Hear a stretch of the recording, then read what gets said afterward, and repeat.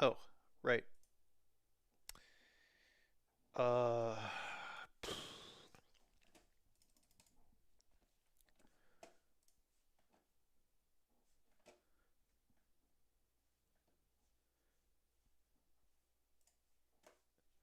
yeah, what's up, Deku Scrub? How you doing?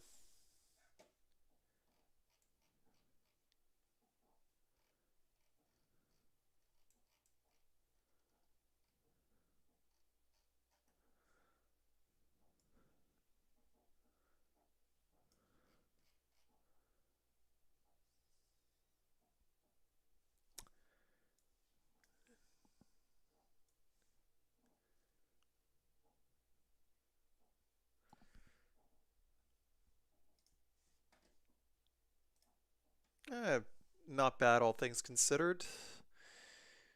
Oh shit, I gotta reauthorize my freaking. Oh no. Oh.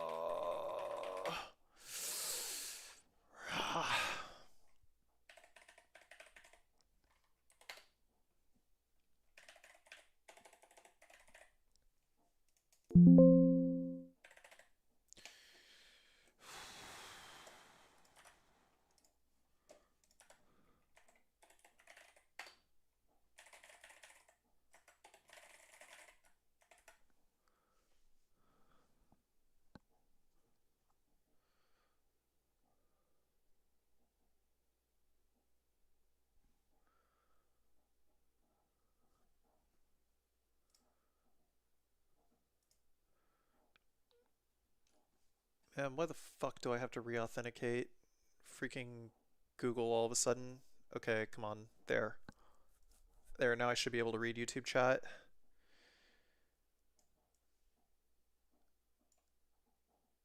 Okay, so let's see where we're at now.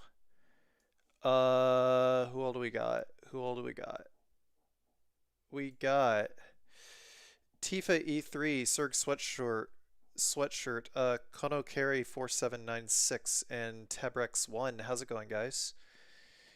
Um, Give me a minute here. I gotta post going live. How do I do that again? Find that thumb and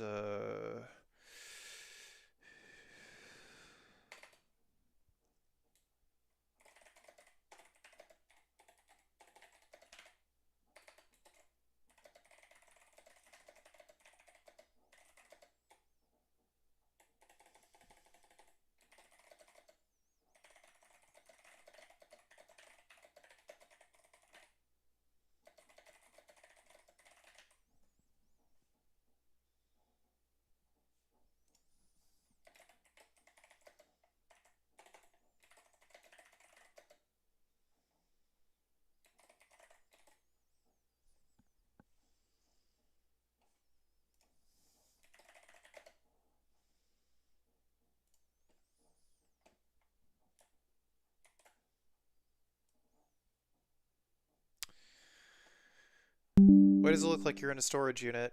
I mean, people have boxes in their houses, don't they?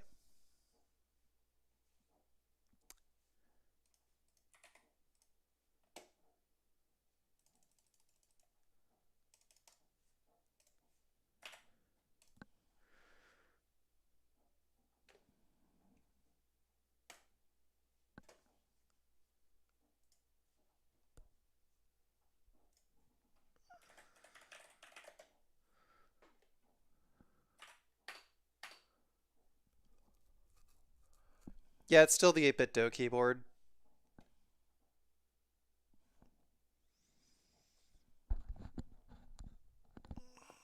Yeah, I mean, being organized is.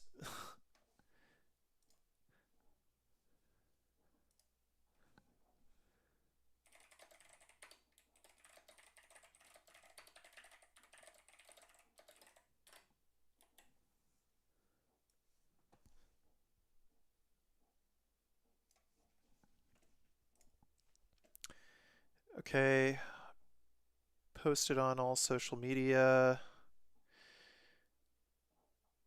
pinned comments.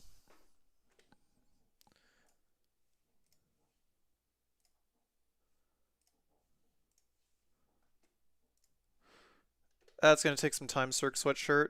It's on my other computer back in Japan. What are the Resident Evil board games like behind you? So they're not board games, they're deck building games. I bought those like 20 years ago and I only ever played them once.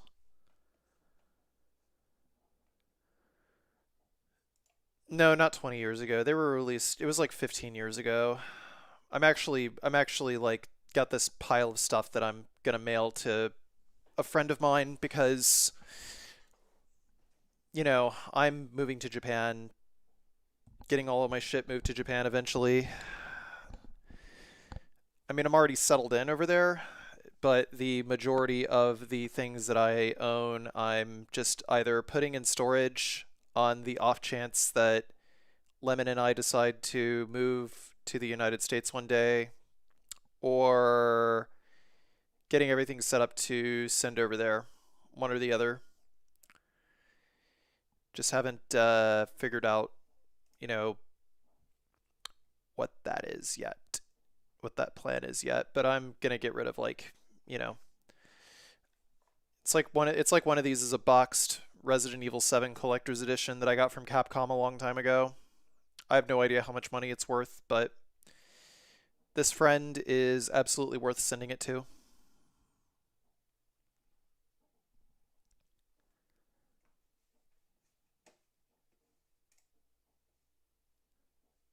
What's up, Al? How you doing? Let's see, we got Manny R18, we got Ravi 1979, we got Foth Sid, Bless Arrows, Kim Casual, Lycos 45, Uncle Lander, Rush K, and Draken 6. Good to see you guys. Guess without any further ado, let's go ahead and get the game loaded up.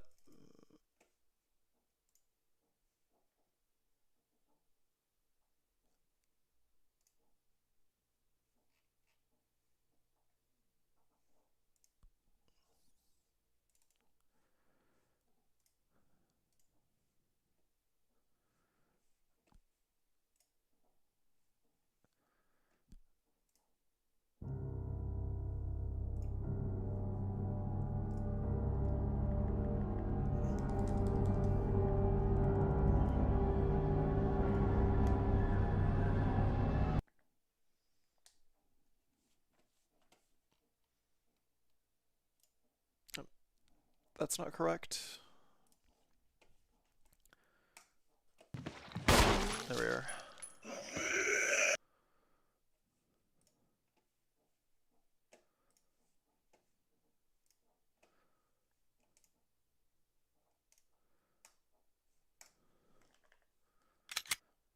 I don't even like Resident Evil 4.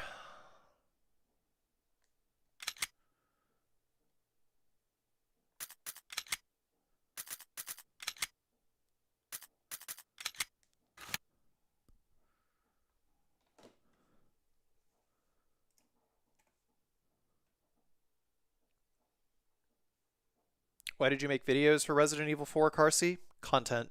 That's it. Resident Evil.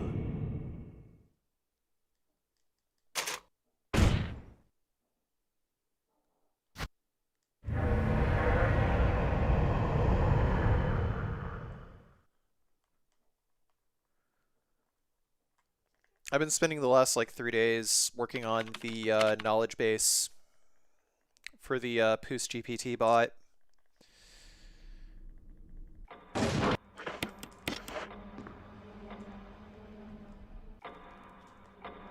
How did I lose time there? I don't understand.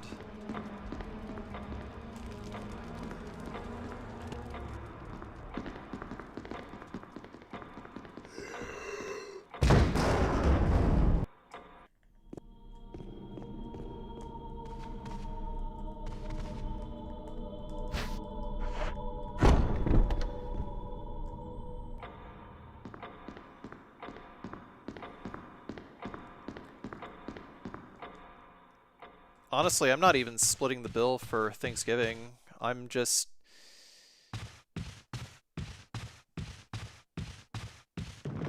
Well, not grocery bill.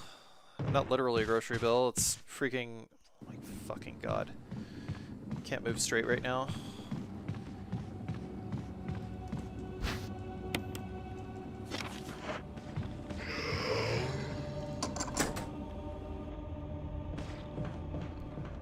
Better dodge there, I guess.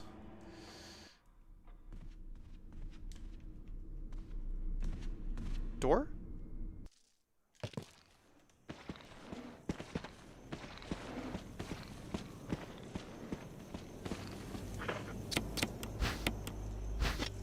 Moogle Pies! 94 months. Ah! Yeah, I mean, me and my family, we're just splitting Cracker Barrel for Thanksgiving. We're just doing Cracker Barrel catering. Put in an order for a bunch of shit from Cracker Barrel, and yeah.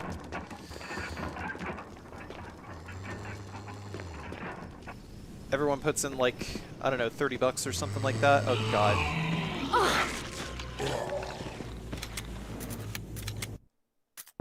Resident Evil. Yeah, no potlucks over here. Tunes4, thank you very much for the 2 months. Appreciate it, Tunes.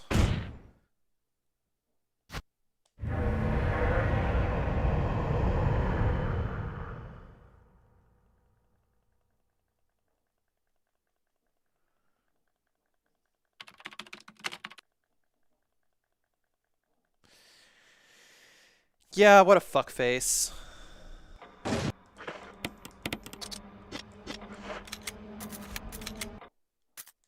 Resident Evil. That zombie is a fuckface, and his friend is a fat fuck.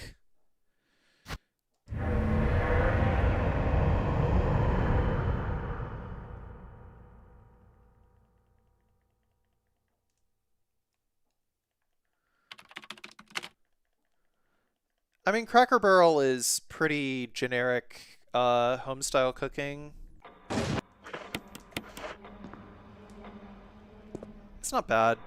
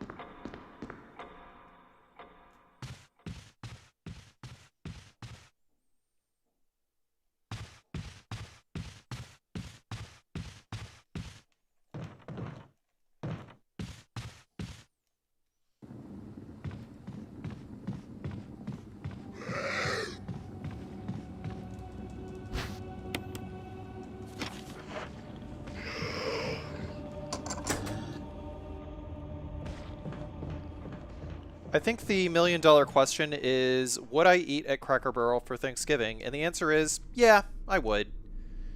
You know, because at the end of the day, Thanksgiving is all comfort food anyway. You know, it doesn't need to be like anything extravagant. You're getting turkey, potatoes, green beans, and sweet potatoes.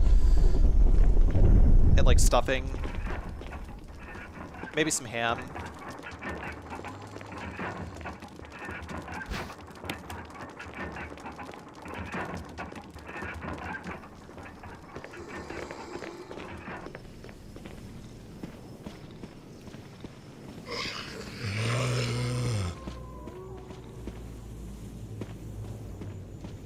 Are you buying a ham in Japan? I'm in the United States right now.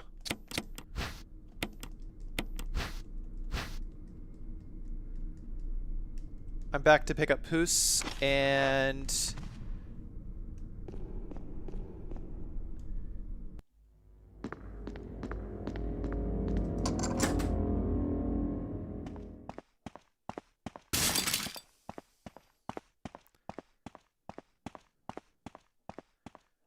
do Thanksgiving with my family. That's what I'm here for. How's Poos been? He's doing good. How did he greet you after not seeing me for so long? He greeted me in pretty much the one way that I expected him to do.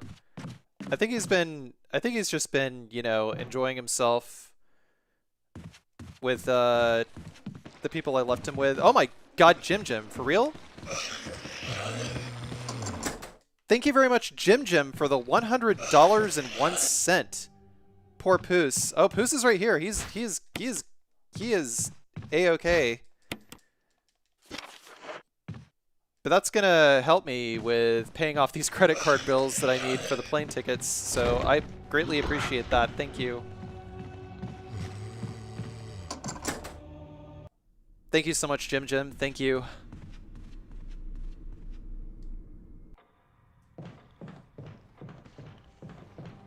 Jim, do you want that to go towards a game request? It's like 2 hours.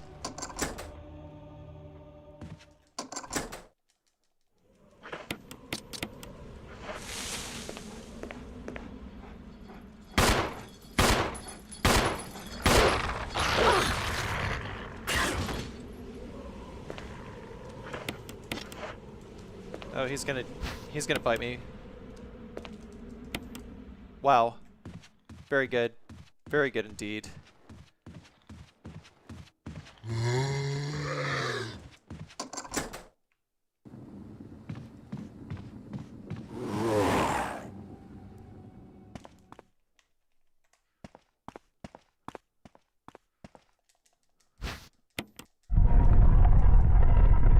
I forgot to turn on the SRT. Oops.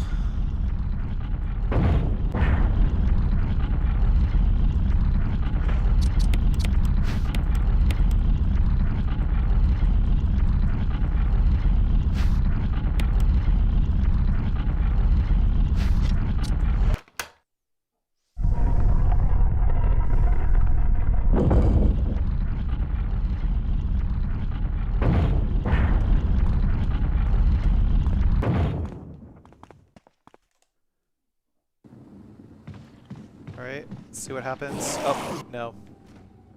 Gotta reset the room there.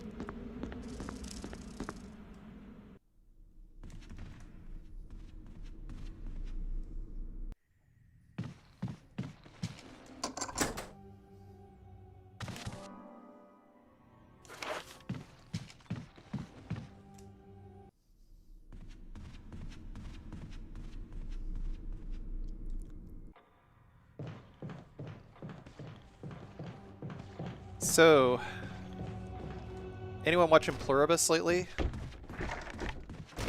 The new Vince Gilligan show?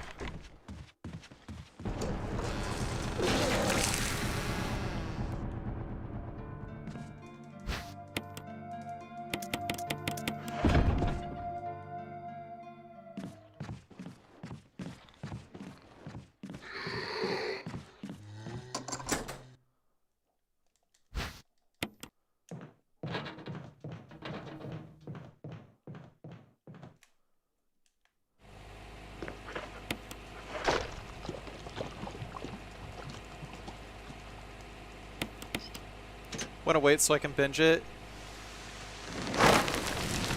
Yeah, that makes sense. I think that it'll be a good show to binge.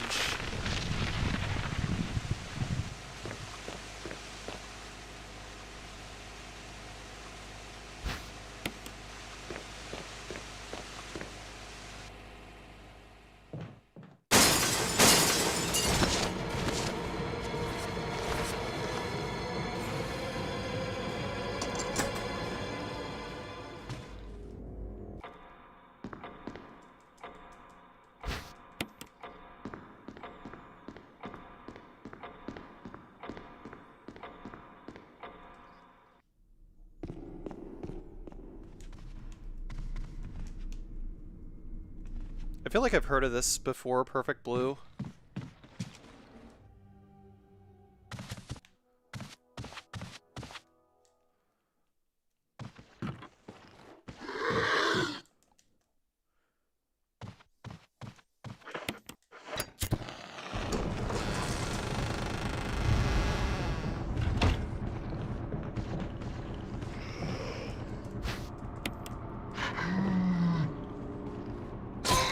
Rare. I was just wandering into the wall, okay.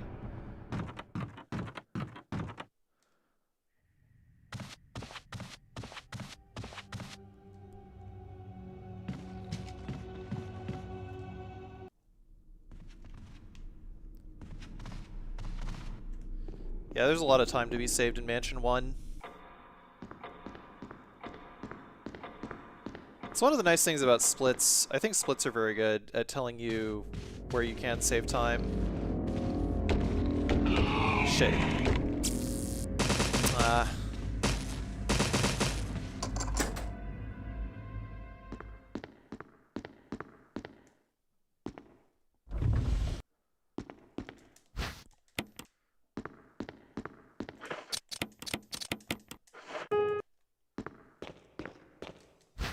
A 1990s anime movie that was banned in some countries? Isn't that La Blue Girl?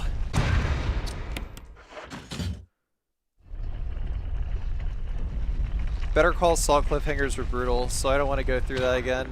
I don't think it's quite as heavy on the cliffhangers as Better Call Saul was.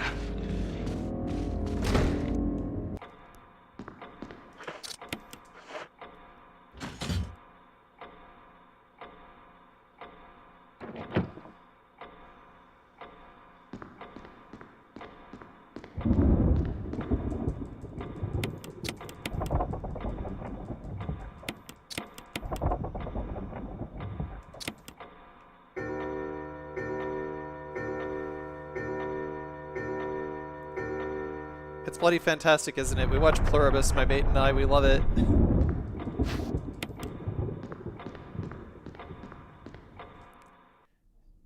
By the way, Al, if you wanna shit some bricks, search Pluribus on Google. Like pull out your phone and search Pluribus on Google.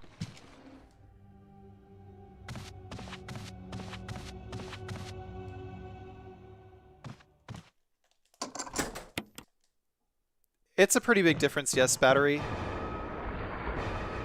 But this is actually simplified Chinese, which is even faster than Japanese.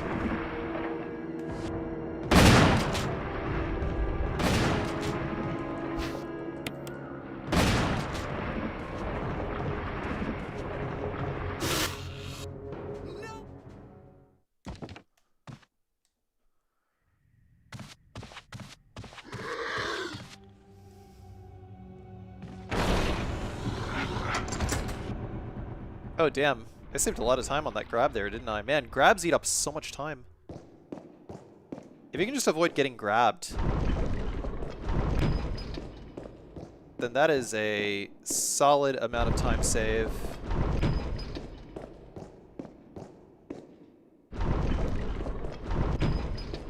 Hey, Carsey, I know you get asked this all the time as someone who plays RE a lot, but I have to ask, how many eggs can you fit in your mouth at once? I'll be honest with you, I haven't tried. Calling me a weasel? Is that it?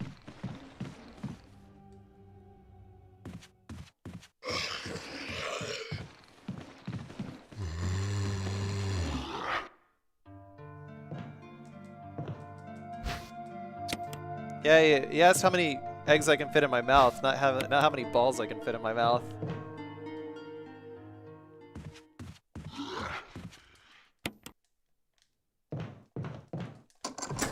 Door.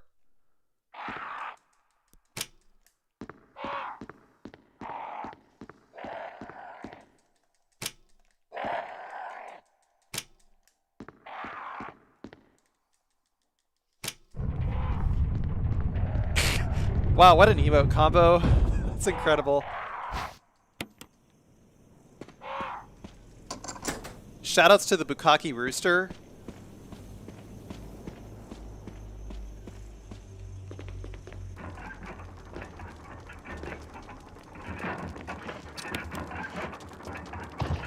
What's up, Inu P?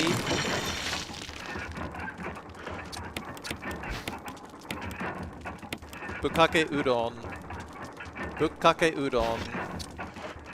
It's where you pour the dashi all over the udon.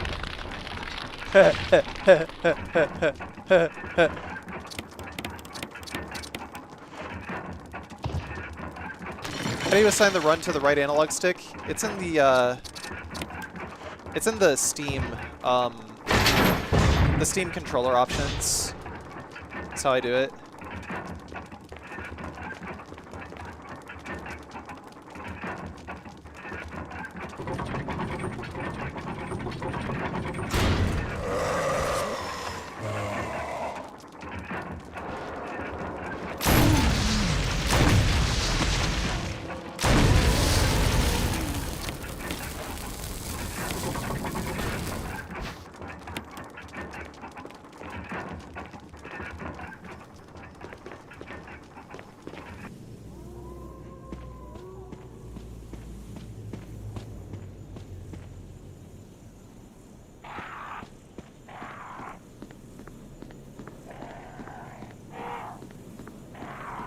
Yeah, if you open up the Steam dashboard,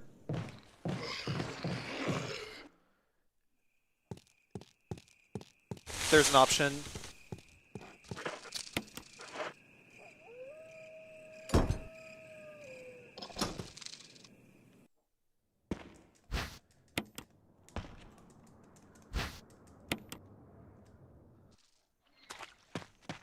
Matt Darock.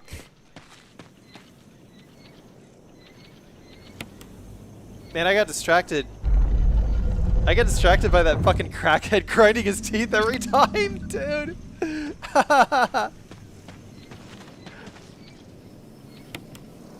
Jesus fucking Christ.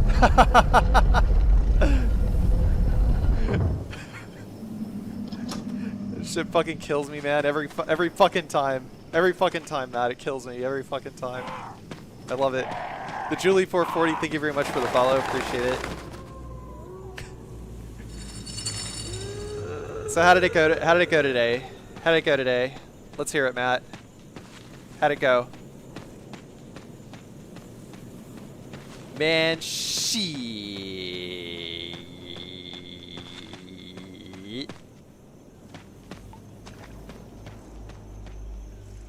Lurgan Shadow, thank you very much for the 6 months, 3 months in advance. And Orion with the 124 months. Oh man, we hype training it right now. Oh god, why didn't Jill move? Why didn't she turn? Why didn't she turn? Shit. I haven't seen this many crackheads in one place since my day trip to Ohio. Man, I can't believe you would raid my channel. And you know, and it's just crackheads, man. It's just crackheads.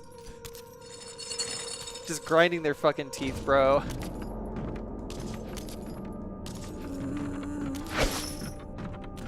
Oh damn, I turned too early.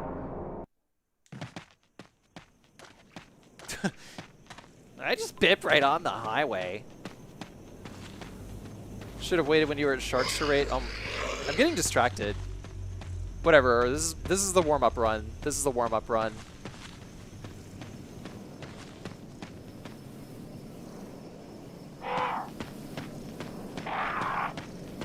Hello, Carsey. Hope you're awesome, brother. Yeah, you too, Lurkin Shadow.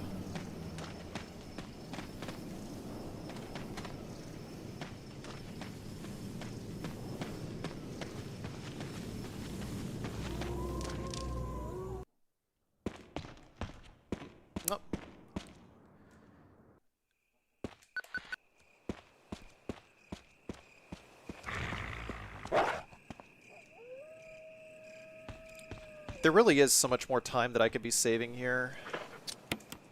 Did I get it? Yeah, good. I don't know how much health I'm at. I think I'm still at... I think I'm still at 70%.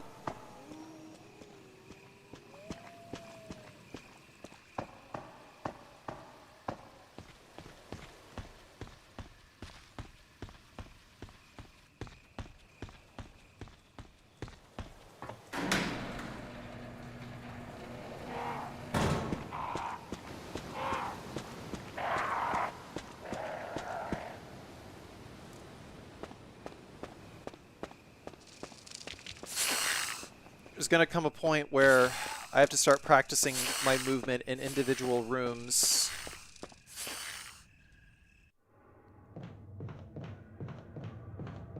Man, 4 perfect runs though today, Matt. That's pretty knuckin' futz, man. It's knuckin' futz. I don't even think I've ever chained 2 no damage runs back to back.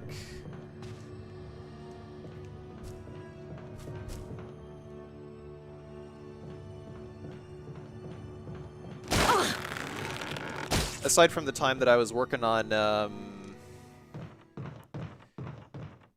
all scenarios, no damage for RE2 Remake that one time. Did pretty alright that time.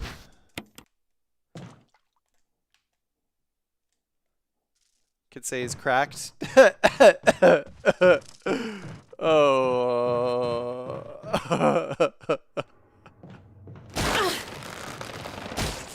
Killjoy92, thank you for the 23 months.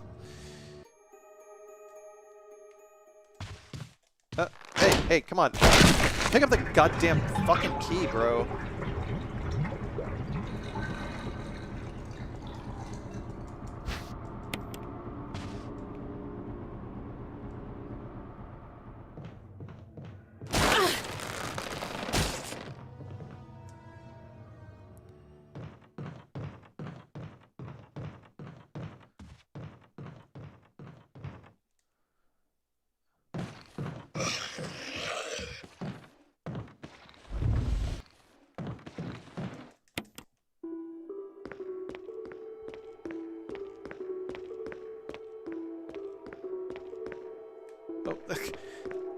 Man, if you're like really close to the crates, if you're really close to the crates, then for some reason Jill just like fucking turns. She just like automatically turns while you're holding up on the D-pad.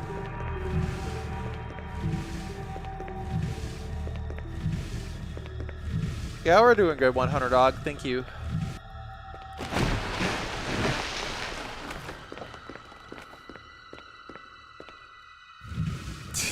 Thank you, Bachuga, for gifting a sub to Ohio Crackheads. Appreciate it, Bachuga. Thank you.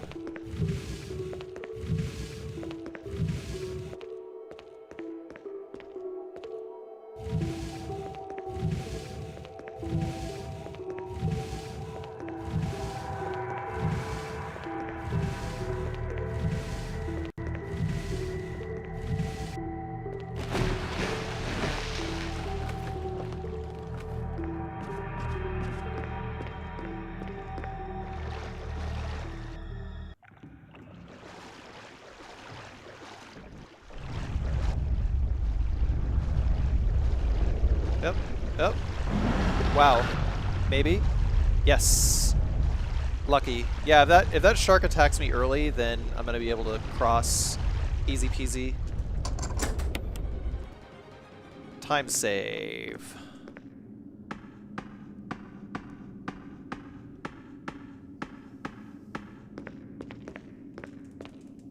Three.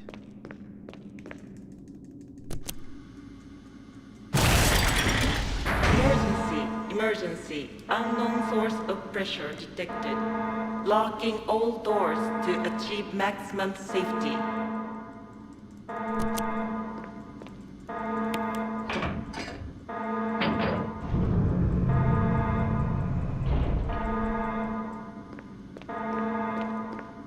Reaching 30% of pressure threshold.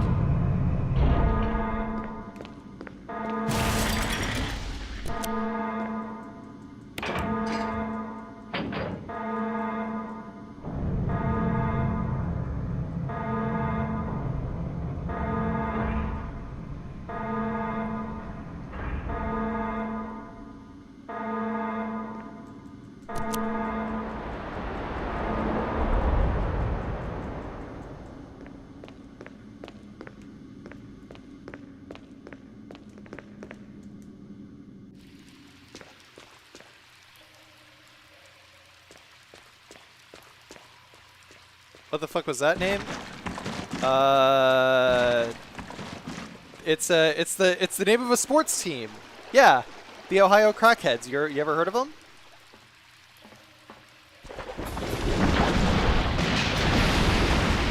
Liam Z13, thank you for the follow. Appreciate it.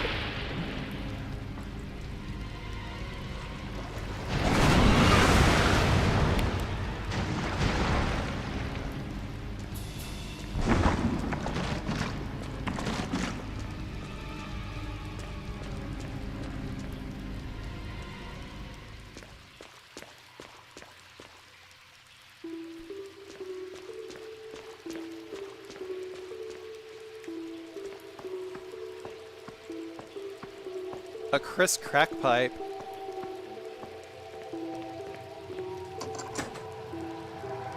Is that someone's actual name? Or is this another Resident Evil tie-in meme? I can't tell. Shit.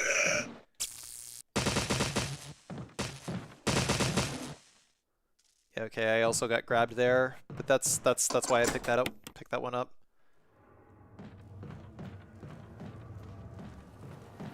Chris Crackpipe? Don't know him.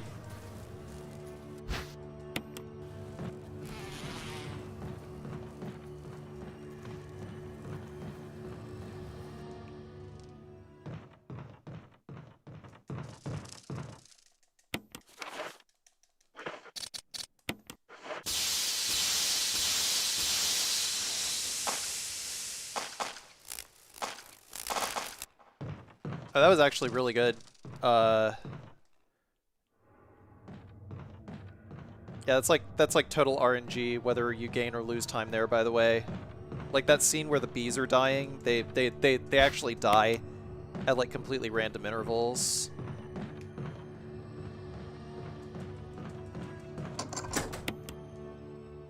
Oh, that was gold? What the fuck?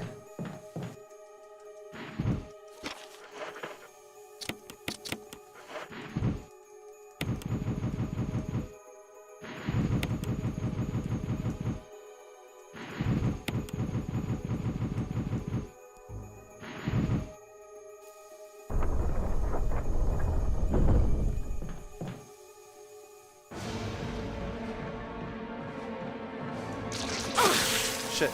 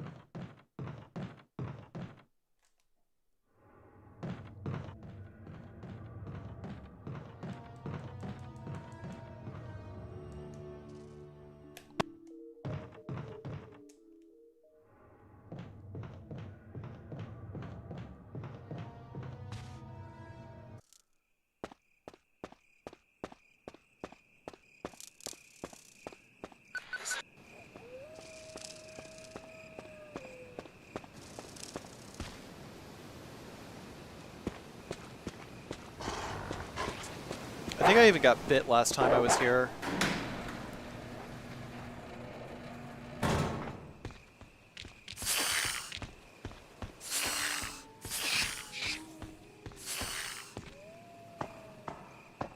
Man, the recovery on these bites is pretty bonkers too.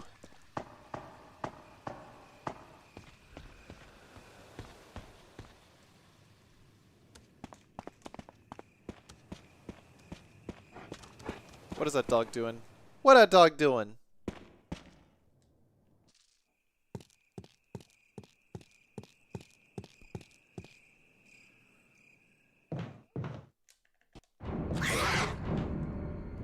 Alright, let's see if I can make it.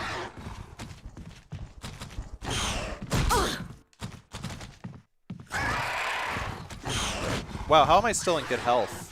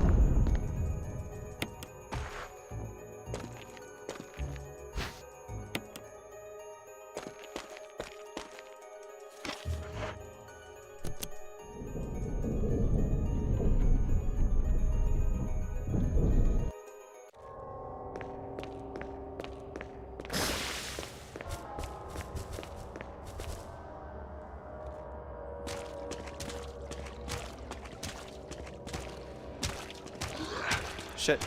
Wow, I'm so glad he didn't double lunge because I actually let go of the thumbstick there. I fucked up. Oh, wow. Free!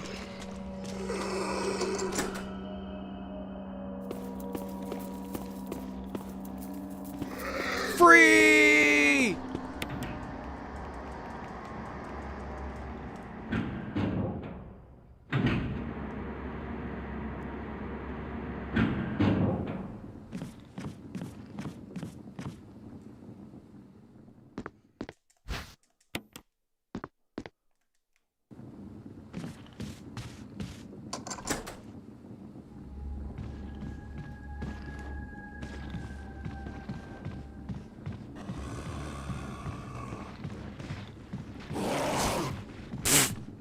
That's one way to do it. It's really slow, but I'll take it.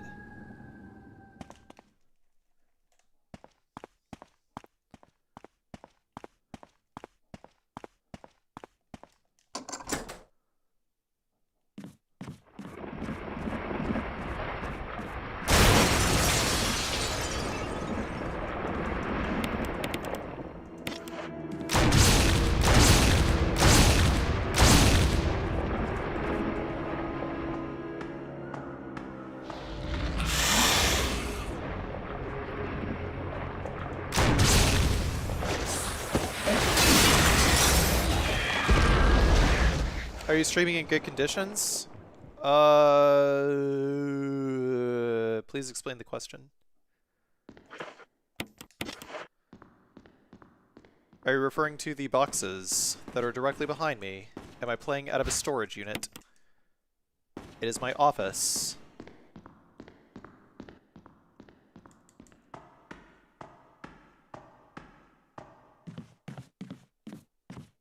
At my house in Florida, which I still own.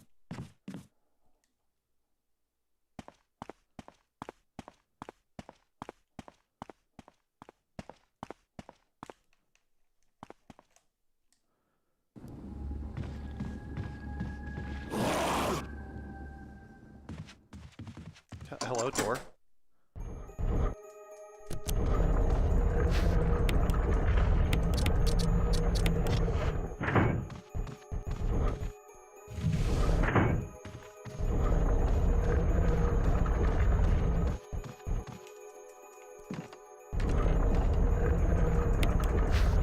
Yo, Ali Myers with the Tier 3 23-month Subaru. Appreciate it. How you doing today? Or rather, I should say, this evening. Something along the lines of good morning, I guess.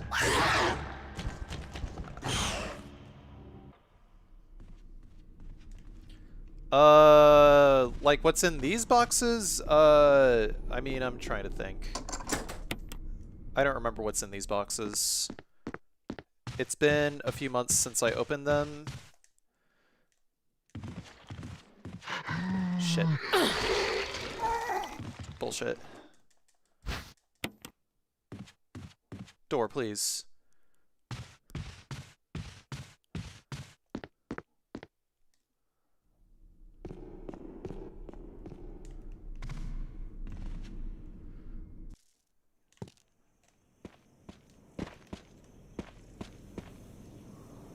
The boxes contain the last person who asked too many questions. Oh shit, you're right. Yeah, the first box contains his torso, the second box contains his legs, and the blue box has his fucking arms and shit, I don't know.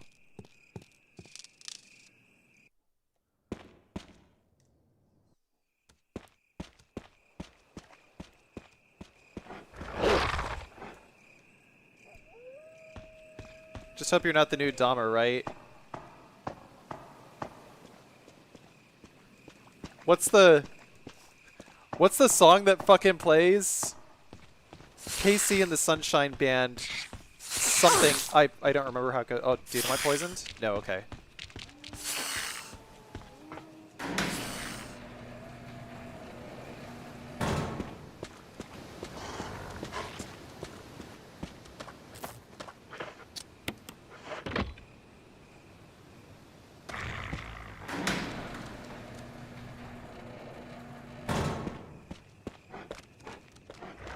Don't do it. Bad dog.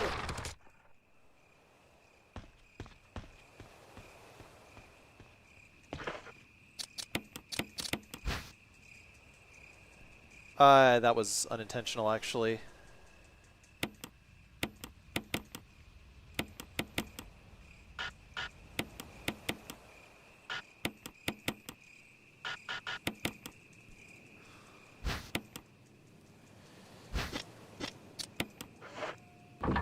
Making progress with getting Poos ready to go to Japan. Yep, taking him to the vet tomorrow, and we should be able to get this certificate that we need.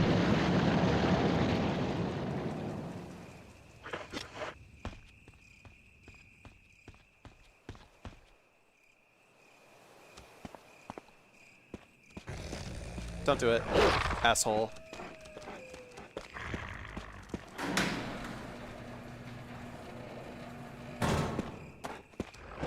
No, you don't. Oh, no, you don't.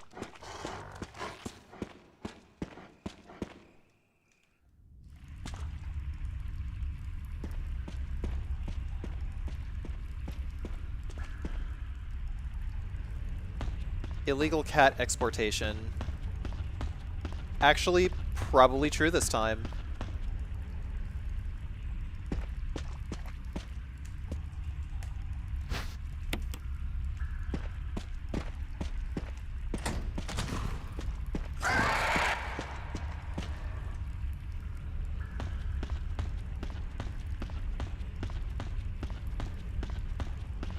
Chad, are you harboring any illegal cats in here?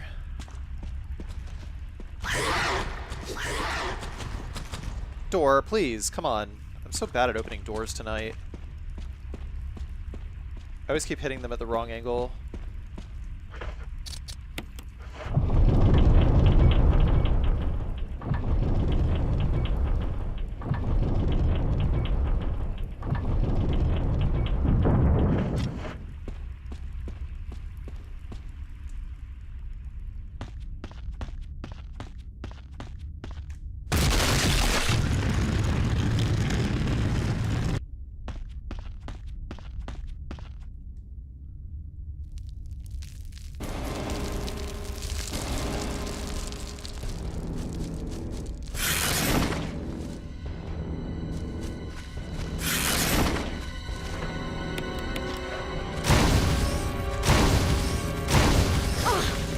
Motherfucker.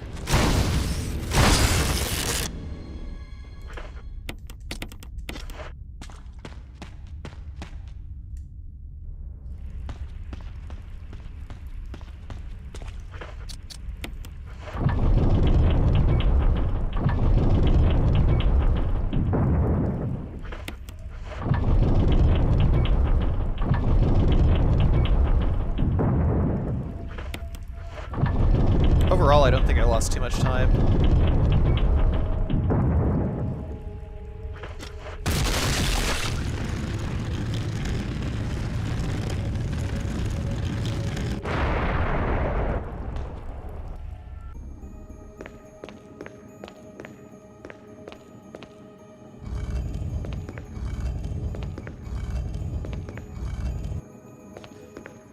Barbecue, what the fuck, oh my god. Oh my god, what the fuck, barbecue.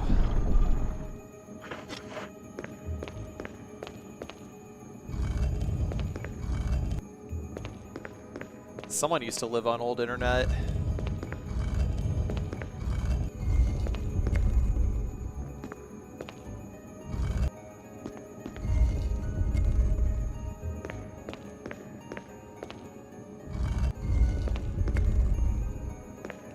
Shit, come on.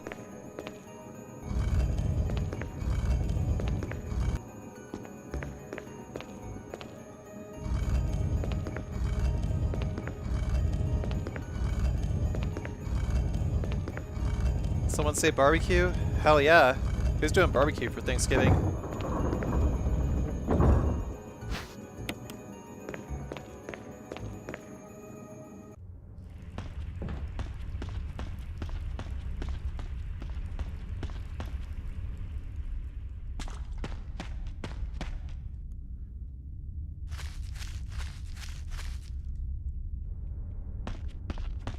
Dude, it's so hard to move through these rooms.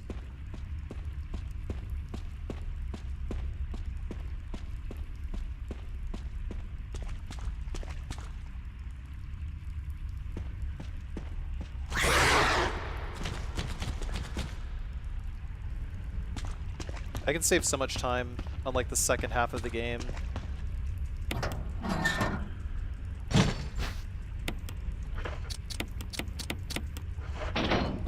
Back in my day at Rickroll, used to be a goatsy. Haha.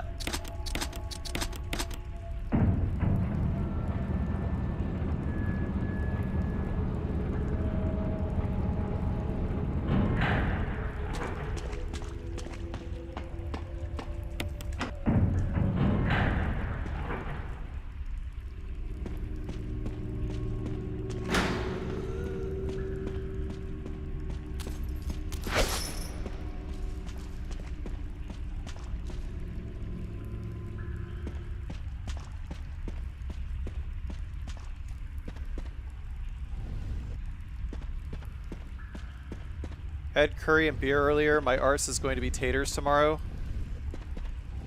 How does your ass turn into potatoes?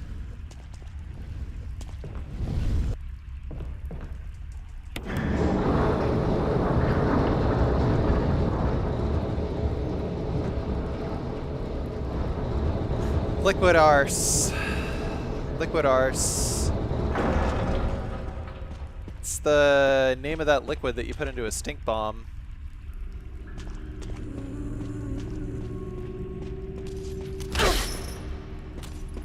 Motherfucker.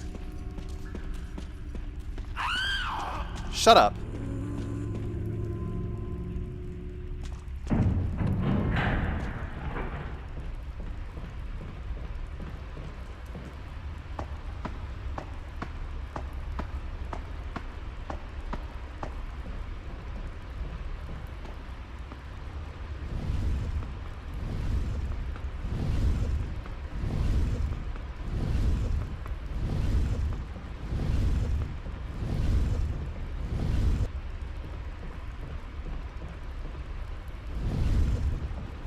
Liquid Arse is the new product from the Liquid Death Company.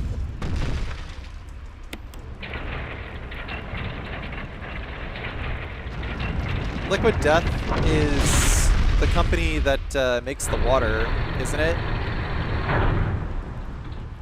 By the way, is the game audio overpowering my voice? VU meters look exactly the same.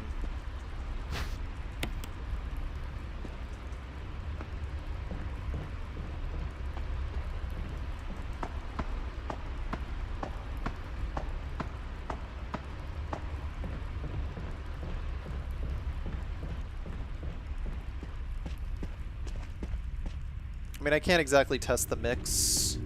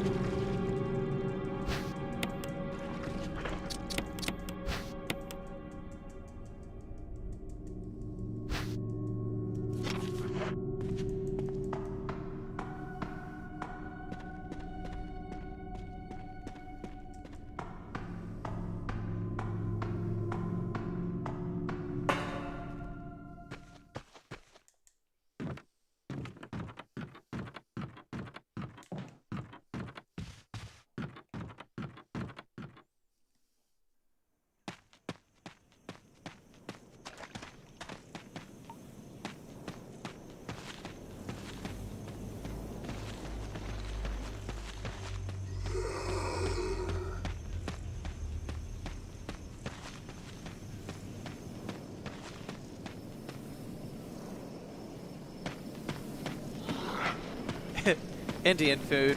When you just have to piss out of your arse. Piss! Piss out my ass!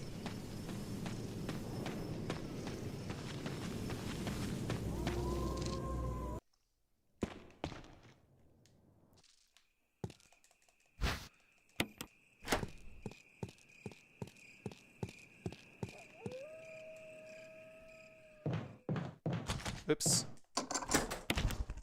Fuck was that?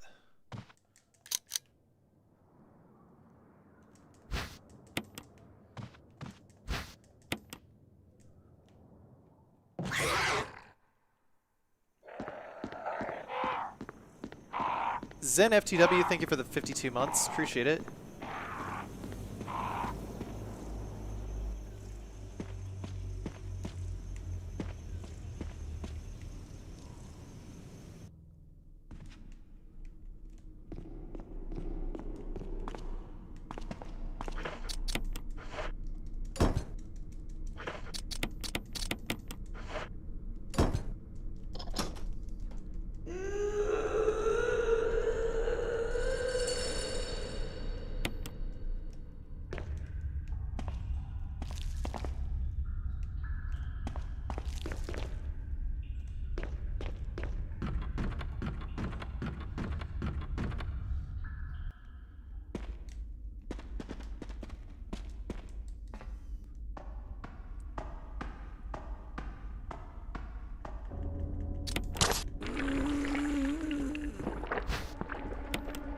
Yo, what's up, chicken and blue waffles?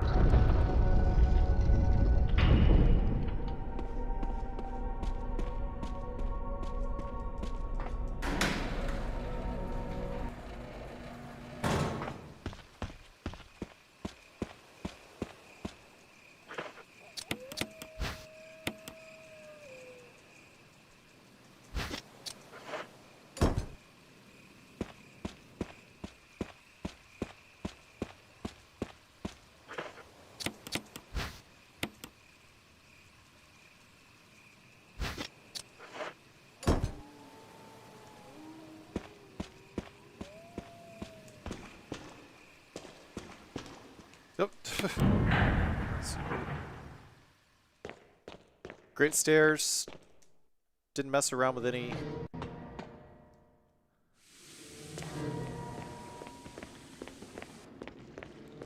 Oh, almost. Oh, that's not good, actually.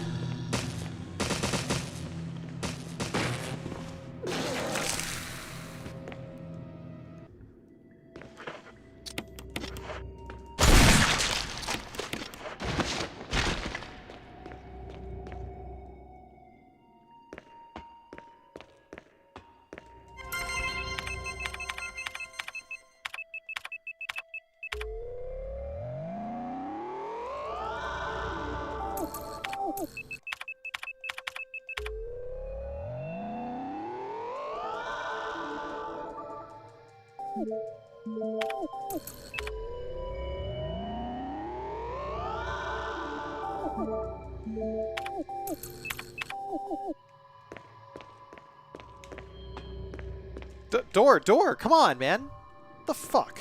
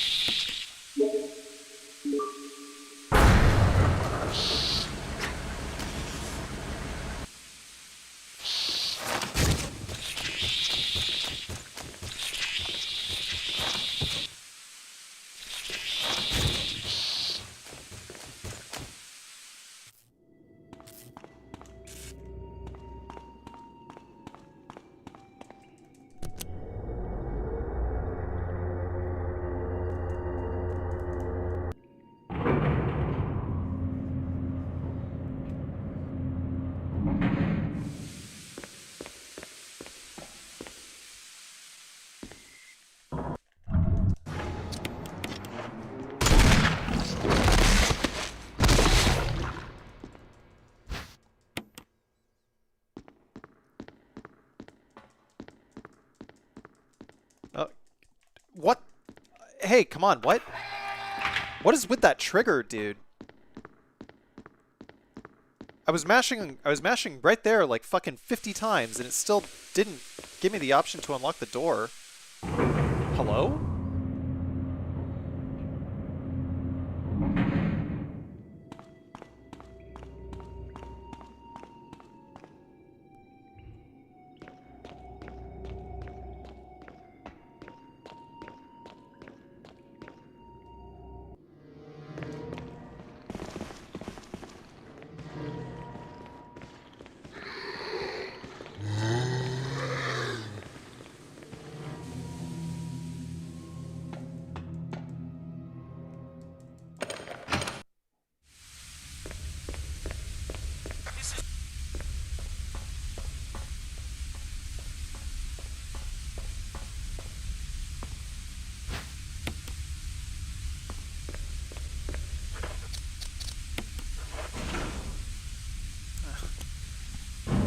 It's a bad menu. Pretty terrible menu.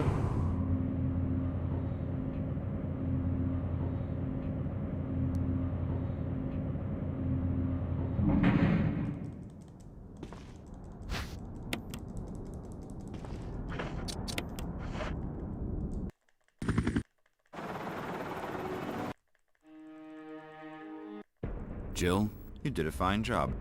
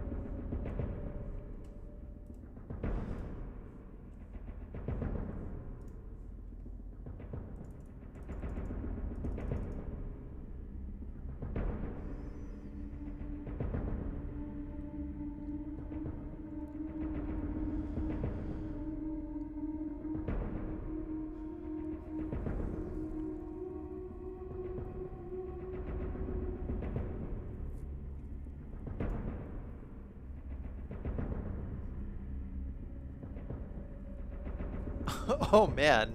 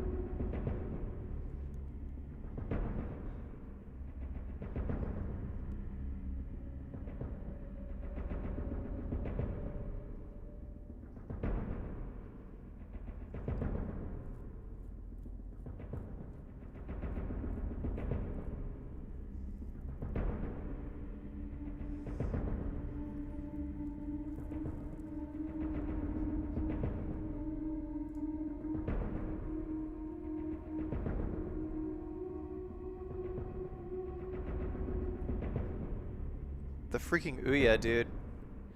It's just Android 4.1, wasn't it?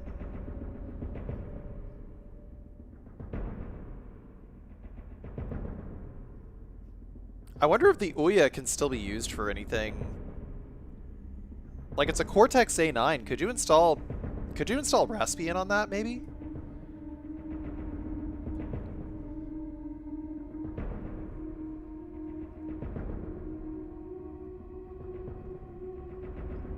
Like, what games were even on what games were even on the platform?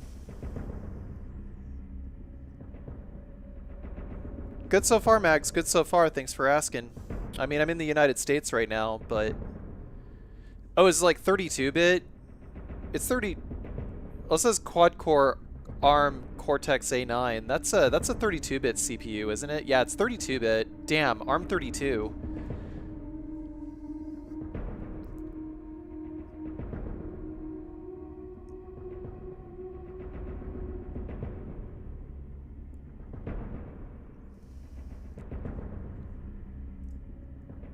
How long for? Until early December.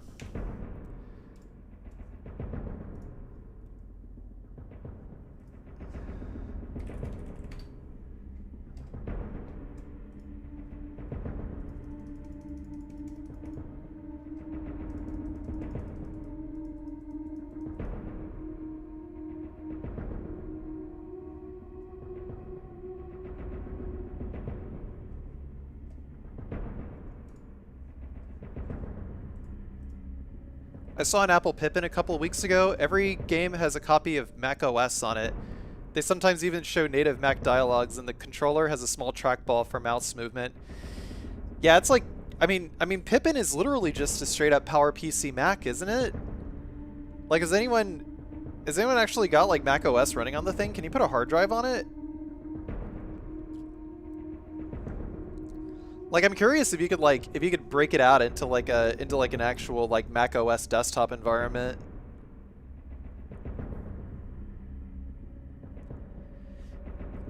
Man, slowly it's like more and more we're getting our shit fucking eroded, dude.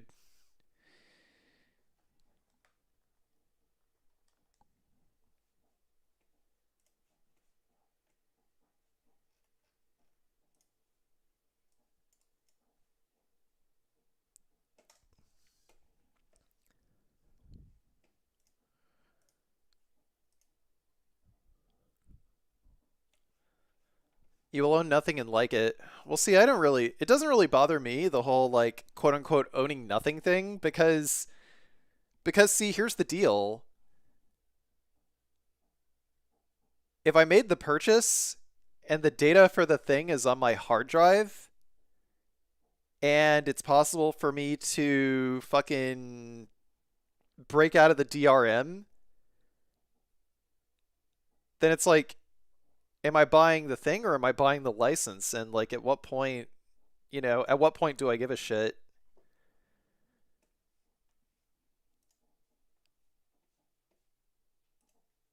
But I saw it running some kind of media kit software, typing emails on an on-screen keyboard from your Pippin.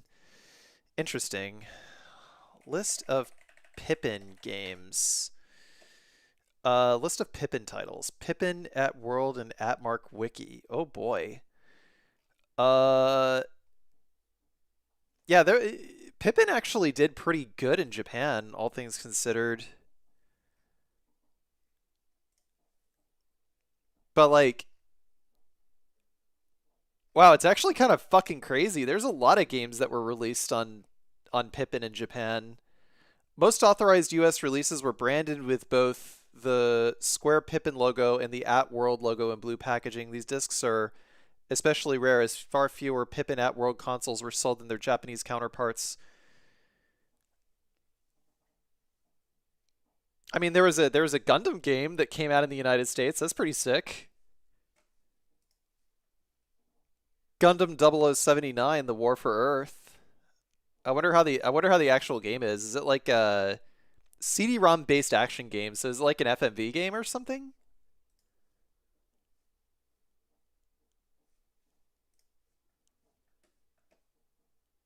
TV Works is what it's called. Hey Carsey, been a fan for a while. Been watching and studying your Resident Evil 2 remake and original videos, and have successfully run the classic game in 1 hour and 58 minutes. Nice, good job. Your GDQ runs are also sick as well. Thank you.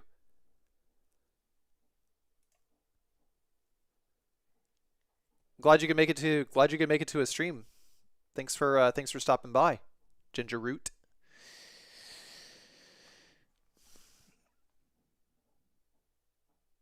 Apple had won Japan and all Japanese people because their computers were small. Simple as that. Yeah, that's true. It's true. Japanese do love their tiny devices. Ah, damn. I wonder how well like how well like the mini gaming PCs do. On the subject of like small computers, like I can tell you that the second we walked by like a Mac Mini at like Bit Camera, Lemon just like started fawning over it. And I'm like it's not really that much more powerful than the MacBook you have right now. I wonder if the Steam Machine will be popular in Japan. Oh, dude, actually, it might do pretty good. I think it might do pretty good because Steam is actually getting like a lot of loyalty and like market share in Japan.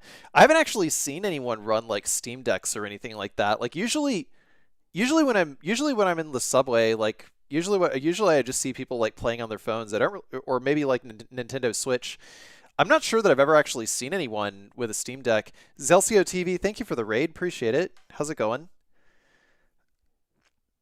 PC gaming in Japan is many motherboards, cases, and GPUs. I thought so.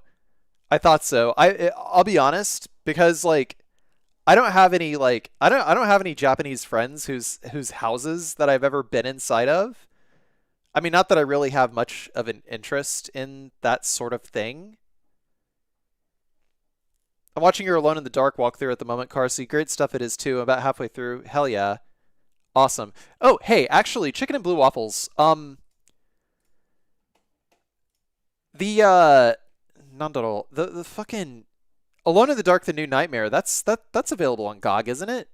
Is there a compatibility layer for that? Like could I run it in windowed mode? Okay. Because like that was my main roadblock with running that game on PC was the windowed mode did not work very well in Steam. Okay, but many ITX PC builds are just sexy. The Japanese know that. Well, yeah. I mean, as a matter of fact, I'm trying to sell Lemon on a mini ITX so that she can like play games and stream on it. You know, like my ideal desk setup for Lemon is for her to have a like a Thunderbolt port that she can just plug in like her MacBook, and then she can like work. And then when she wants to play games, her tiny little mini ITX PC is already plugged in. She just has to switch a couple of inputs and bing bang boom, she's ready to play.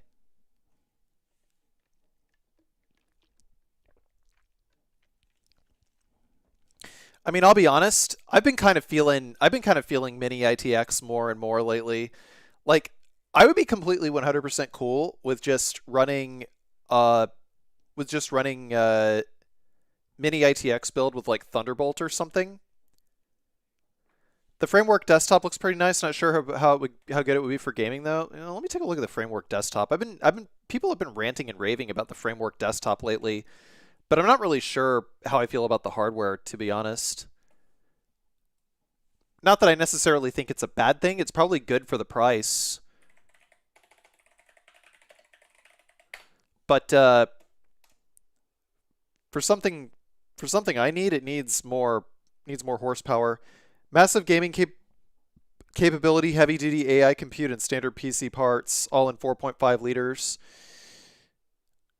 Okay. 16 core, 32 thread CPU, up to 5.1 gigahertz, 40 graphics cores, 128 gigabytes of non-upgradable LPD. Okay. See, that's the thing that makes me a little iffy is like the framework itself does use like laptop parts.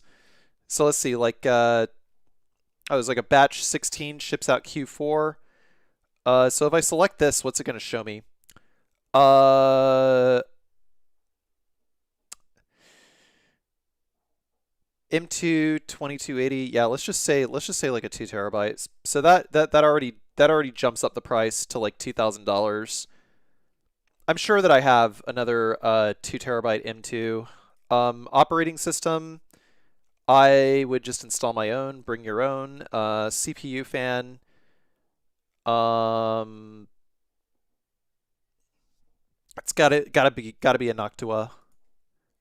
I would not uh, I would not accept anything less. But it's not really telling me much about the actual like hardware that it has. Ryzen AI Max 300 series. I mean, it's got decent number of GPU cores. Is it all like an SoC?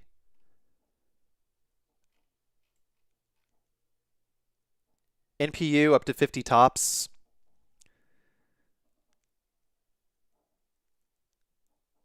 Probably good for like LLMs or something. Training LLMs. Uh, what else? What are we?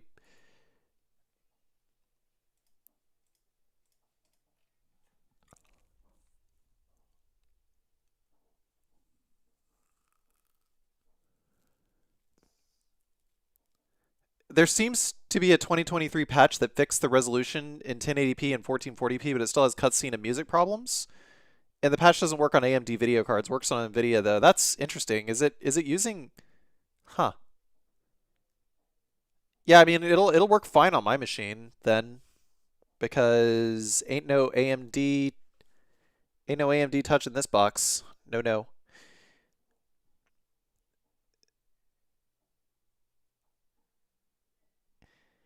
Yeah, like I mean that's exactly it though. It's like okay, the framework desktops they look really nice, but thanks Ali for gifting a sub to Uncle Lander. It's like it looks, this looks like a very nice computer, okay? And it probably does a very good job of running most games. But for that price, I would want to get a discrete GPU. Like I wouldn't just want to get like, the AMD CPU with like the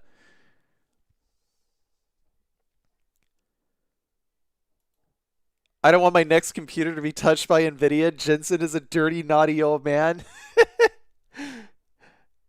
The worst that I could see, the worst crime that I could see Jensen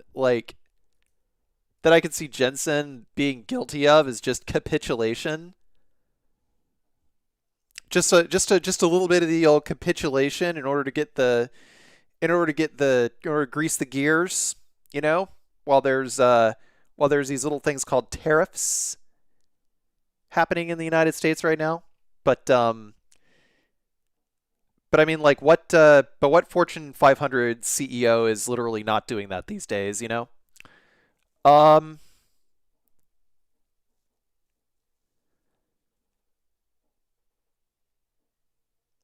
Yeah, I have a like I've got a 4060 in the laptop that I'm using right now.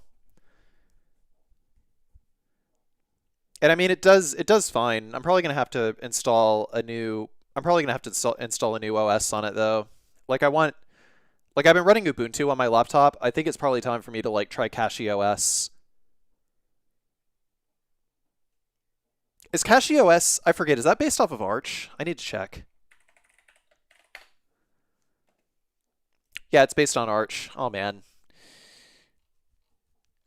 I still don't know. It's like I still don't know dick about the way like Wayland, X11, etc. I don't even know how half of these fucking desktop environments work under the hood. And it's like you have to know how they work under the hood in order to be able to like properly hook into apps and capture them correctly, especially if you're going to be using like compatibility layers like Proton and shit like that. Any Pop OS enjoyers? Um I'm trying to remember if I actually tried Pop OS because like I had some of those like Intel compute sticks and I was using them for a little while, just plugging them into like old monitors and just like using them as like little heads up displays around like my apartment. Just like, oh, I want to make an alarm clock. Oh, here I go. I'm just gonna plug this into this TV here and bing bang boom, alarm clock.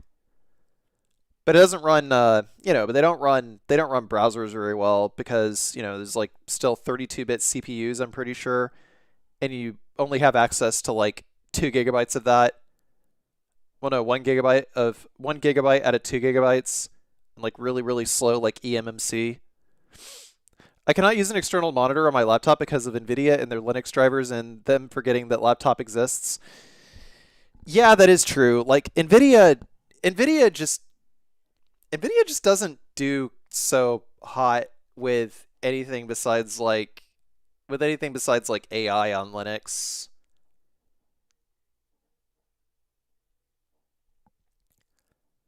Linux doesn't have a proper graphics view. It's a localhost server that transmits the view with zero Oh, weird.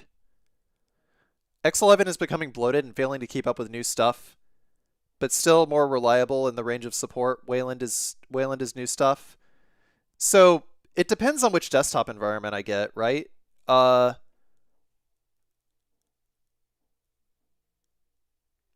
like I'm actually not sure like which desktop environment would be like the best if I was to run like OBS.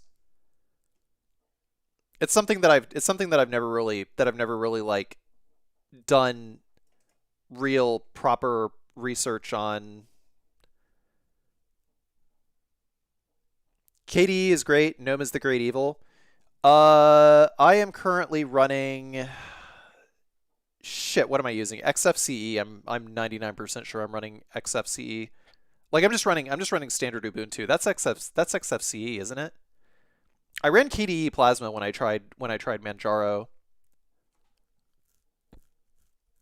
but Manjaro was oh standard Ubuntu is GNOME. Oh, okay.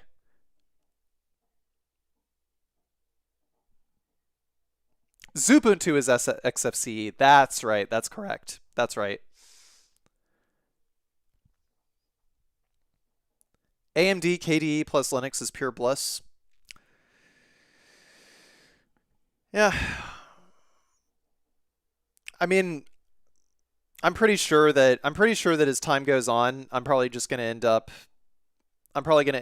like filtering out a lot of the things that require me to use Windows for. I've been end user since 2021, never looked back. I mean, I've mostly been using Linux on laptops since around like 2022, 2023 because like I hardly ever do content creation on laptops anyway.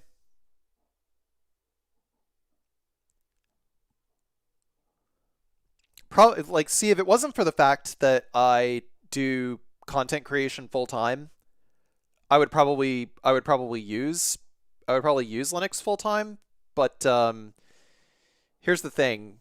Trying to edit video on DaVinci on Linux is it just can't happen. You know, I have to have a companion Mac in order to be able to do it because it has significant problems with like decoding the audio. And it's like most people decode or most people encode like these days they encode audio in MP3. Like whenever I encode my audio for my Resident Evil videos and shit like that, it's all in MP3. And Blackmagic does not pay the license to have DaVinci be able to decode MP3 on Mac, which is fucking bonkers to me. So it's like, what the fuck do you do at that point? Oh, well, it looks like I have to run fucking Windows in a fucking VM, you know, in order to be able to edit video properly. So, you know, damned if you do, damned if you don't. So I got to stick with Windows. Like even DaVinci, though.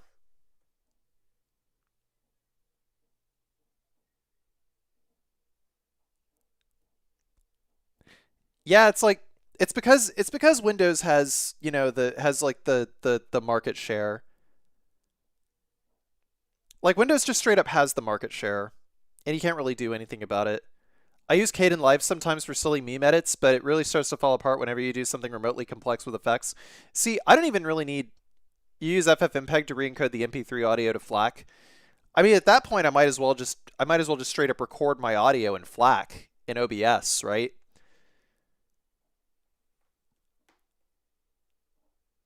Like at that point, why even bother with that extra process in FFmpeg? You know, just fuck it, just record FLAC. Because any video editor worth its salt in Windows is going to decode FLAC anyway, right? Like if I pass it off to like an editor or something like that, they're on Windows, they're on Mac, you know, they already you know they already got the tools. And my GPU GTX 1050M is considered legacy and has almost my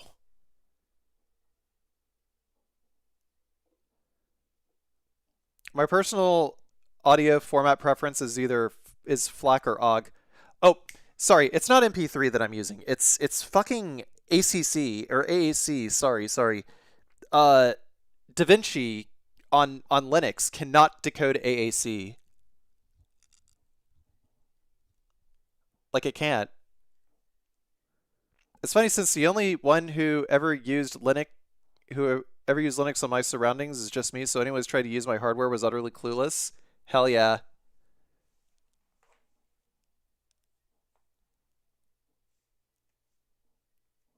Bull Creek, why does it say your account was made 1 day ago? That's so weird.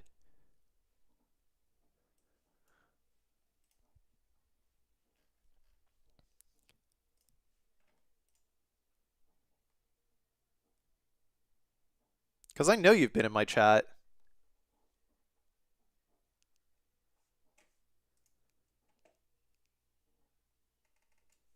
Unless you are literally another person with the same username.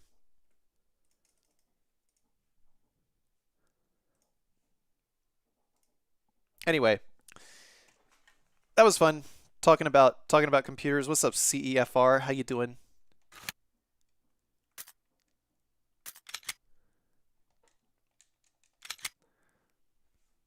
In 2013, when I had my shitty AMD laptop, I was rocking Ubuntu 8 and Command and Conquer Tiberium's Sun on Wine emulator. There you go.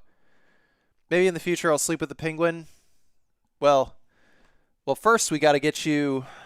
You know, we gotta set you up with something better. Chicken and blue waffles. That's what we got to do. Give me just a moment. I am going to run and use the head, and then we will run the game again. Be right back.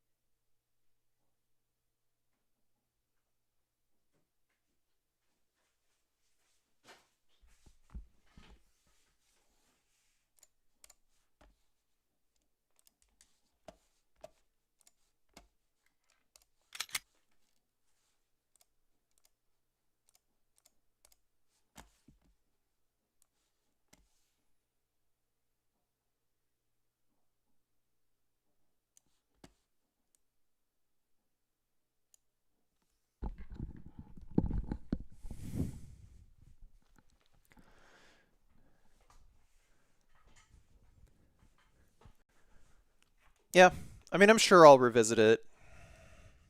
Resident Evil. I'm sure I'll revisit it.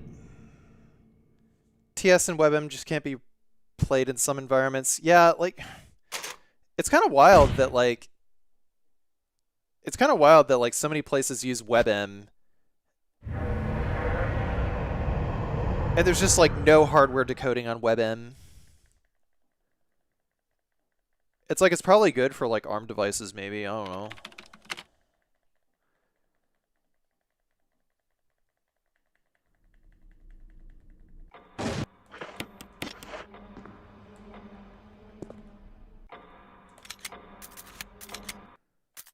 Resident Evil.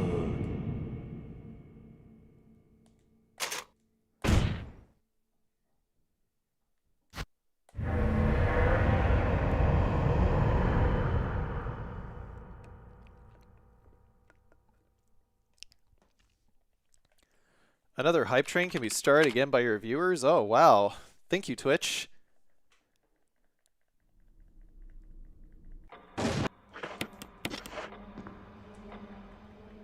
Man, Twitch, have you ever tried fucking forcing a hype train on fucking people? You think that shit works? Hey, congrats, Weapons Remorse. Good shit. Good shit, man. What you doing? What you doing?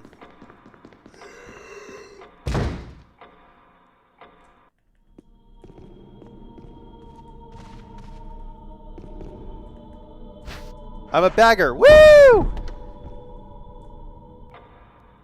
For Whole Foods. Woo!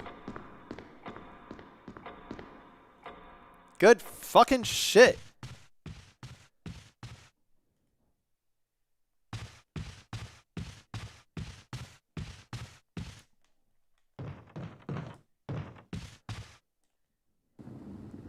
Money! Money!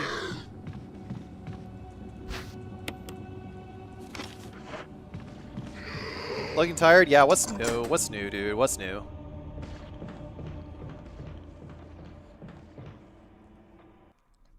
I haven't been getting good sleep at all. Alright, you fuckface. Let me through.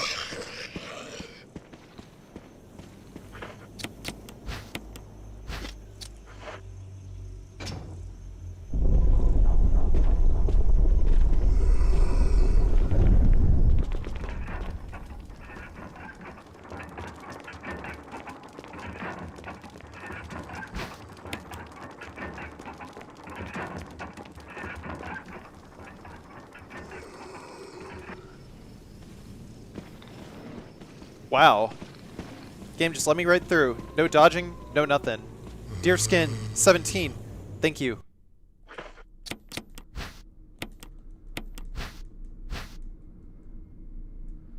Gonna be naughty and have another 8% IPA? Oh my goodness. What a naughty boy you are, Al.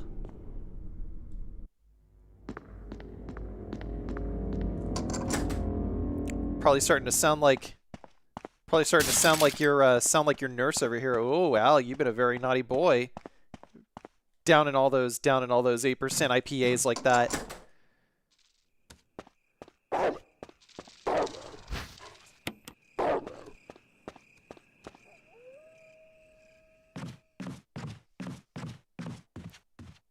You're a bit naughty.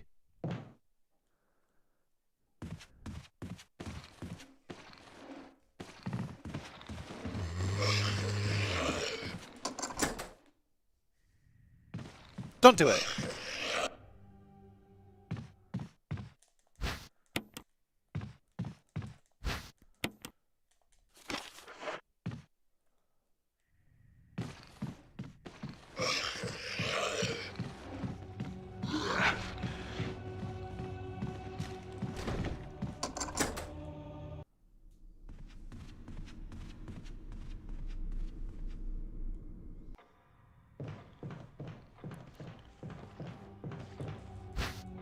You think that if I ask nicely, the nurse will sit on my face? Well...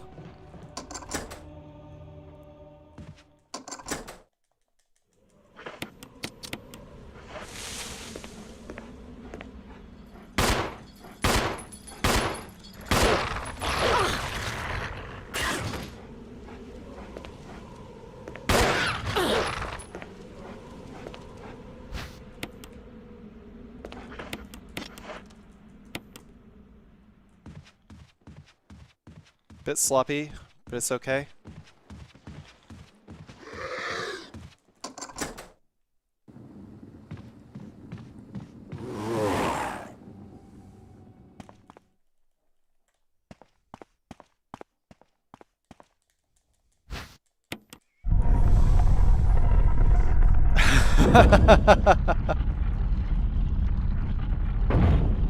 You think the NHS will pay for Al's... for Al getting a nurse to sit on his face? I don't know.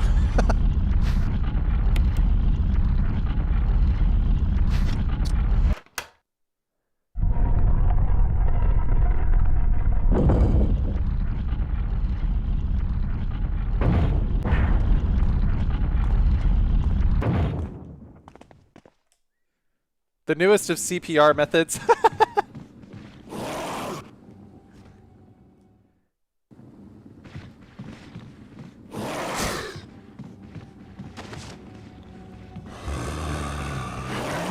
Fuck.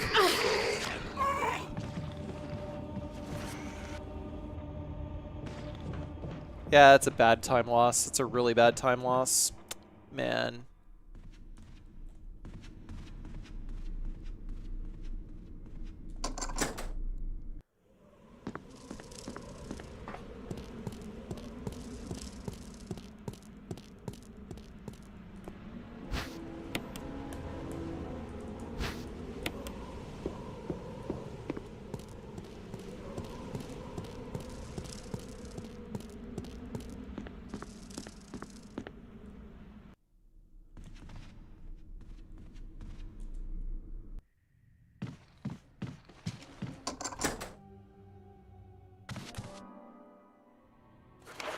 I actually record to .mkv and remux it to MP4.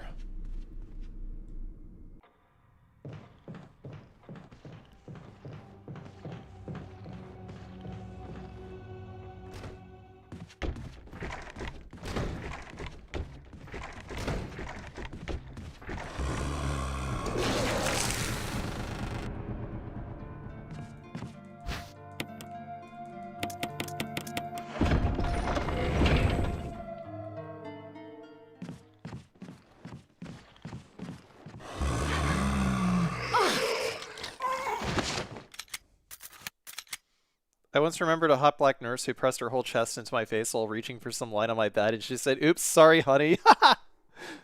Oh, man.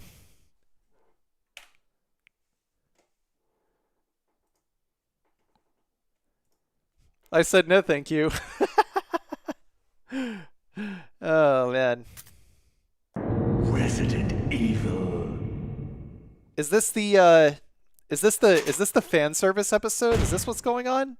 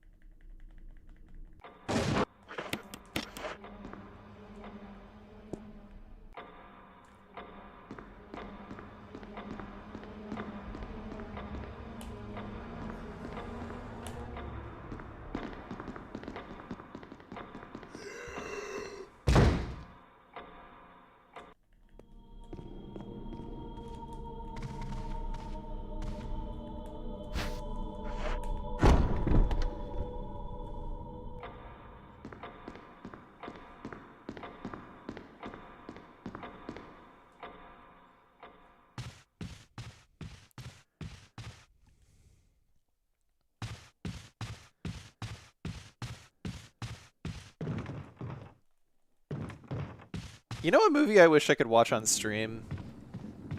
Maybe I can.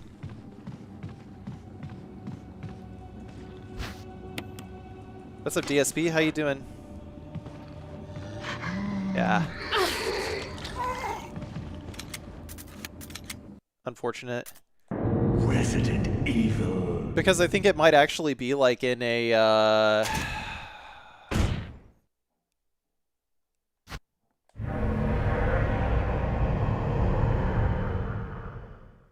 No, not Shaun of the Dead, no. I want to watch the movie where Gary Coleman is a pyromaniac.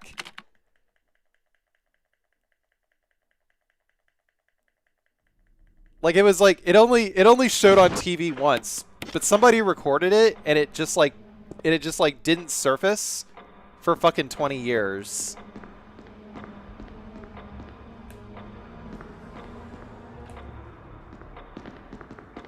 No, for like 30 years. It was a long ass time ago.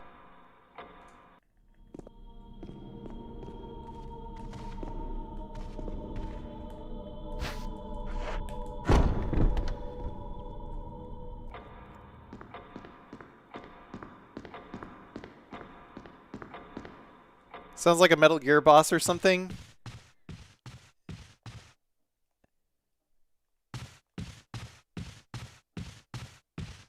Well, I mean, he's got to have, if he's a Metal Gear boss, he has to have a cool name, right?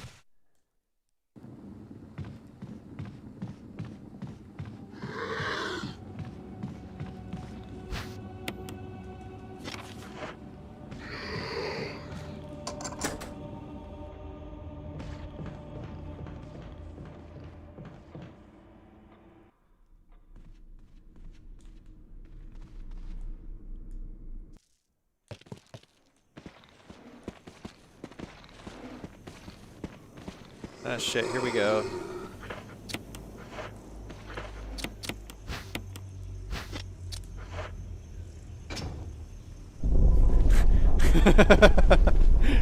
The crack?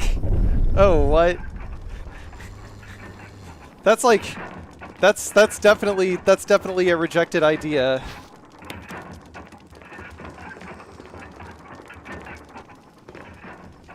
I mean some of these guys are like, oh shit.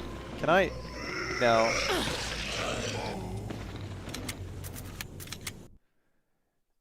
Yeah, let me see. Let me see what we got.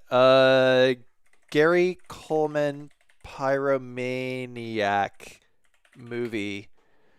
Yeah, it's called Playing with Fire, and it came out in 1985. So that movie is 40 years old. A made-for-TV film starring a not-so-young Gary Coleman as a teenage arsonist. Yeah, like it ran literally only once, and nobody ever talked about it ever again.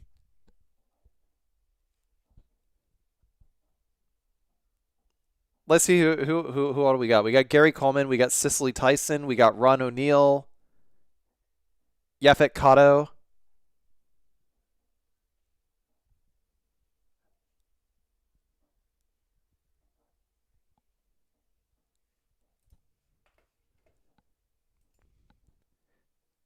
That weird ass movie you put us on after that RE3 remake run, that was a guy streaming it. Yeah, yeah, yeah, yeah. I take it it's not the Irish crack then? No, not that one. Do you still need the SRT? Oh, you know what? It's a good idea.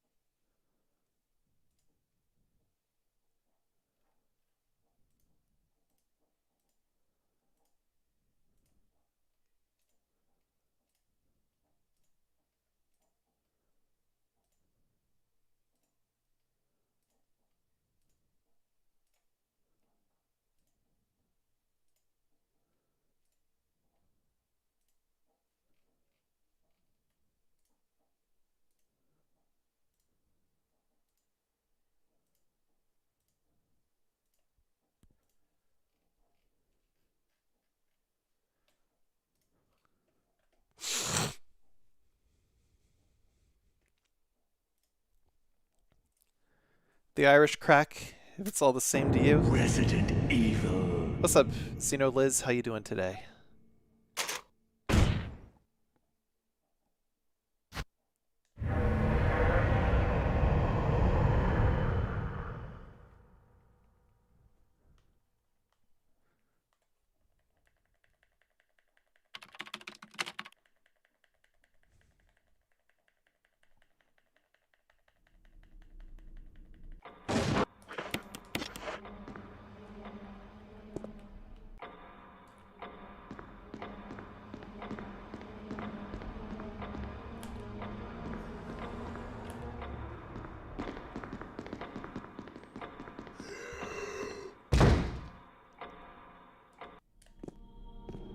Why did she run that way?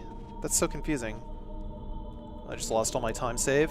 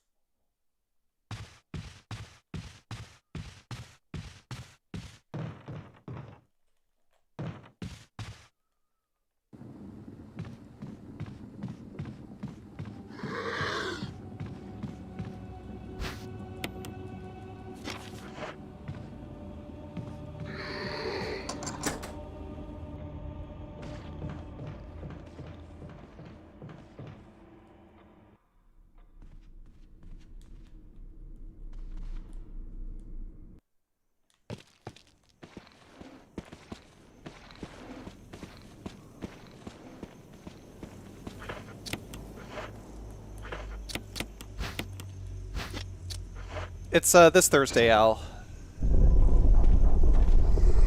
So the 27th. 28th is Black Friday.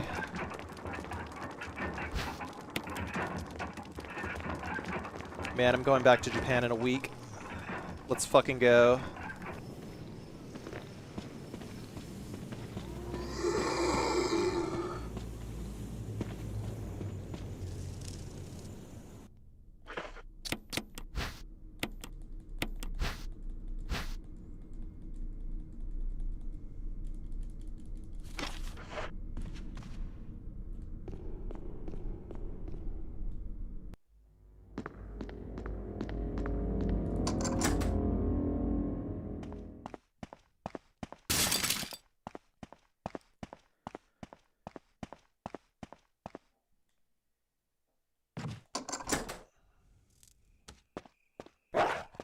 What do they celebrate?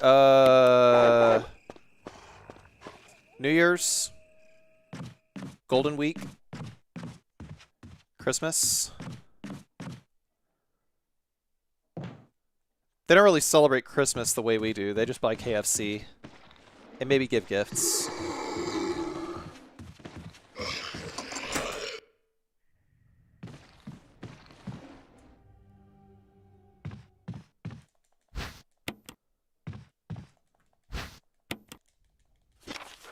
Same date every year. It's the fourth Thursday of every November. Oh, come on. Fucking glitch-ass fucking grab. That was fucking horse shit. Resident Evil.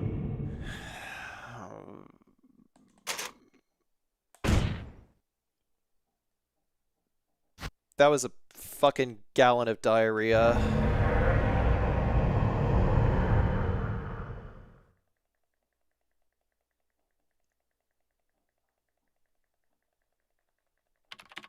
Thanksgiving is always the last Thursday of November.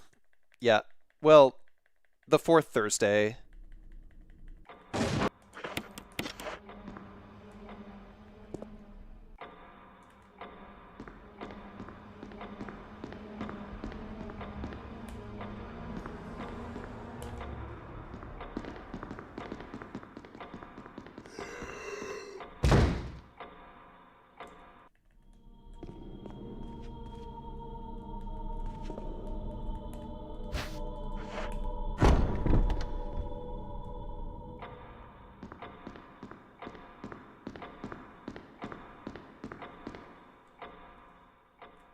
Any other countries that celebrate Thanksgiving? Canadian Thanksgiving is different, but Thanksgiving is a very uniquely North American holiday. You know, just breaking bread with the people that we just give a shit ton of smallpox to later, you know?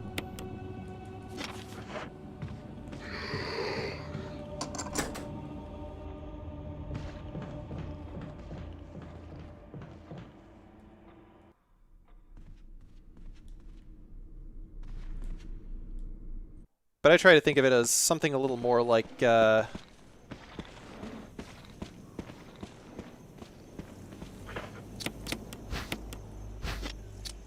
with family, And you get to eat a shit ton of food, and you get to burp and poop, basically. Like, that's the reason why. That's the reason why I like Thanksgiving. Is because it's an excuse to see family that I don't really see very often. You know, hey, how you doing? Oh, the food's good, isn't it? Yeah, yeah, it's great. It's awesome. Dude, fuckface Frankie is actually, like, not being a fuckface today. It's actually kind of nice for once.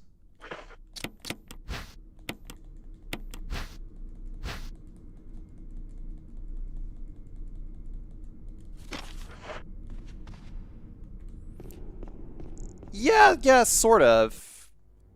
That is not an incorrect assessment, I think. I mean, that's one thing that you know, Lemon really wants to do when I come back. She wants to go like, you know, see some Christmas lights.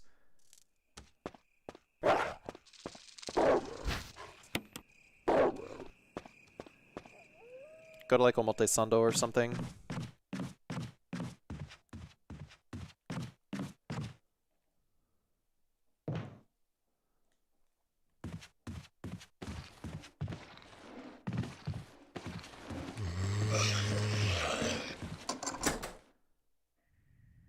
Don't grab me.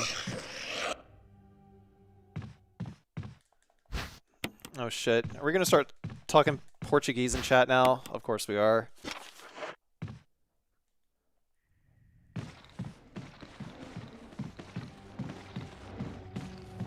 Straight line, that's good.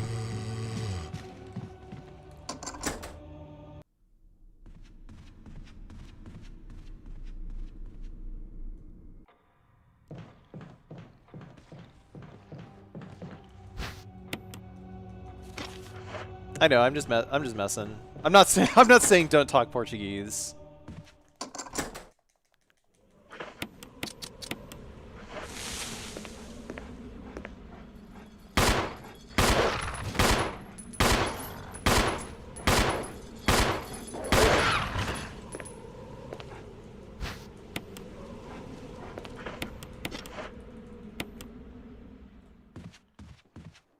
Sometimes the game is nice enough to just let me keep shooting the dog.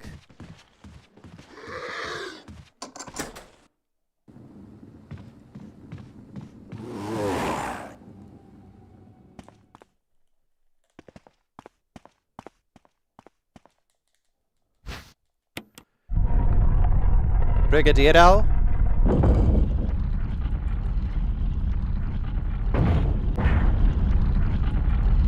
The heck's that?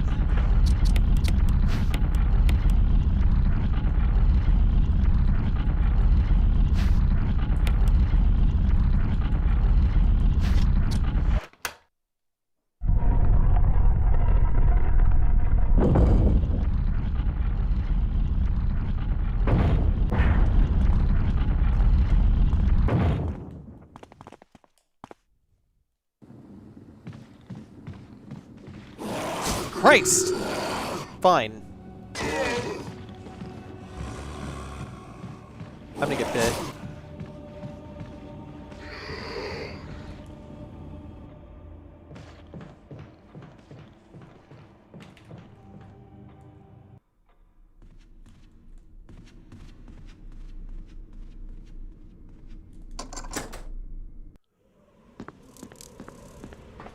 I tried to enter and exit the door, but I wasn't fast enough.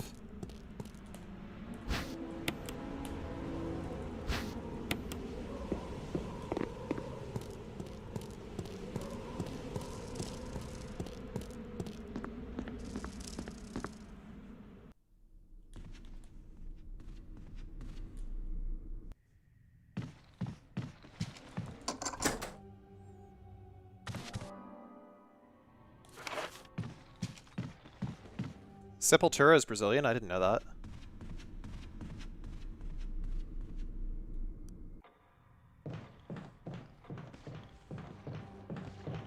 I heard them maybe like once or twice in high school.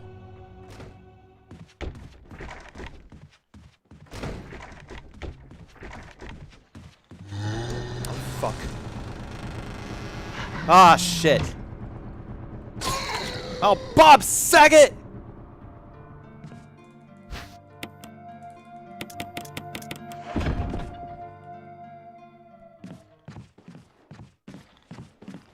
God, dude, what the fuck? What is this? What is this RNG, bro?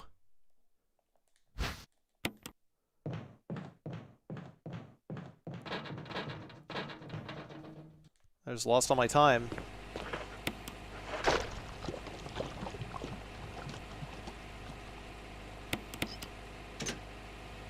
Sepultura is Portuguese for grave. Oh.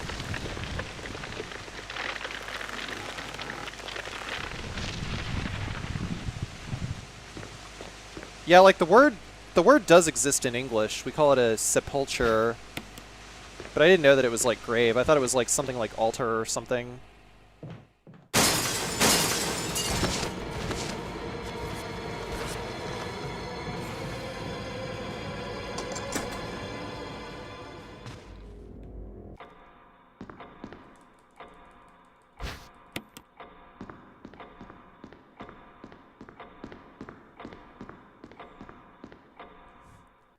The grabbing hands grab all they can.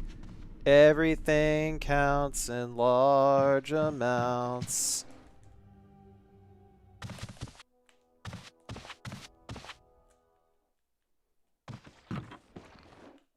I'm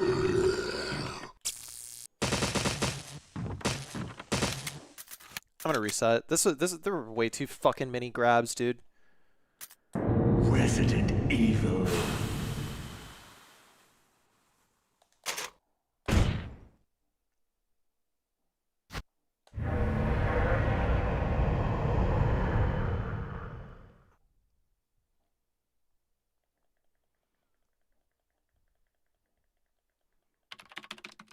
Actually, here's an idea.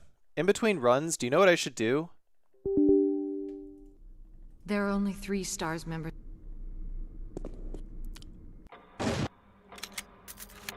Here's what I'm gonna do, okay?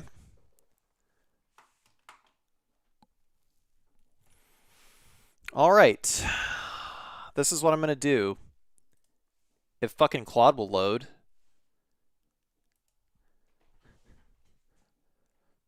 Pull. Yes.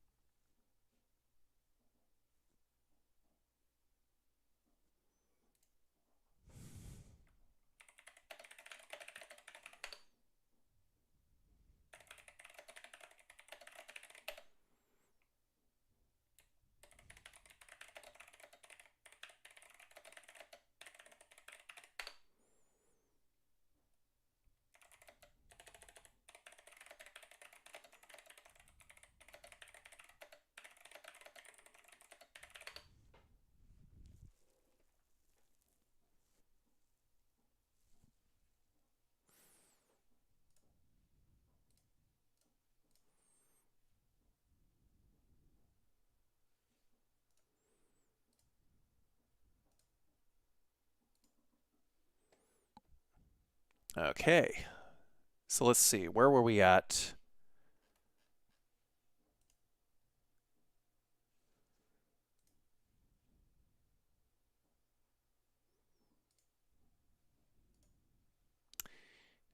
Reopen editor with Markdown preview. Okay. So where are we at now?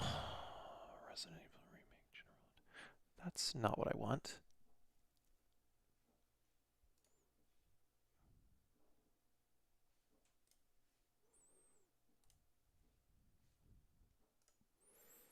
Reopen editor with Markdown preview. Okay. There we are. Tab is set. Who the fuck was that just now? CX Des, thank you very much for the 5 months. Appreciate it.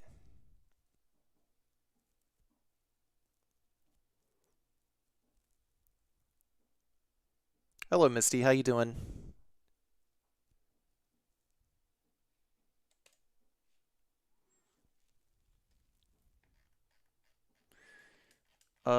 Where are we at?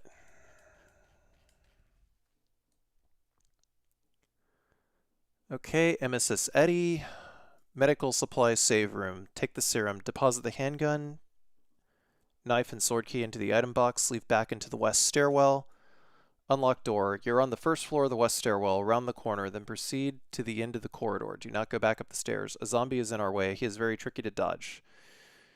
Proceed to the F-shaped hallway. Okay, to plant room. From the west stairwell to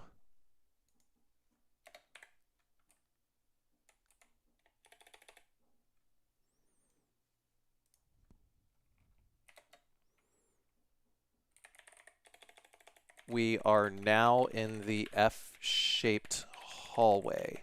Pick up the battery pack for the stun gun. Next, proceed to the end of the hall where you will enter the greenhouse.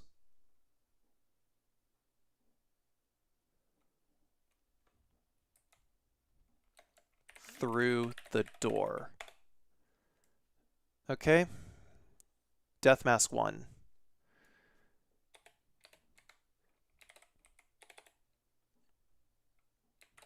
Coming from the F-shaped hallway, go to the pump and use the herbicide on the pump. Then turn the valve to red. A cutscene will play where the large plant in the middle of the room will die. Next, pick up the death mask behind the plant and behind the now dead plant, and leave the room.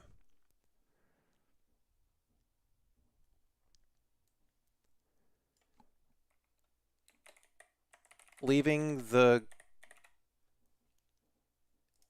room through the door you just came in from to the F-shaped hallway. Leaving the greenhouse, proceed to the other end of the hall. There are 3 more doors. Take the door at the end of this branch of the hallway to get to the Kenneth hallway.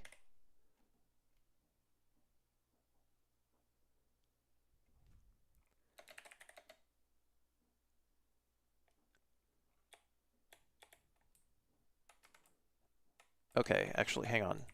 Unlock the door at the end of this branch of the hallway to get to the Kenneth hallway. In the Kenneth hallway, proceed to the dining room. Dude, some of the data generated from like this initial like thing. So like here's what we did. Are we doing a read together? No, I'm trying to write a guide to feed into the next iteration of Poost GPT so that when people ask specific questions about the run, it can answer them accurately. And there's a lot to. I love how Carsey only has one BTTV emote enabled and it is Cat Jam. Well, it's because I got Poost Jam. We got Cat Jam and we got Poost Jam.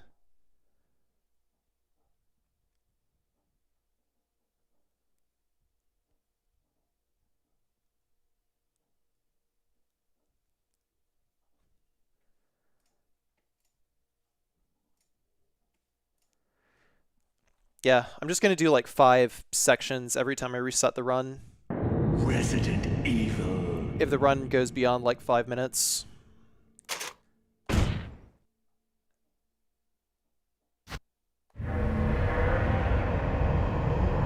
I just need a way to pressure myself into getting this done, and this seems like a good way to do it.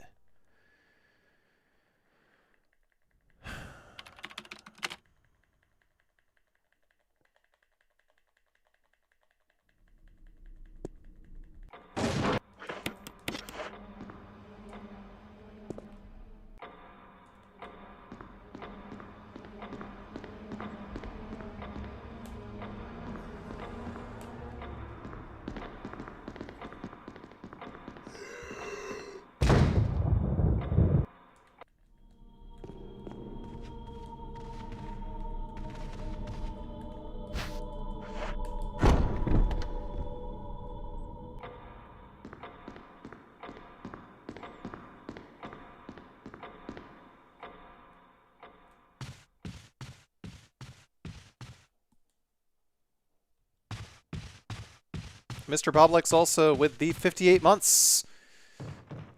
Well, would you looky here? Damn it.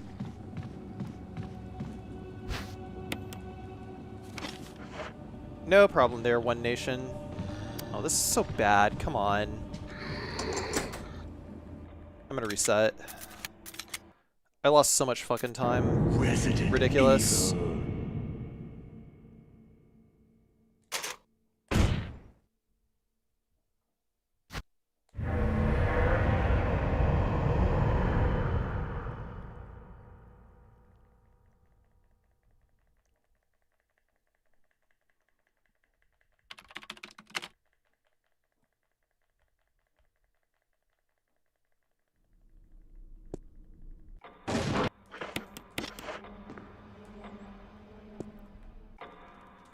Not really, Jin Shooting Star.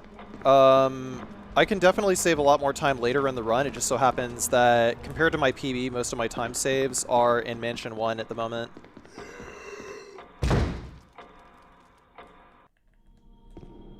And I lost a shit ton of time by doing that dodge the way that I did it.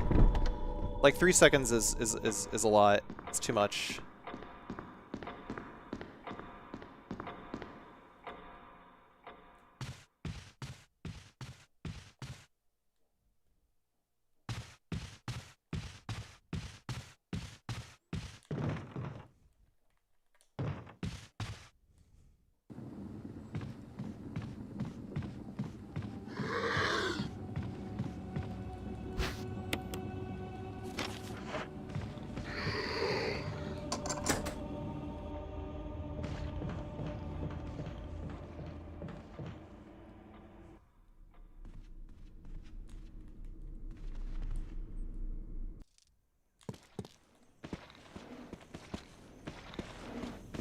Yeah, please don't take a shot every time I fucking reset.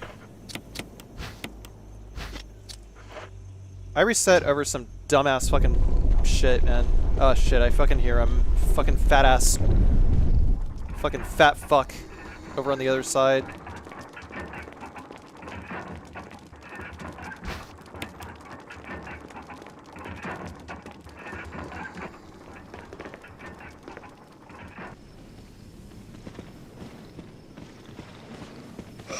Wow, lucky. I lucked out. I lucked out so fucking good.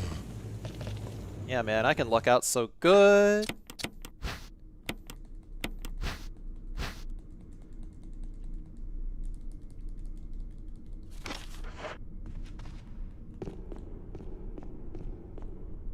Q-Dog, thank you for the 37 months.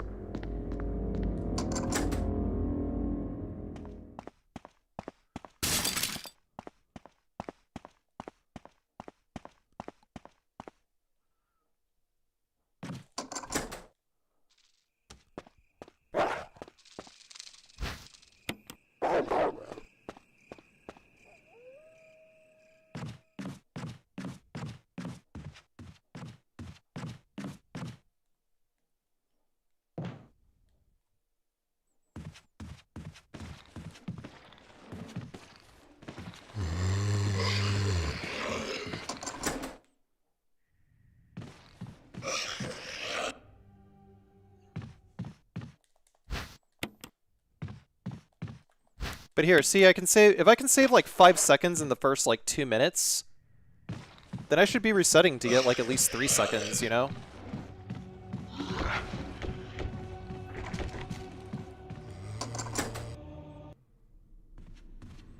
Like, I'm getting significant fucking time saves. Just because I've made like so many mistakes early on, you know? Basement in RE3, it's at the start of the game where you get the lighter fluid.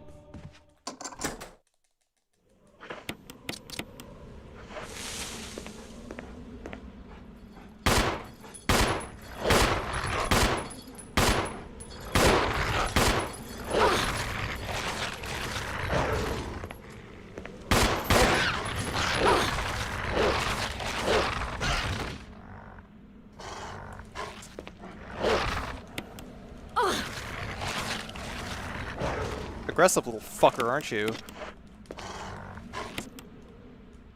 Yeah, see, this is worth resetting over. Okay, next entry. Yeah, like, it generated so much, like, inaccurate information. Like, oh, to get the bad ending, skip grabbing the wooden emblem here.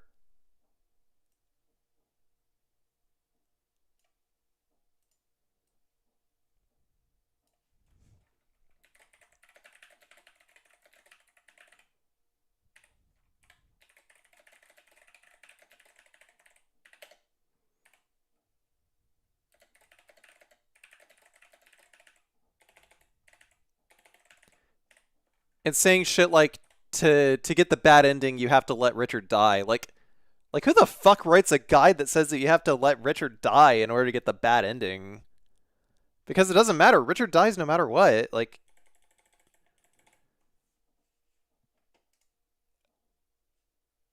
you have to, like, I don't know, man.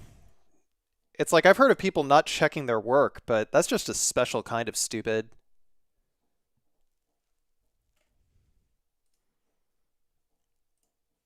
Like some of the, like some, like a few of these older game FAQs guides read like, just like read like someone who just like heard this thing from a friend once and they decided to like incorporate it into the guide.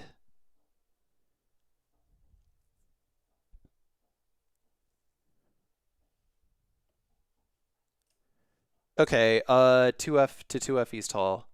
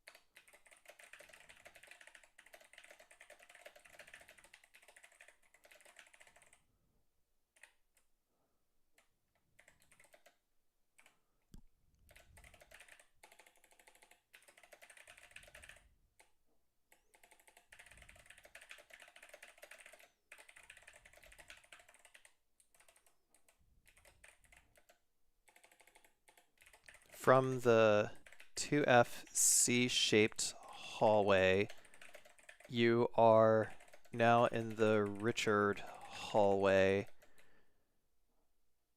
As soon as you run forward, a cutscene plays where you give the serum to Richard.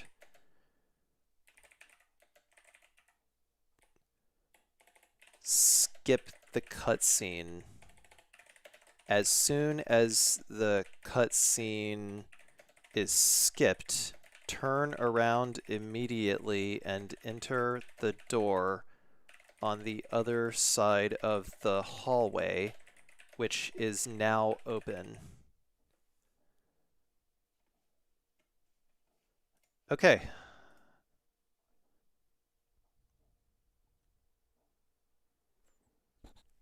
Remember when Magnum and RPD used to ruin runs? Yeah, it's pretty nice that there's like a tool that just automatically sets the RNG now. I mean, honestly, I think it's even better that there is a whole ass category called FRNG. Like if I ever speedrun that game again, I'm only ever running that. I'm only ever running that. I'm not doing the whole I'm not doing that fucking bullshit. Resident Evil.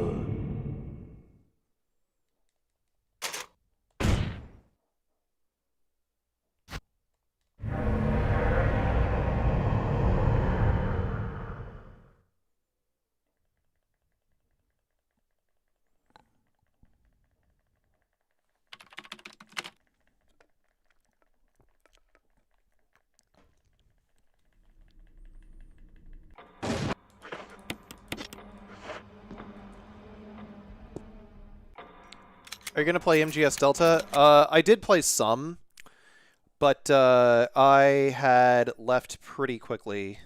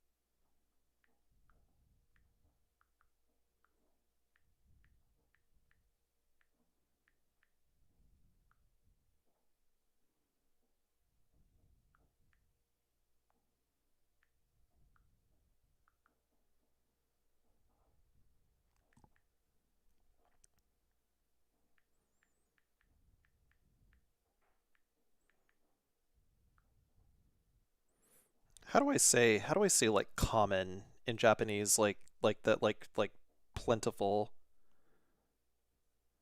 Jisho. Just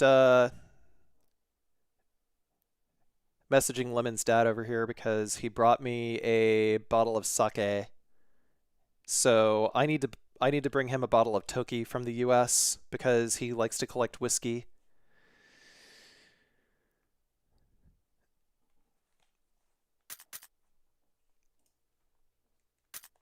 Resident Evil. Funny enough, like Suntory Toki is actually not sold in Japan. Did you guys know that?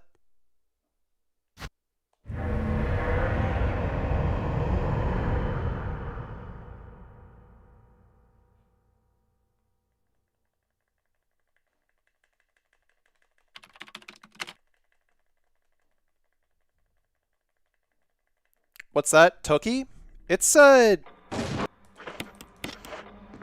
I mean it's a Japanese whiskey that is sold domestically in the United States. It's pretty common here actually, but it's not sold in Japan.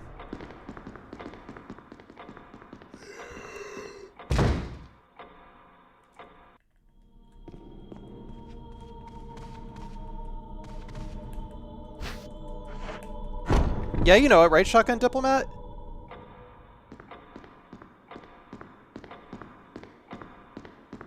Like I know you've seen it in liquor stores. I know you have.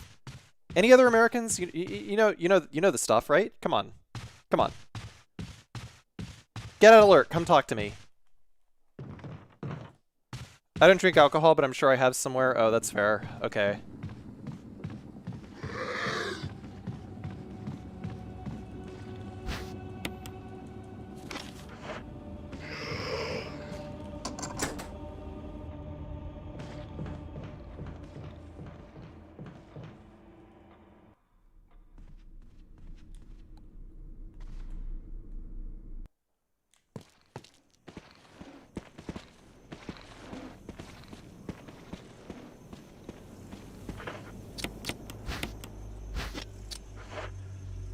Well, it's not really a tasting whiskey. You know, it's not something that you drink neat. It's something that you mix.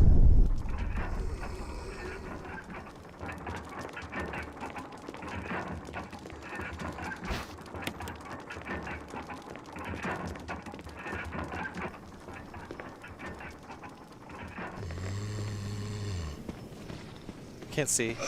Wow. Wow, how is it that Fuckface Freddy is like, God, can I just like save this RNG? What the fuck is this? It's so good.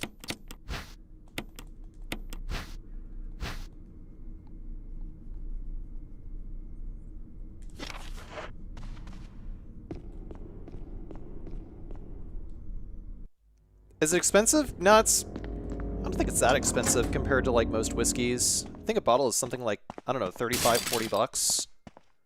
But that's like pretty average, isn't it?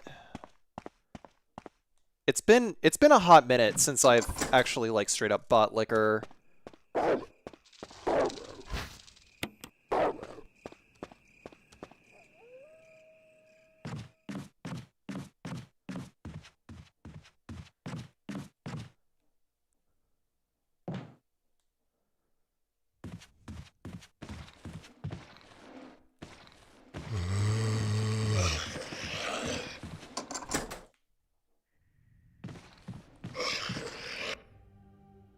How do you spell it? Toki. T-O-K-I. Oh. I lost time there. God damn, that was like 0.8 seconds lost?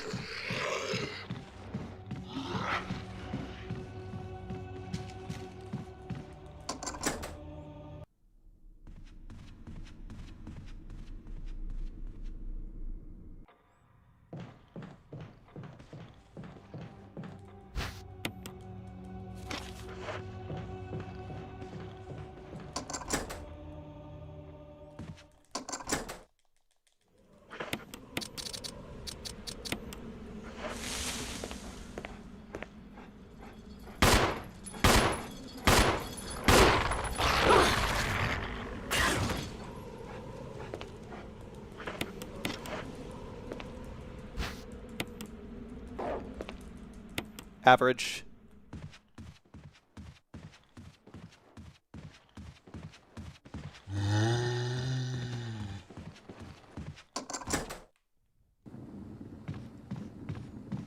Lost a second dodging that guy, but it's alright. Like, most of the dodges just end up taking, like, an extra second if done, like, suboptimal.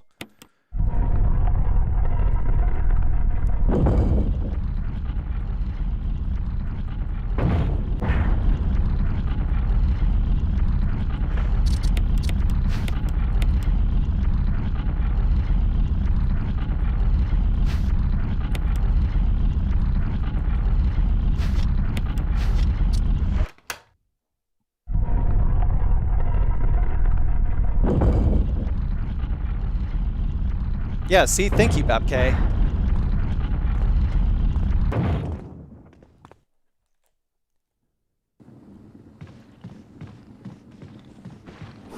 Yeah. I thought I could balls it. It's alright.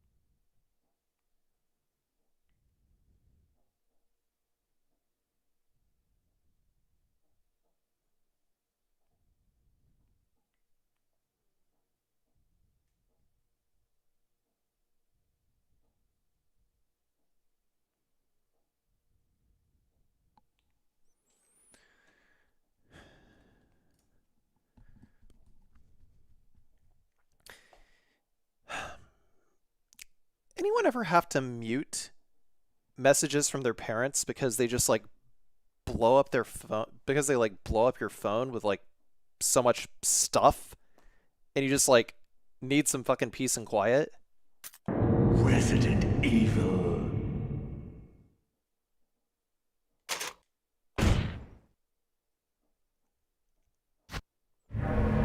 It's like here is a picture of your cousin's children. You haven't seen your cousin in over 25 years. Yes, Mom, thank you.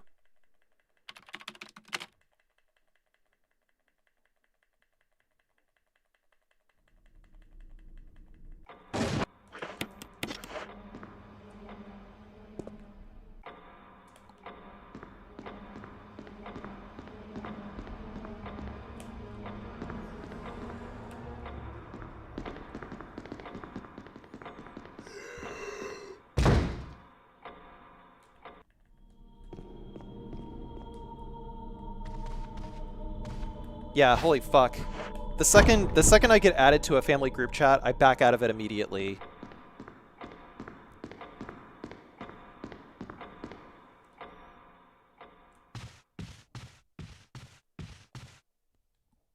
Is there a way of telling you that they want grandchildren? I've got a better idea. I'm gonna figure that shit out on my own.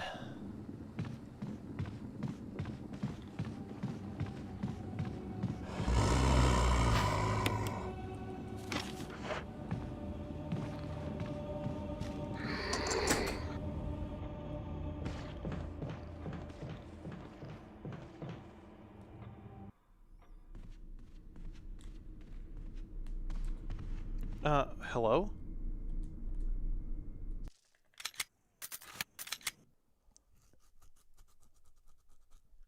Resident Evil. It's here in the UK, but I've had the black version of Toki. Oh, yeah, yeah. I mean, if I can find... I'm not exactly sure what the difference is between, like, regular Toki and, like, the black version of Toki. It's like, for all I know, they could actually be, like... It could actually be, like, two different whiskeys that are actually sold domestically in Japan, just under a different name.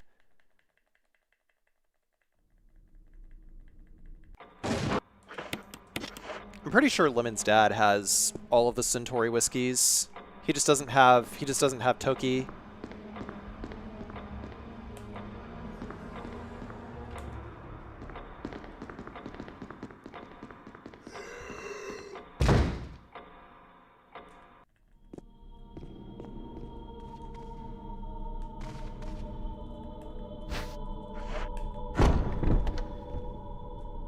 Somebody say whiskey? Hell yeah.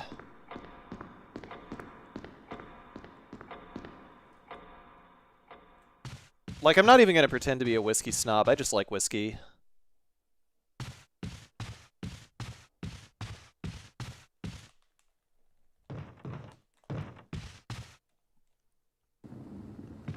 I mean, one thing's for sure. Living in Japan is gonna make me a fucking raging alcoholic. Oh, what the? Dude, he just fucking pulled me right in. The fuck? Did you guys see that?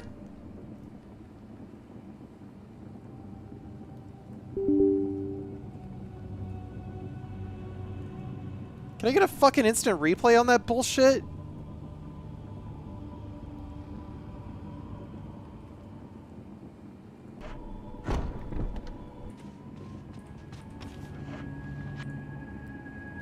Okay, here.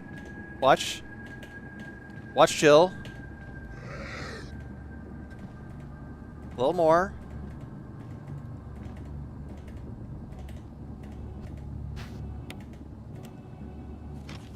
I should have been able to back out of that. That is always like the distance where I'm like backing up, like right there.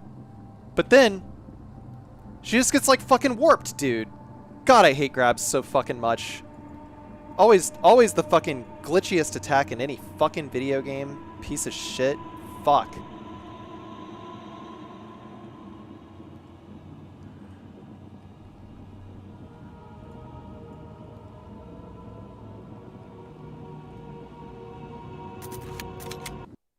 I have many good bars in Japan I can recommend. Oh yeah? Or in the cities around a little village. Tokyo.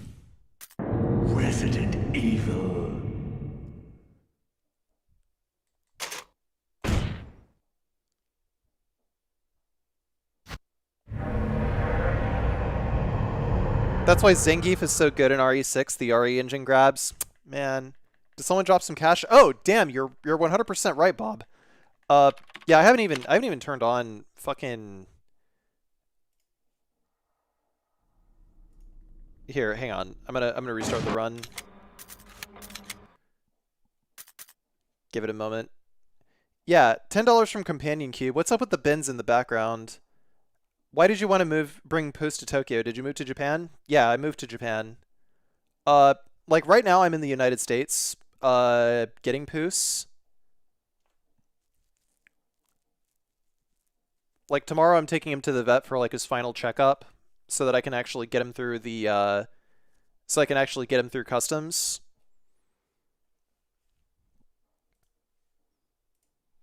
And, the bins over here are just, you know, it's just storage. Like this office was the office that I used to stream out of while I was living in this house. And obviously I'm streaming in here again because I still have a desk like right here and I have 3 monitors just like clamped right over here. So, you know, so it's like I have and I had another computer that I just like sourced together some parts, installed some drives and just installed my 4090 in, and now I'm able to stream here too. So, yeah, so that way I don't have to drag a computer all the way across the world in order to be able to work. So, I mean, I suppose I could do something to kind of like spruce this room up a little bit. I do have a green screen I could probably just like set up behind me, but for the moment I was trying to keep this lane clear because we were installing some new windows.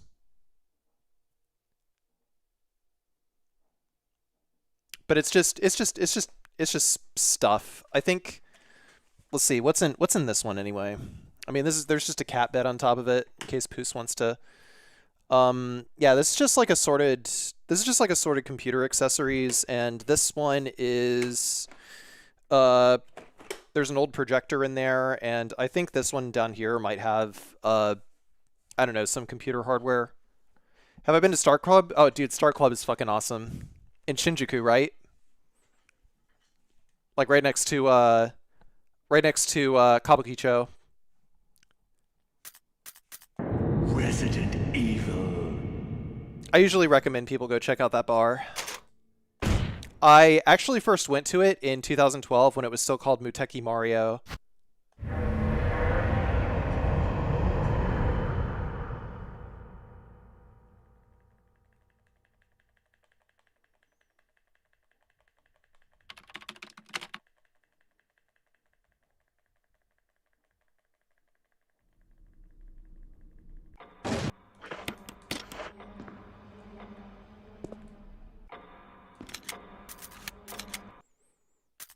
Resident Evil. Yeah, I mean, there's gonna be some places that I recommend at some point. I just don't want to give out too many because I gotta keep, you know, it's like I gotta keep the good ones for myself at some point.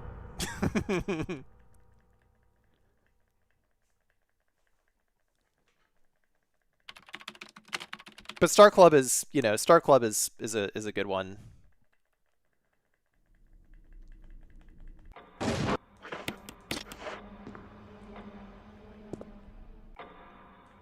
I think my favorite bar though is this one that opened up in Ueno called Kuron. It's basically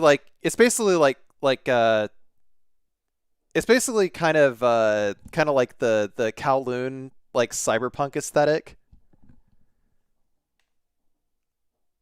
Resident Evil. And I thought you would never speedrun this again. It's my favorite game. I was gonna do it again at some point.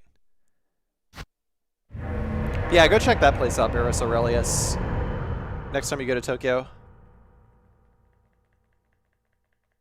I think it's Kudon or Kudon. I don't remember which character is extended.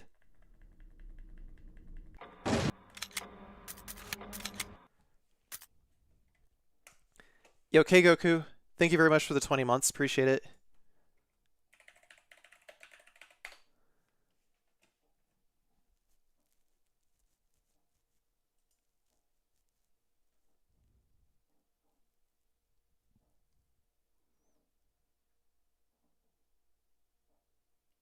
It's like a Kowloon Cyberbrain bar.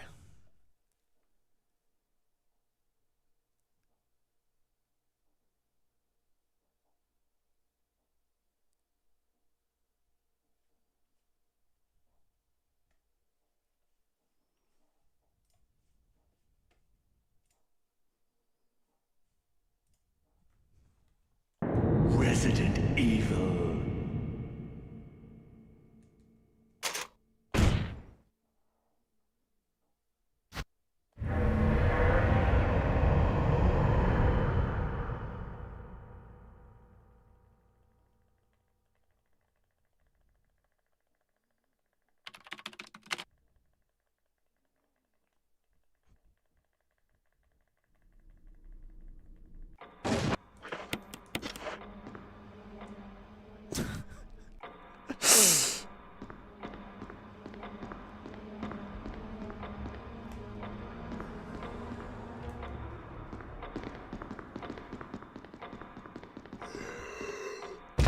Yo, are we still here?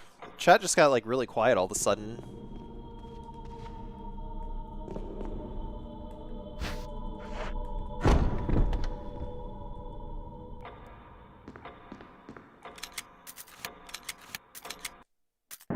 Resident Evil.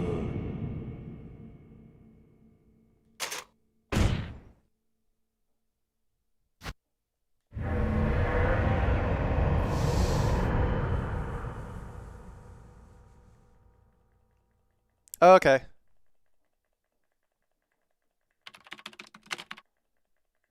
Man, here I am, like fucking half dropping knowledge bombs and chat's asleep.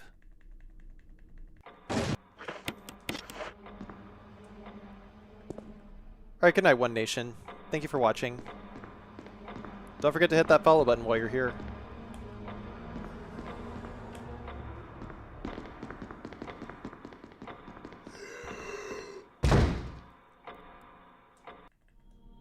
Piscu, thank you very much for the 7 months. Appreciate it.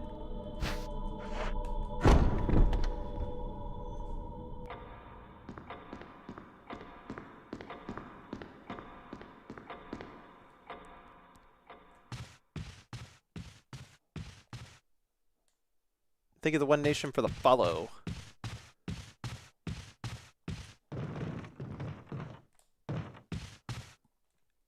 Vegan chili might have put too much chili in it. Uh-oh. Uh-oh.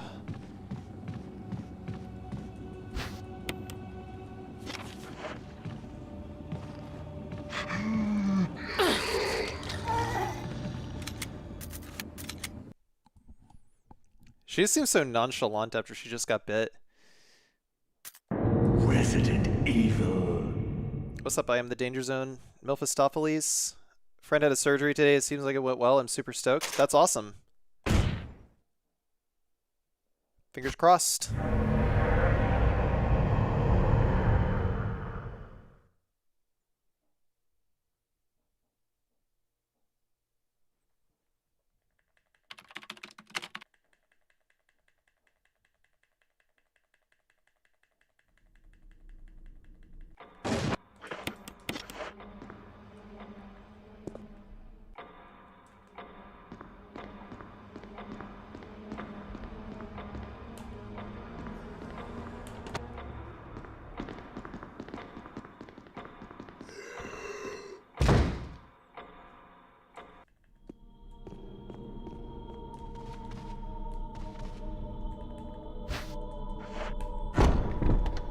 Cool.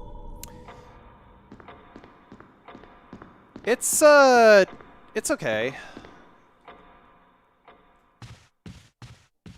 Not good, not bad. Vandalism, how you doing?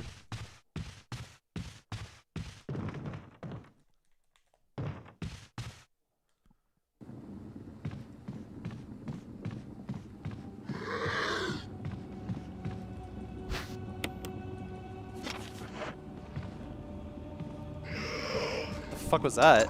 Awful, awful.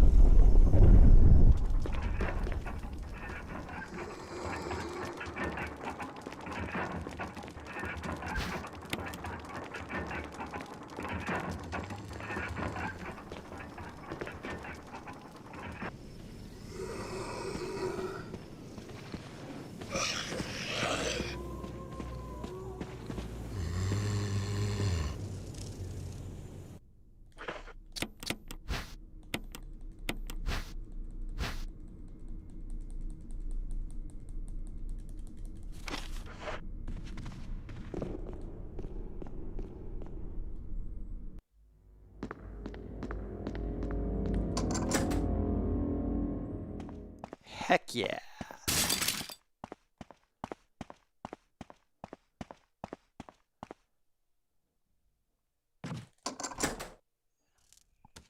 I don't know what that game is, Ayla. Neurono. I don't know what that is. Oh. Yeah, what's up, Metroid Pro? Hope you're doing good.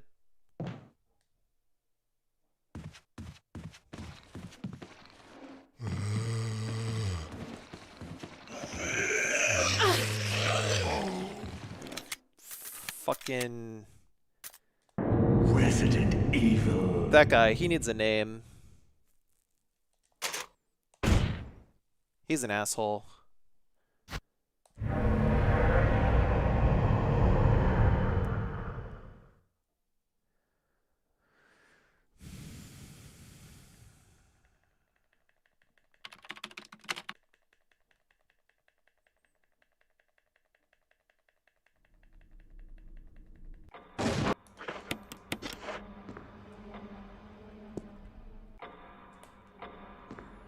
Yeah, but see, I don't really play like every new horror game that comes out.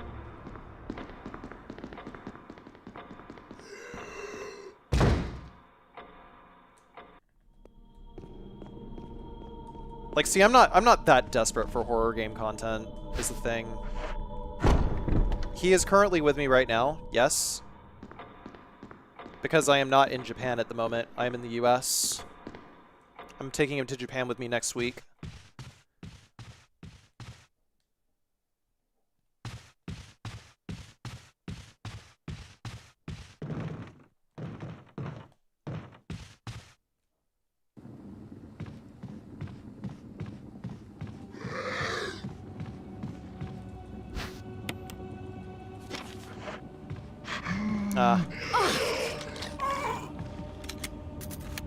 Overshot it. Resident Evil.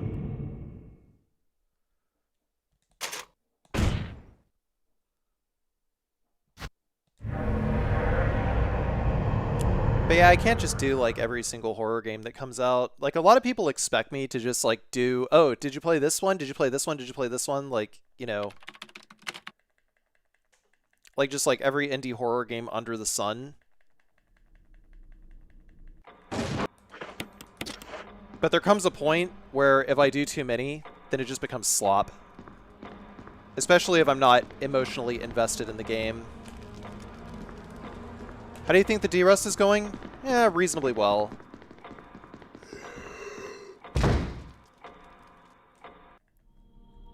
I'm not going to be truly happy with it until I get, like, top 10. Silent Hill F actually made me relax on horror game releases, like... Maybe I shouldn't buy the new thing just because it makes me irrationally angry to play. Yeah, like that's the thing, is a lot of people think that, like, oh, well, horror games are supposed to be clunky. It's supposed to make the game scary. And it's like, no, it doesn't. It makes it frustrating to play.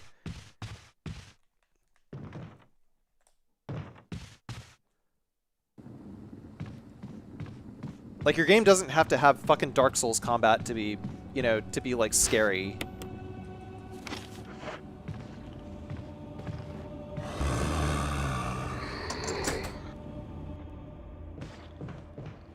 Silent Hill 2 Remake played so much better than F. How do we go backwards? I don't know, but F.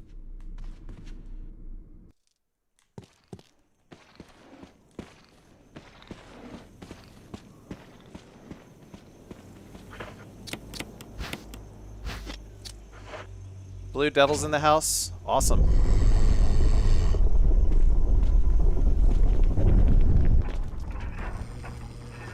But those aren't hedgehogs.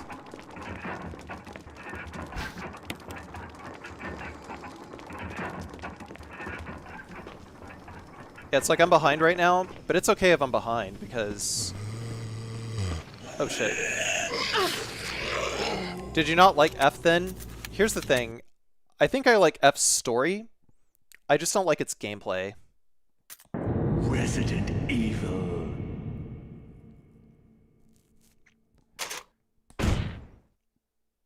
It's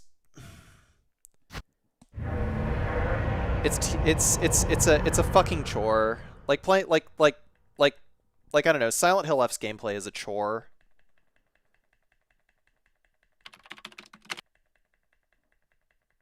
Can you tell me what causes a reset right away on the dining room? Control fuck up. Basically sometimes when I hold up on the controller, sometimes Jill will just like run in the wrong direction. And it means that I don't initiate the cutscene quickly enough. And it's like within like the first 5 seconds of the run like that, it's like why even keep that mistake in there? Why even keep that time loss in there?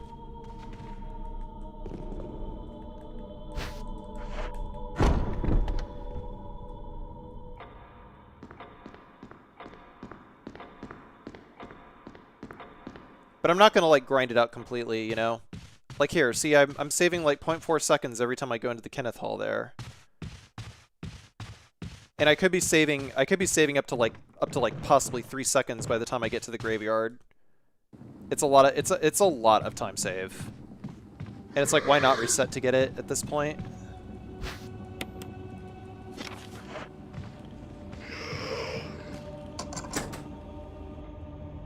There, see, I almost saved like I saved like half a second there. Sometimes I can save up to a full second. If I didn't have to dodge that extra hit, or dodge that extra lunge, or try to bait out that lunge a third time, probably would have been okay.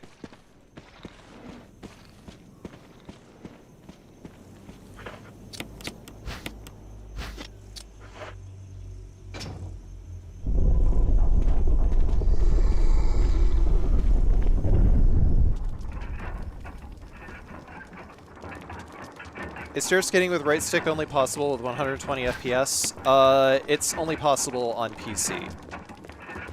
You can do it on any frame rate, but realistically, this game is like 10 years old. Why wouldn't you want to play it at 120 FPS?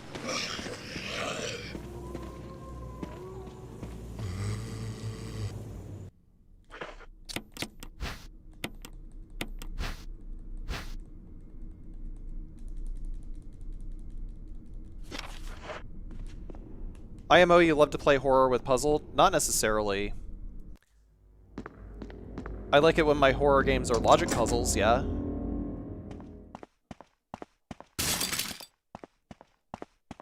But for me, it's gotta have a balance. This game has a balance.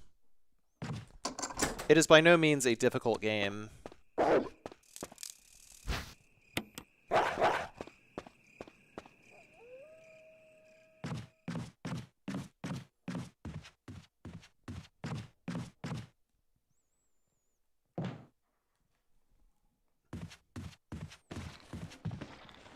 Because you can't remap your controls on console to the analog stick.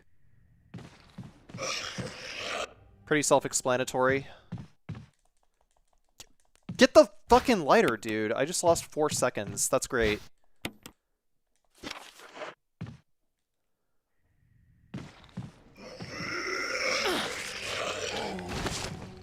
I mean, you can reassign inputs on console, but only to an extent.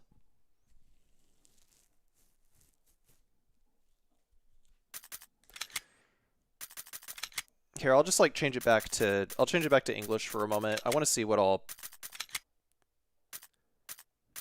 Yeah, you can't do custom.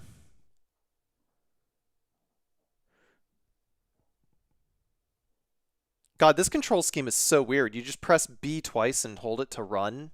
That doesn't make any sense. There was a control scheme on console that like, oh yeah, this one. You hold the right trigger to run.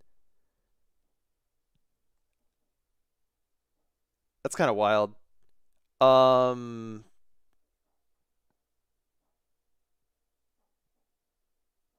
so like you could probably just like tap the trigger over and over again, but it's not so good.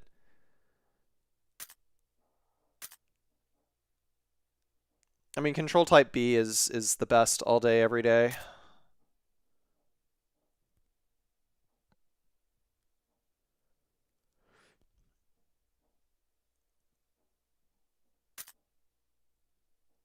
I don't know why they make it so that you can't like just attack with the A button.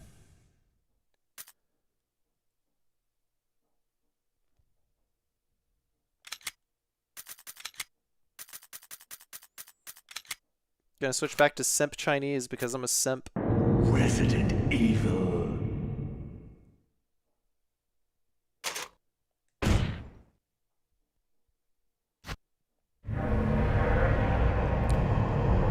I mean, if you are still new to running, then don't do any resets. Like I would say just keep doing no reset runs until you get down to like under 55 minutes. At that point, you want to start resetting for a better time.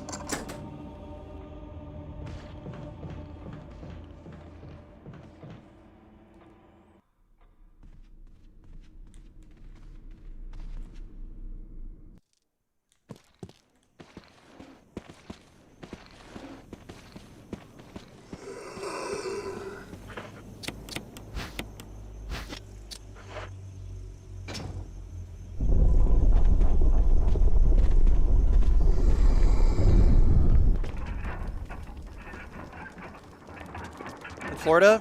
I don't know.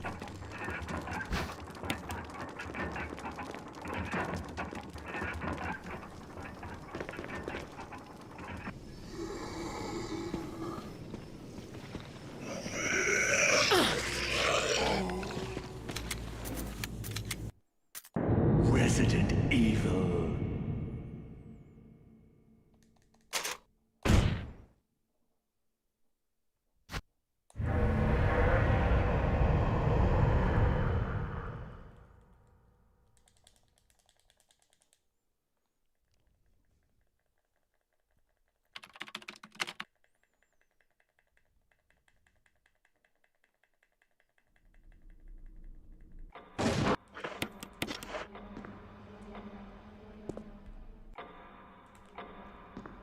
Yeah, fucking freedom units.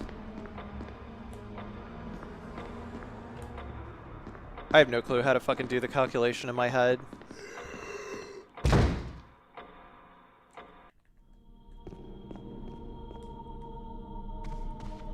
Did I get it? Yes. That's good.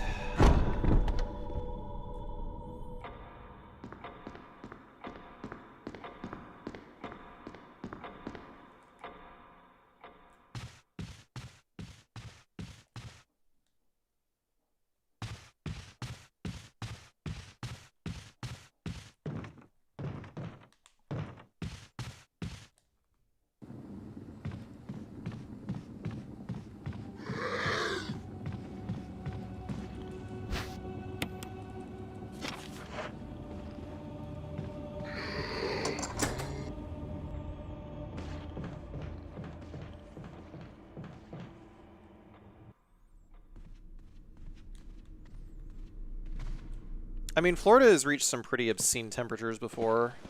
Not like Death Valley hot or anything like that.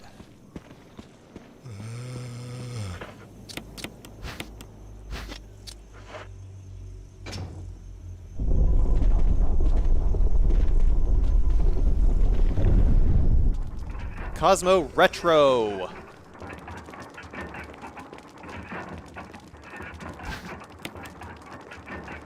What the fuck is going on? Hope you're doing well. Good luck. Thanks, man. Hope... Ah, okay. He's being a fuckface again. He's being a fuckface again. God damn it. Rah.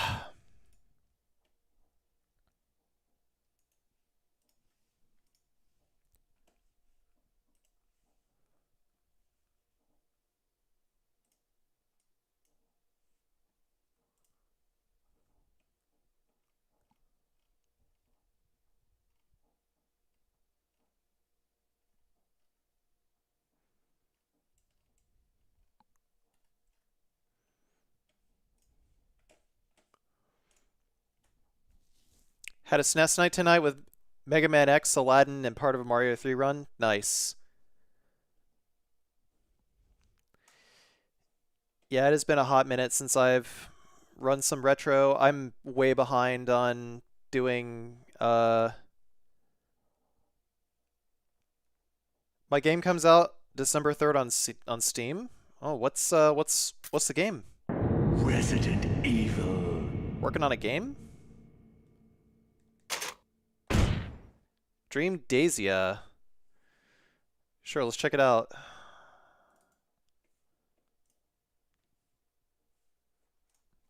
How long you been working on it for?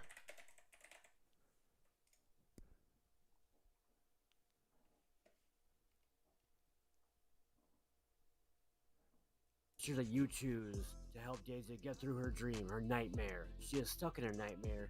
It is up to you to find people, monsters, go on side quests, go through the 6 main temples in any order you want, conquer the game. There is almost every item, every weapon, and every magic book from the very beginning of the game that you can choose from to help you on your adventure.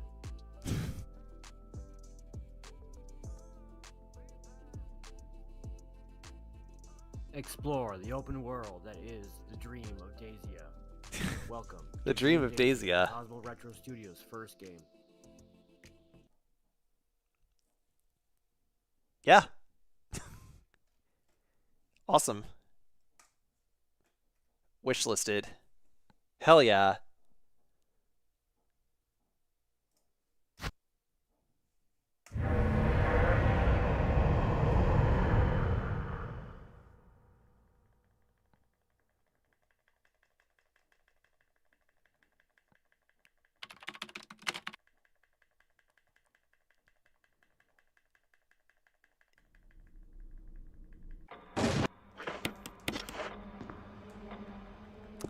Yeah, the what version of RPG Maker is that? Last time I used RPG Maker was RPG Maker XP. Wait, no, it was 2003 I'm pretty sure was the last RPG Maker that I used. Yeah.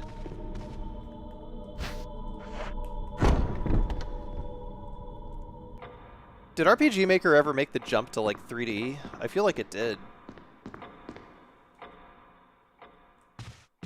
Yeah, 2003 is pretty good. I'm impressed that people are still developing on 2003. I vaguely remember RPG Maker 2003, like running that shit on my Pentium 2.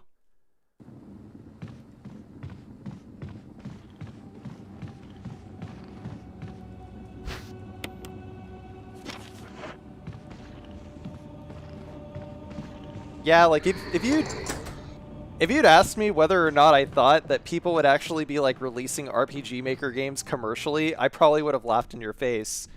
But it's like, you know what? It's valid. It's completely valid. And there's some pretty good RPG Maker games.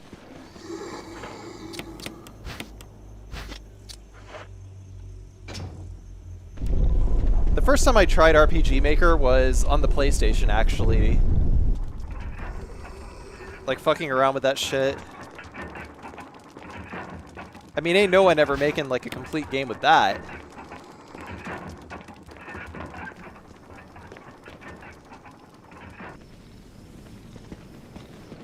Come on. Oh.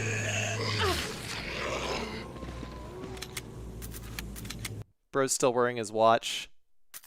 Resident Evil.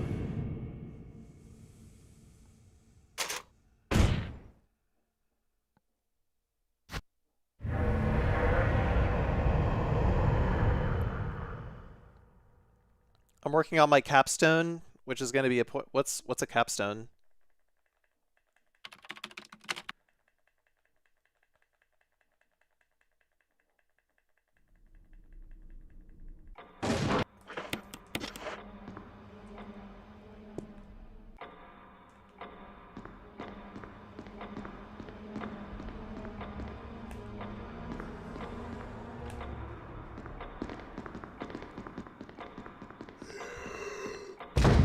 Oh, okay.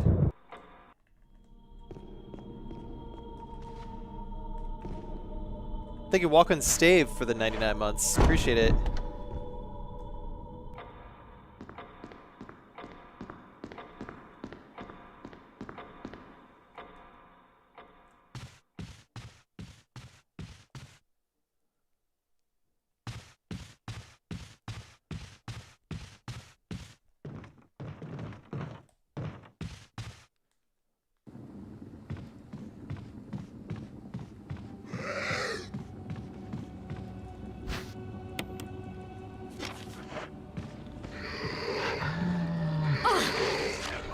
Wow.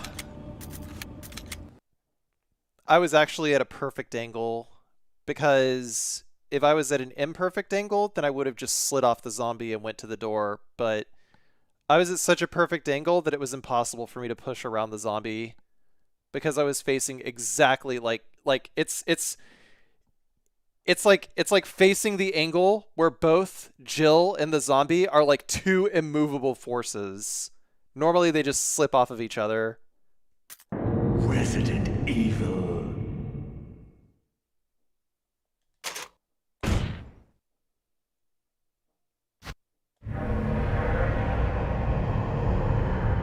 I thought of making a custom shirt that says simply in New Age terms, peak millennial. Jesus Christ, we're going to start wearing that by the time we're 50, aren't we?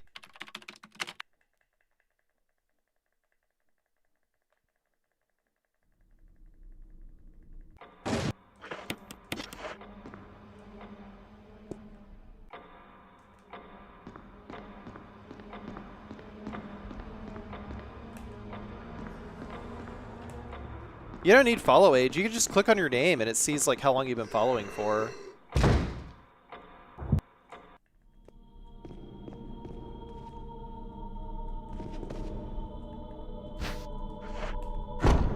Yeah, follow age is like obsolete, bro.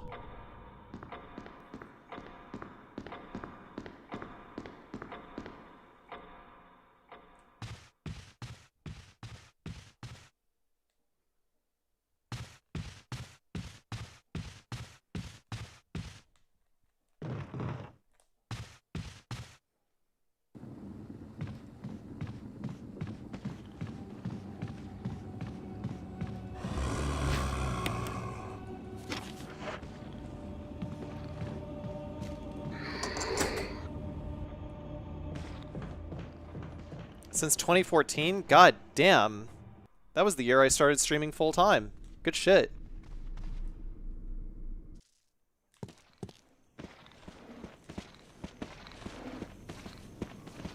Oh, fuck.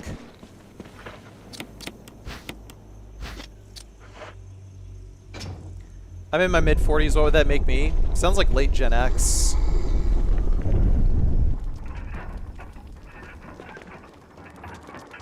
I think the outer edge of millennial is like 1985.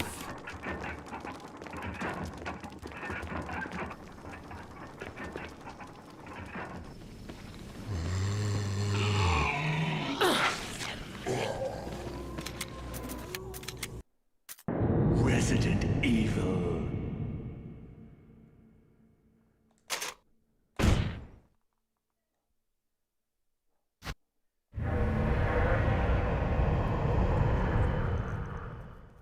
Last year of Gen X was 1979. Oh.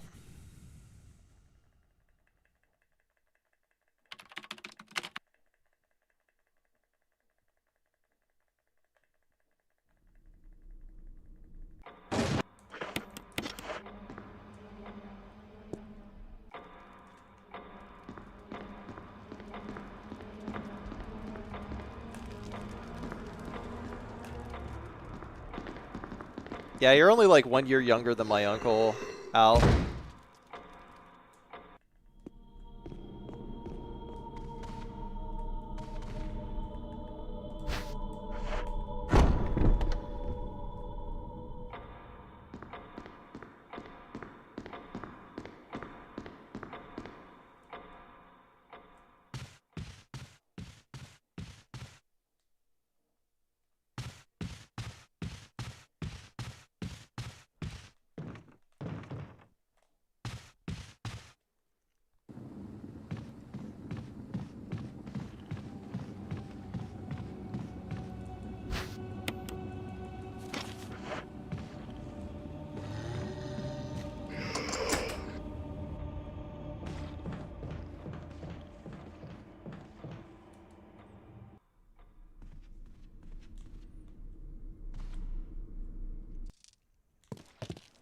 Yeah, my dad was 56 when he died.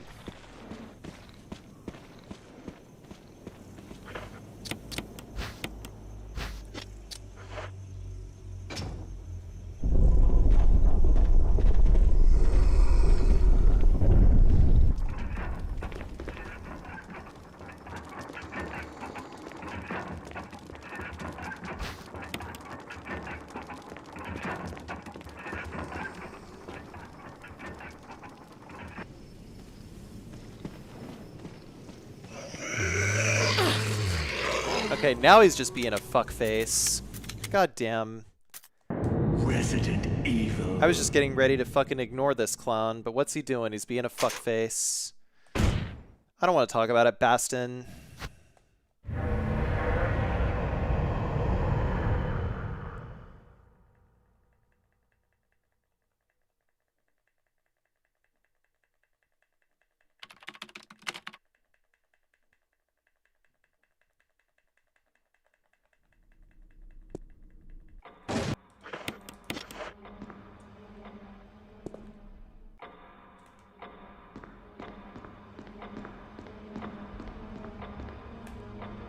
Why is transporting things so expensive? I had to sell most of my stuff. Oh no.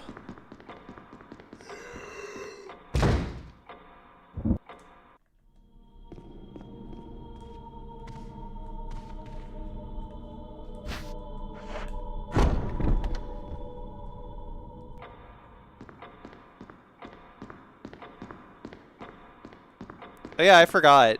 Do they use 115 volts in Philippines, or is it 220? Or does it depend on the city?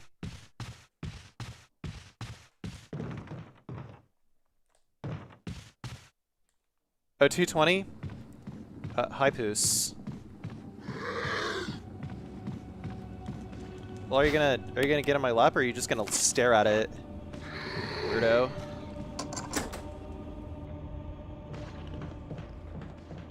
There you go.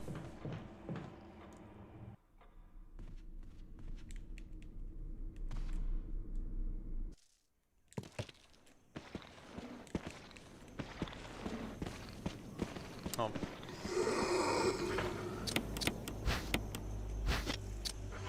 Everything is 220V here? Oh. Yeah, you're gonna have to get some step-down converters if you're gonna play like your American consoles. Is it NTSC or PAL? Def H.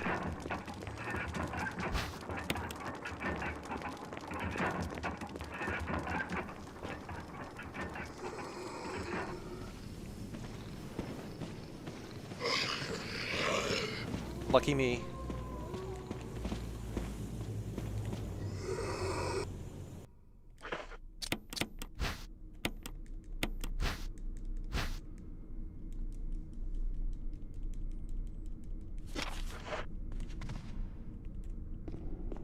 Yep. How old is Poos? He's about 10.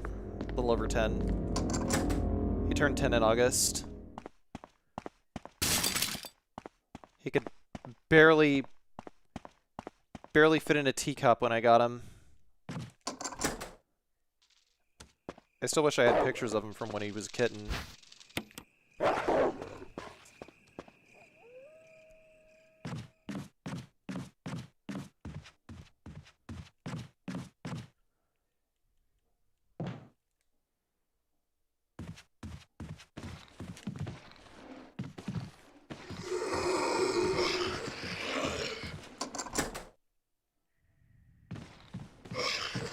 Can't bring my TV and I had to sell all my arcade 1-up machines. Oh, that sucks.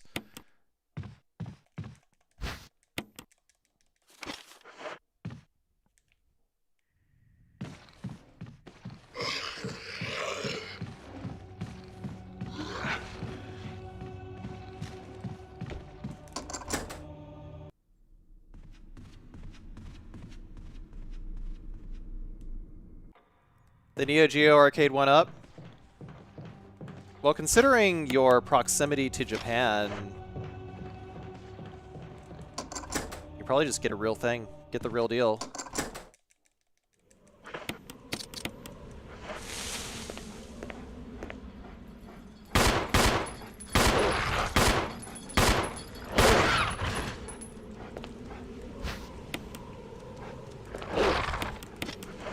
God damn!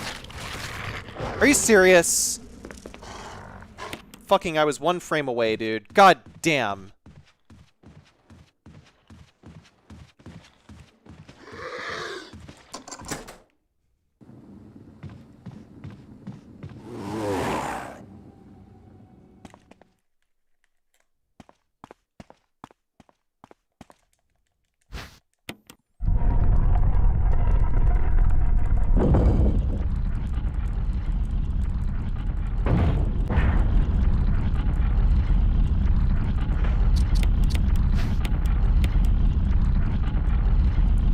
You got a mystery yet, Conquer?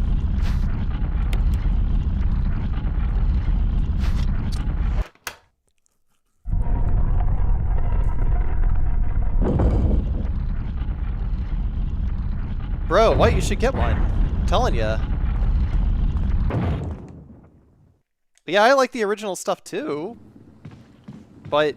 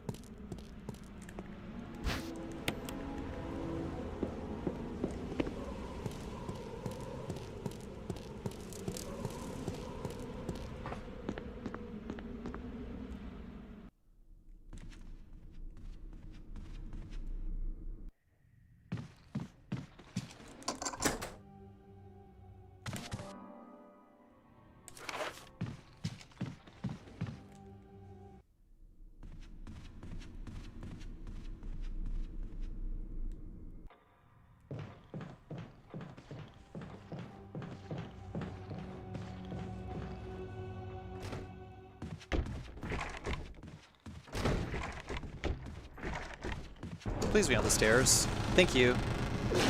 Thank you, MSS Eddie. Thank you, man. Glad you were on the stairs, MSS Eddie. Ah.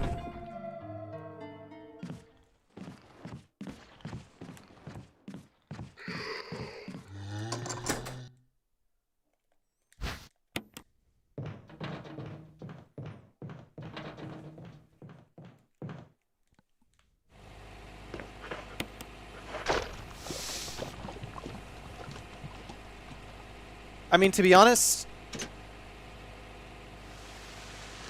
I don't think that I want to have any more arcade hardware.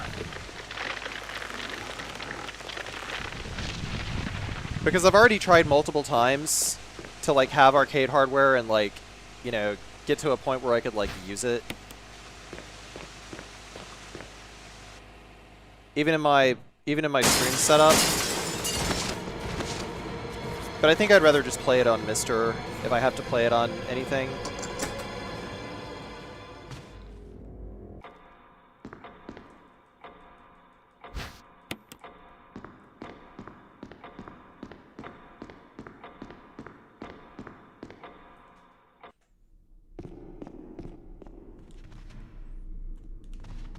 Nah, GameStop sucks. GameStop was never good.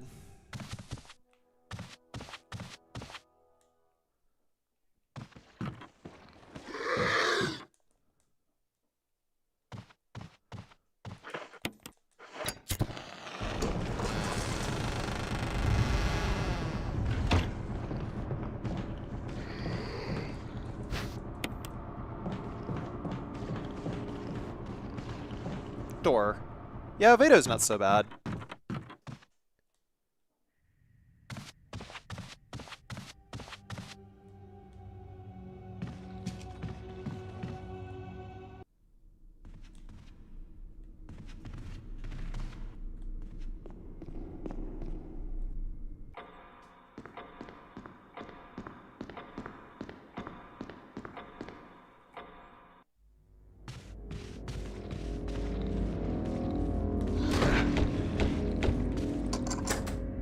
A little slow, but that's okay.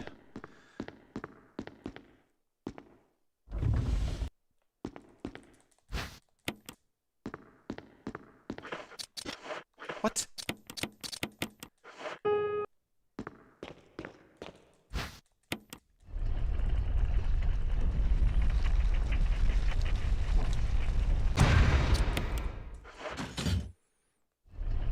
Yeah, I suppose GameStop, if you've never been to a GameStop, it's kind of an oddity. Like if you're from out of the country. But I can tell you that you're going to be severely underwhelmed depending on the GameStop. Also, goddamn, fucking, I keep fat thumbing the fucking inventory button.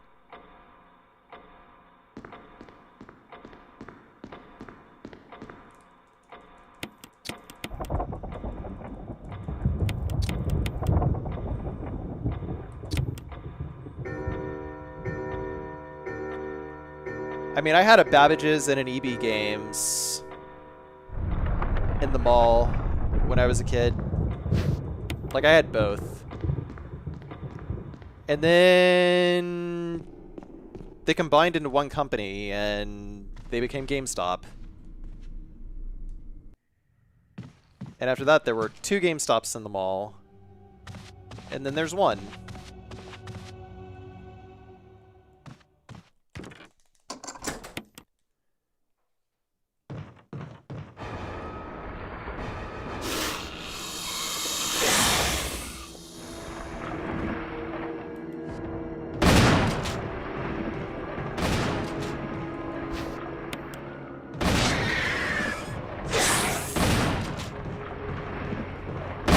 Door.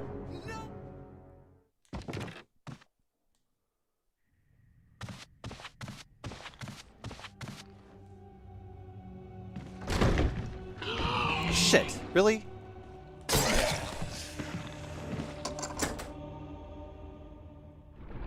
Planning to pick up a Steam machine and some retro games in the US? There you go. Well, I can tell you that GameStop is not the place. I don't know what game stores are like in Orlando, truth be told. Never went retro game shopping in Orlando, but I'm sure there's like a lot of retro game stores down there.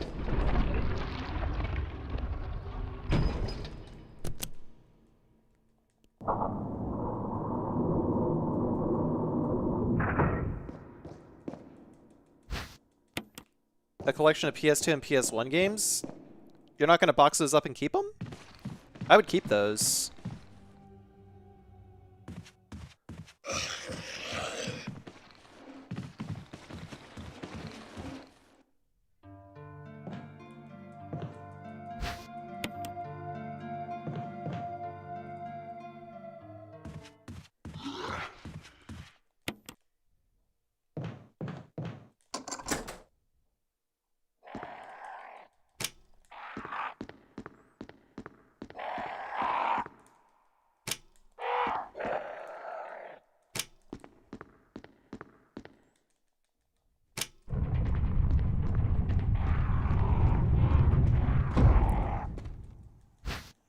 Yeah, I wouldn't buy retro games in the US these days.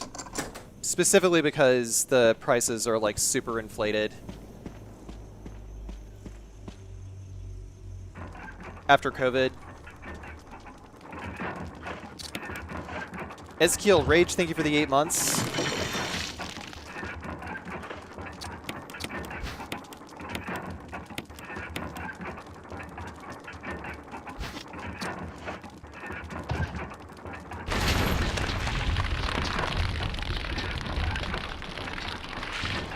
Saw a new 3DS for the same price. Oh, that fucking blows, dude. For a new Switch. Price of a new Switch. That's bad. I didn't equip the grenade launcher! God damn it! I always forget to equip the fucking thing.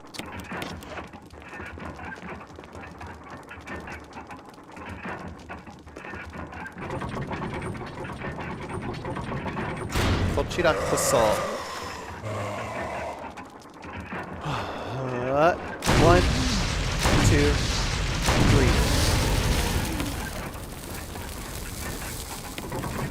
3. Good Crimson fight anyway.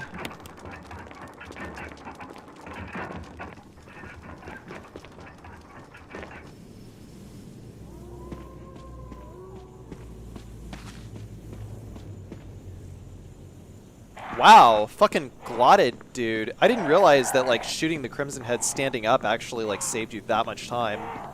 That's nuts.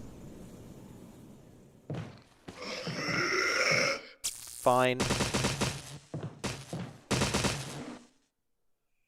was so bad. That was so bad. How did I fucking get grabbed there? That was...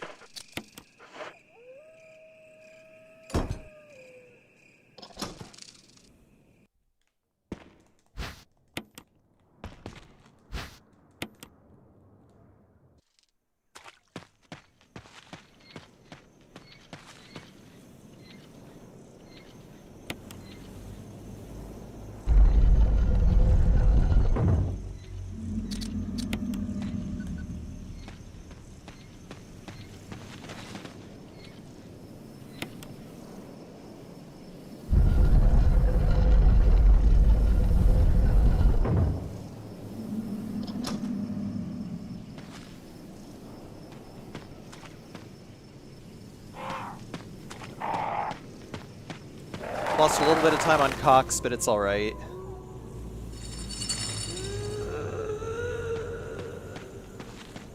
Well, you know what that means. Conquer this. You're gonna have to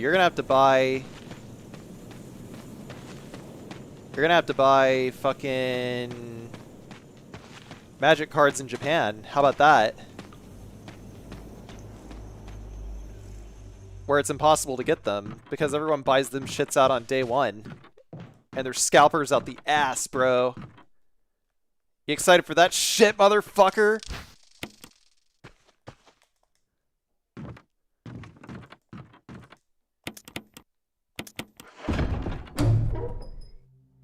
I'll proxy, fuck wizards. There you go.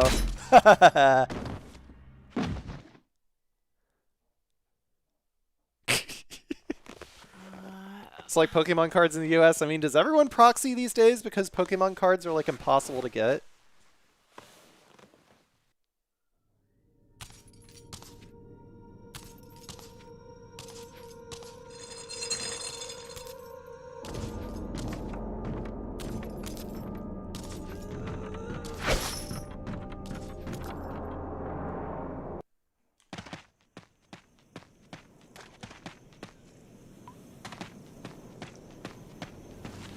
So my ex-roommate was a pro Magic the Gathering player, and Poos destroyed all of his proxies.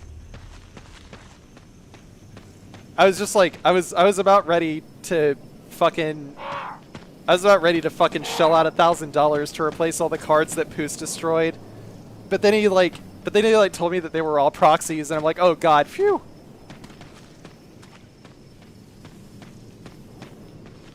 And that really the only thing that was lost was the effort that our mutual friend had made in order to make said proxies.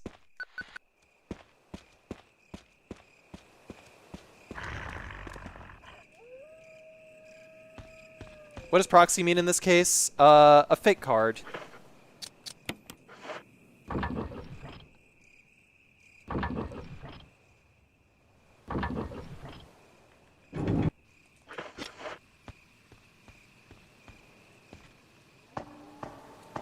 Yeah, a proxy is basically a card that you play when you're playing like Paper Magic the Gathering, like in a non-tournament setting or a casual setting, so that you can have a card that is very difficult to obtain.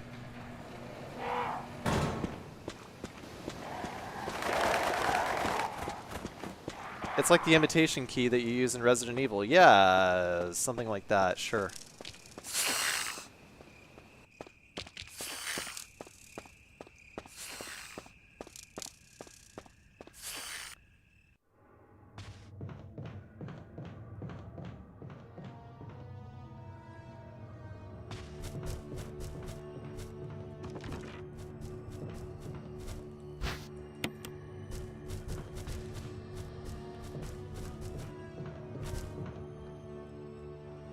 It's a bit of a shitty movement. I made money in college making proxy cards. Yeah, I mean, I don't think that there's anything wrong with making proxy cards as long as you disclose what they are and you're not trying to sell them as like the real deal. Door! What the fuck? I was holding the button.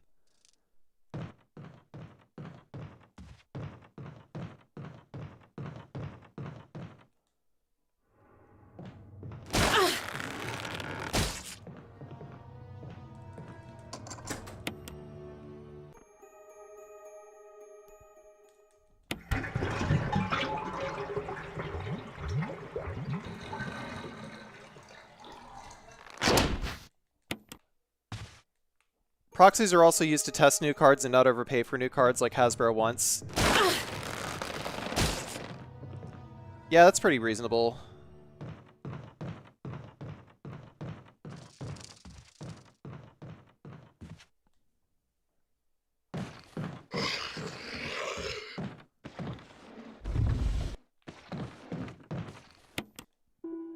I think I'm probably going to be able to get past the shark without having to use the fasts. Hello?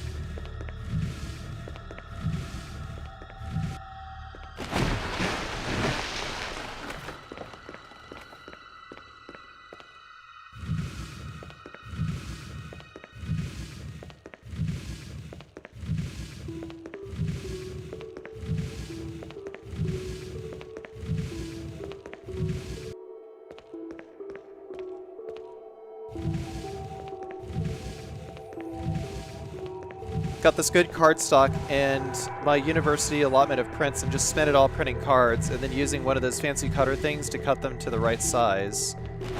They're about the same thickness as a normal card, not as stiff, but you couldn't tell the difference in a sleeve. Solid.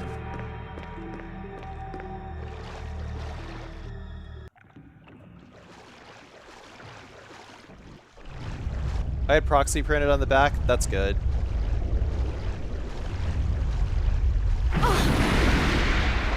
Oh.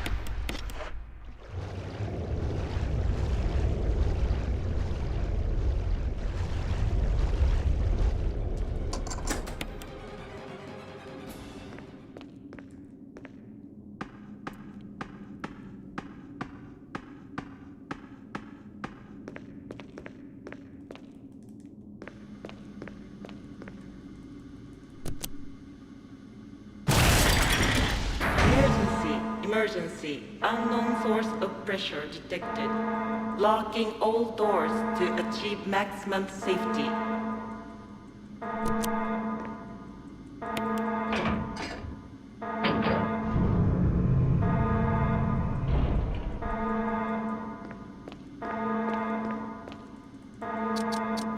Reaching no, it was 2. 30% of pressure threshold. I fell asleep. Shit.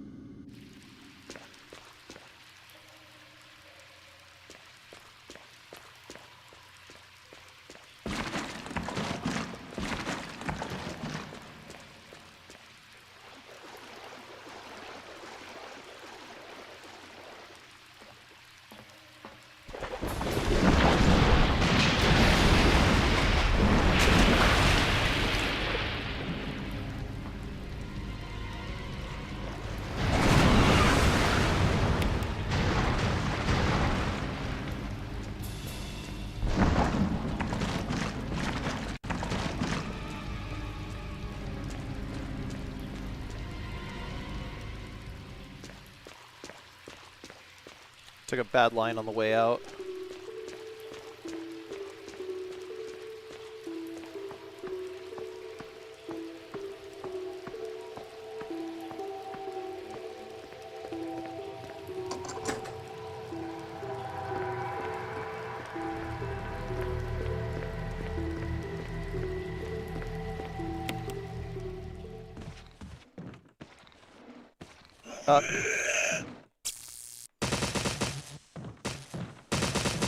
Yeah, he wasn't lunging. He was fucking on a stupid ass timer. All right, let's see if we can't save any time on the Bs here.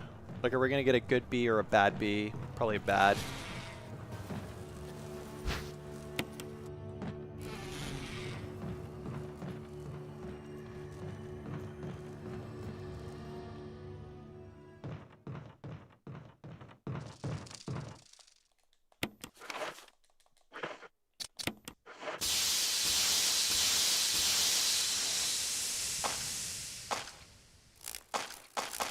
Yeah, nope. Bad. Very bad. Very bad. Oh my god. Dude, we just lost like fucking 4 seconds, bro. Jesus fucking fuck. I wish I could skip that.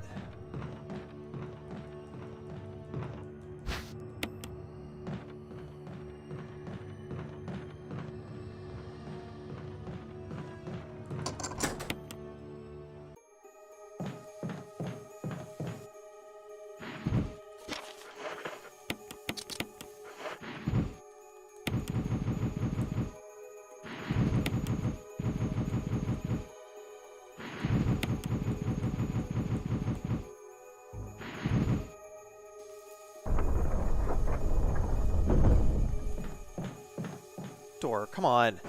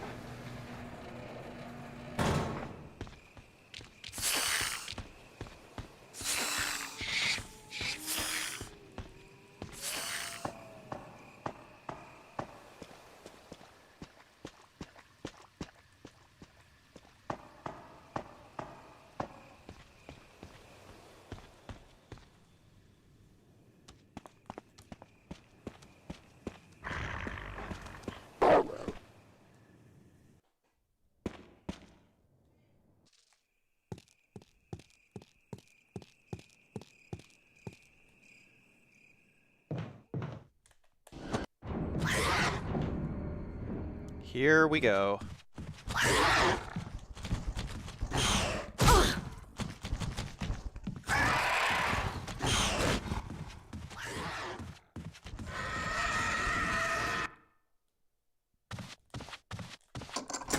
Not good, not bad.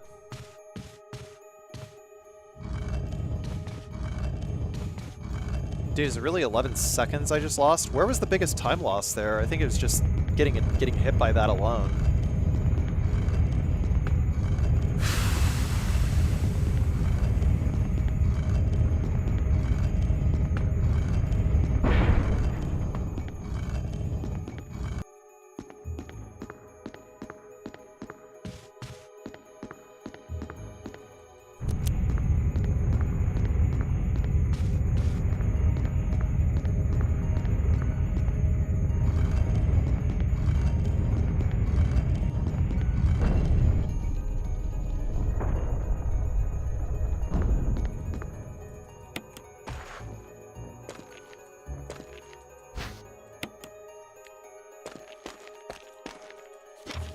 Not sure, Skull.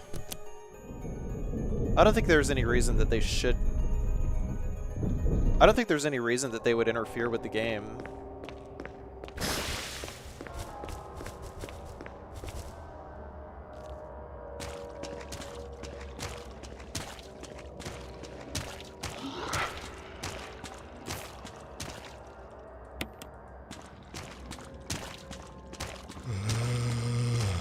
Wow. Fucking free, dude. Lucky.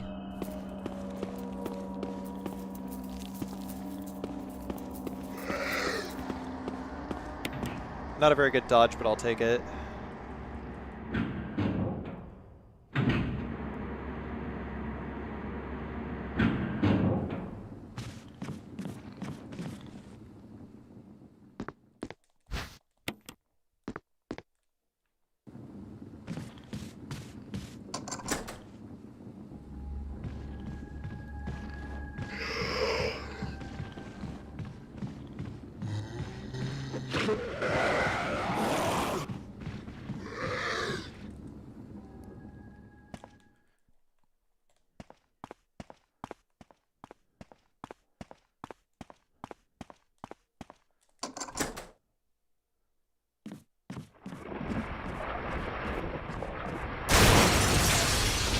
You don't get those acid rounds.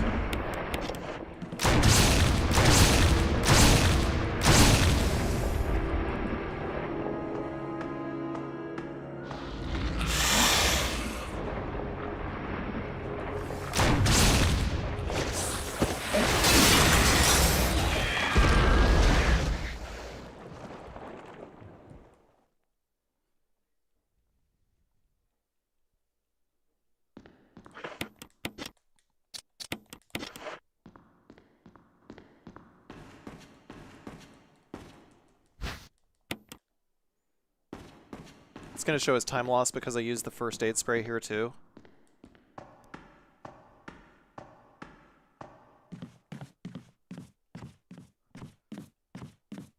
Man, I really gotta pee.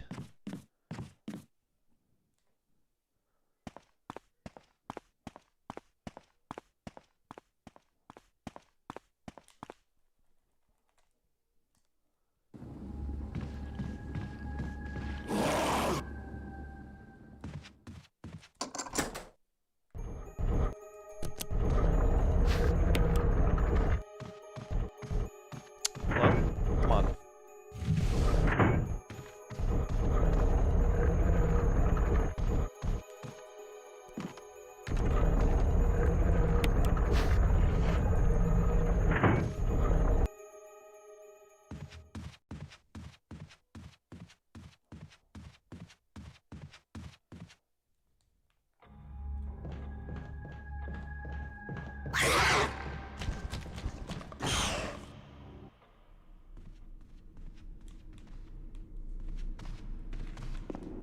Shit.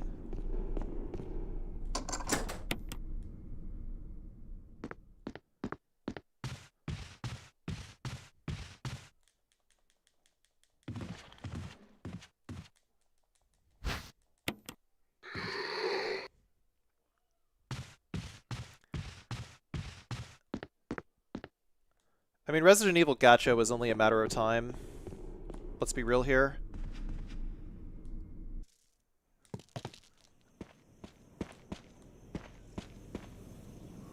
I'm just like not even gonna bother.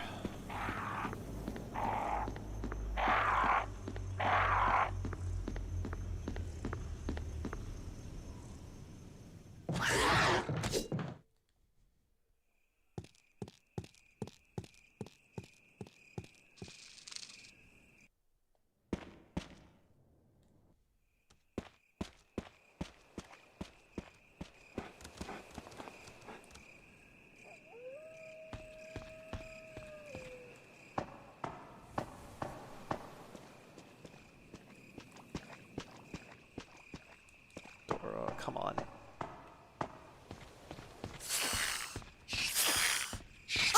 Oh! Dude, how have I just been... I keep getting bit on the screen.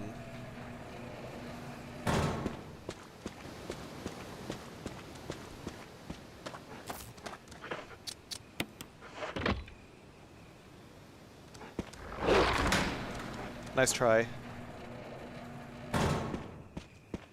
Don't do it. Thank you. Don't do it. Thank you.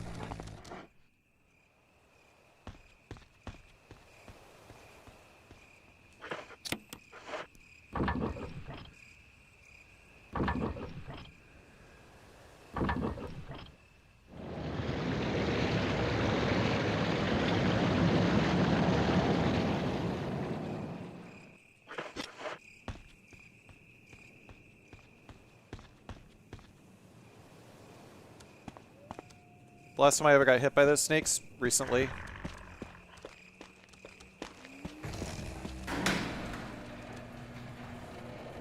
If you're speedrunning, you're gonna get bit by those snakes. Go away, dog.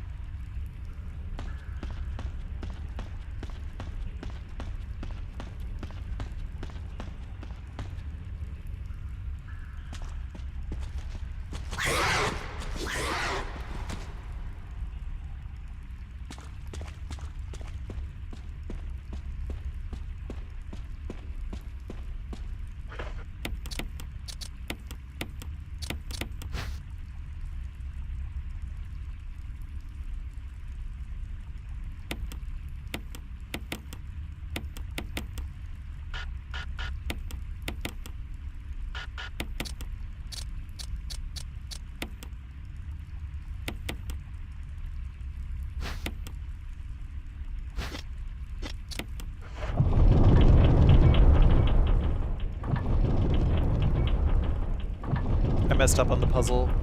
Bye-bye, bye-bye time save. All gone. All of my time save is gone.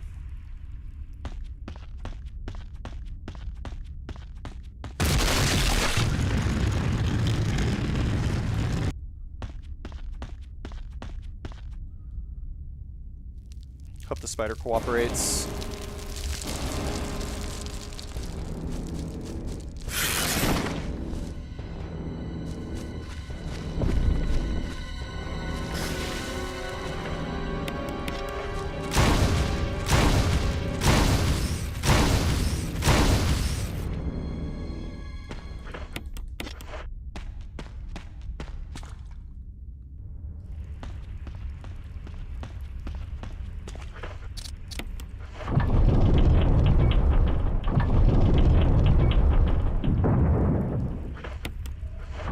Yeah, Devil May Cry is a difficult game.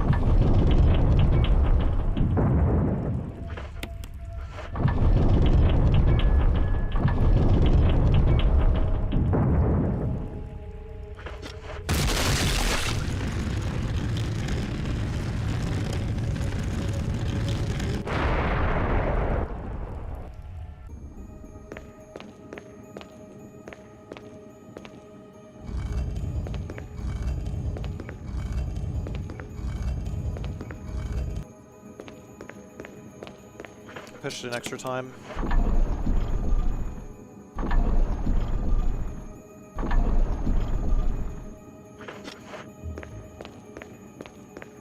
Oh, come on.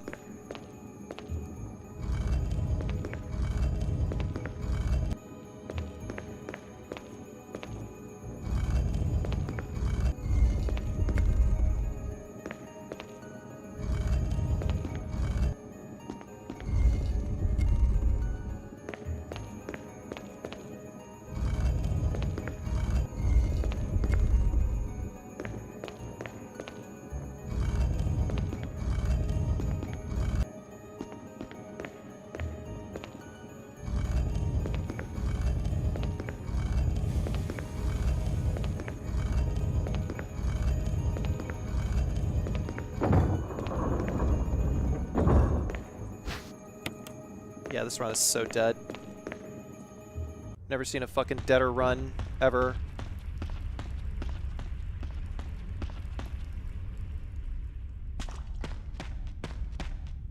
I can finish it. But that's as far as it goes.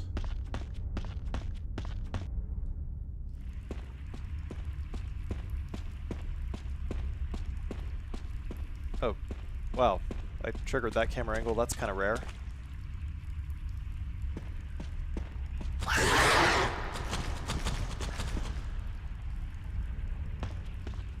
Where am I going?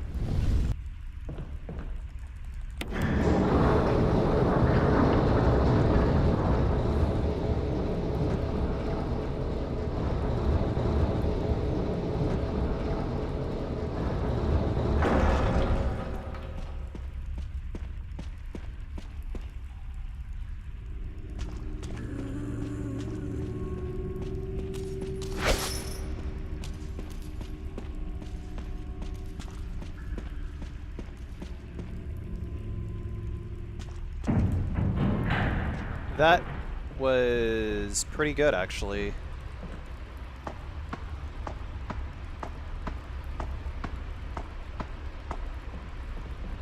Yeah, I play Pokemon trading card game.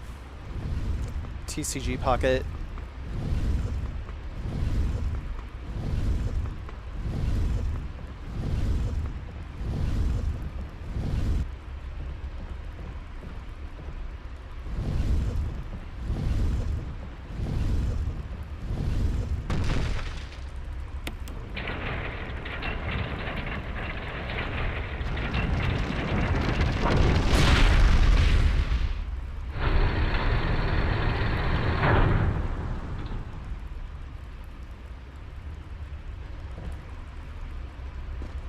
Am I ready for Thanksgiving? The question is Cracker Barrel ready for me?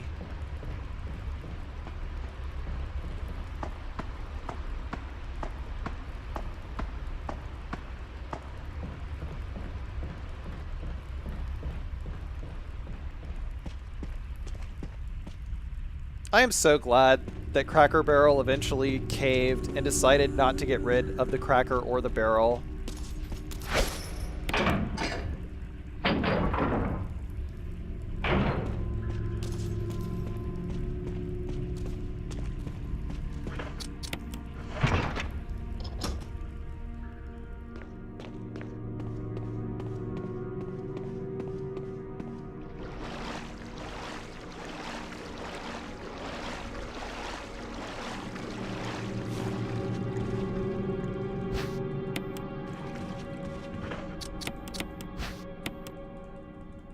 Hash brown casserole?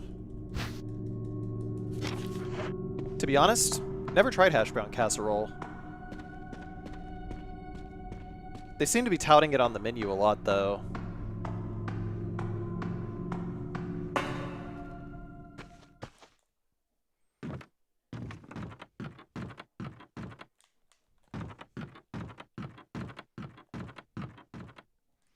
What's a Cracker Barrel? So Cracker Barrel is a chain of restaurants in the United States that serve home-style cooking. So, you know, like chicken, like mashed potatoes, and, you know, shit like that. Shit like you'd find normally on, like, your dining room table, except sometimes maybe a little higher priced, but generally pretty okay. There was a bit of a kerfuffle recently where the new CEO of Cracker Barrel tried to reinvent the logo, which has historically had a cracker and a barrel on the logo.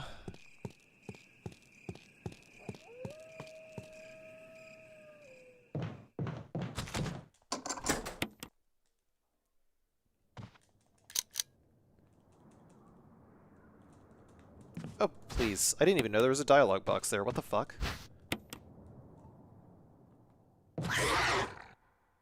What happened with that? Basically, they were about to get rid of the cracker and the barrel. If you look at the logo for the Cracker Barrel, you can see that there is a cracker and a barrel.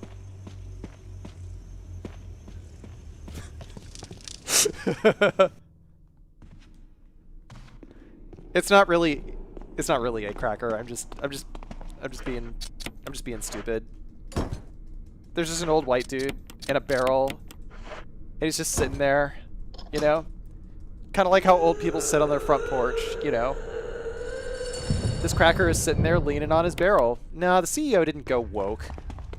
The CEO just tried to change the logo to make it more quote-unquote modern without realizing that, you know, doing the whole minimalistic logo thing was not smart.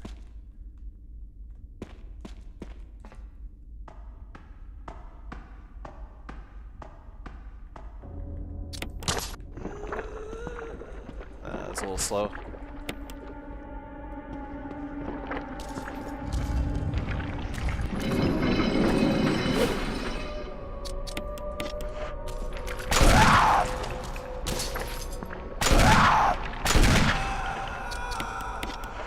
Just trying to save ink, possibly. But we live in a paperless society now. Who needs to save ink? I think they were just trying to make the logo like they were trying for some, you know, for some psychological shit. Like I've seen it before. Like, you know how every logo has just like trimmed down to like 2 colors and really simplified, like less angular fonts, you know, like that kind of thing. That's just it's just fucking it's not the woke mind virus, it's the LinkedIn mind virus. It was just some LinkedIn crap.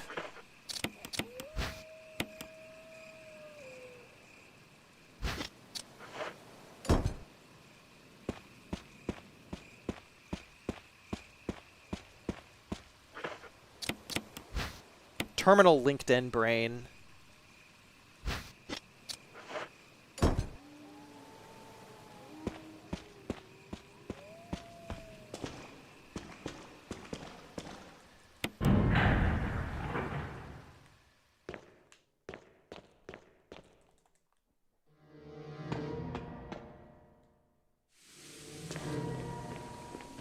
But yeah, no, everyone knows that logo. It's a famous logo. Oh god, I just saved a few more seconds here. What the fuck? That's pretty good. Not even a few more seconds, though.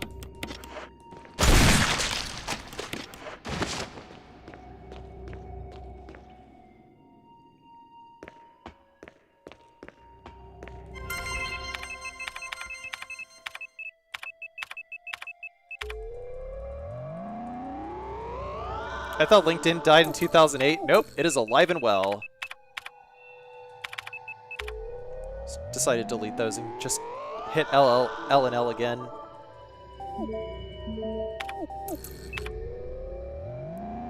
Cracker Barrel is full of white people. Yes! It is a barrel full of crackers. Ha ha ha ha ha. It is very much a Caucasian occasion. Yeah, they do have a gift shop inside, too. The gift shop is pretty sweet.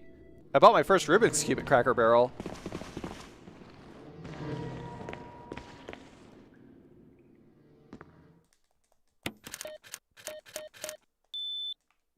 Yeah, they got a gift shop.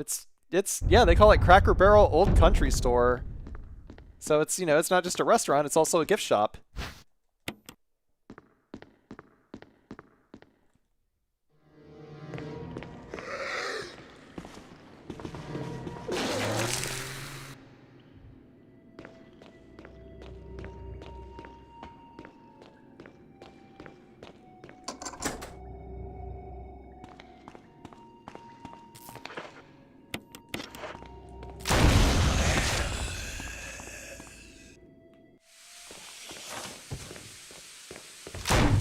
Uh-oh.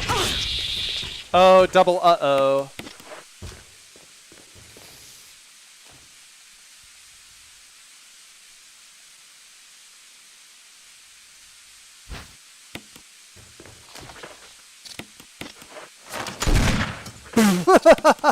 Fuck off! No way, dude. Alright, well I guess I gotta practice dodging this bitch anyway.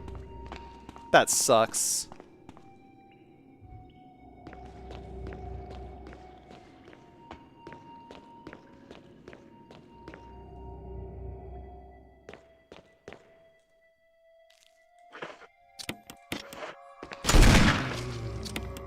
I just used my last bullet. I'm so dumb.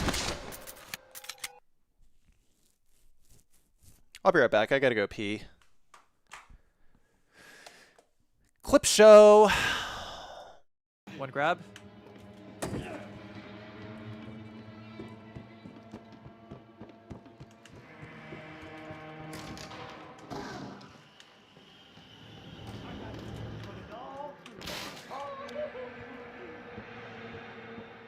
Oh shit.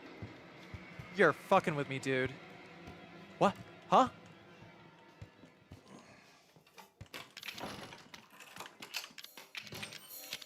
Hail Mary. Hey, Mr. X, want to see another magic trick? Fuck! There's no other way. Oh, fuck. What the fuck?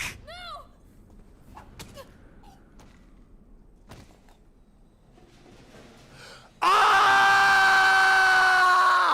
Knew you couldn't pull. Fuck everything!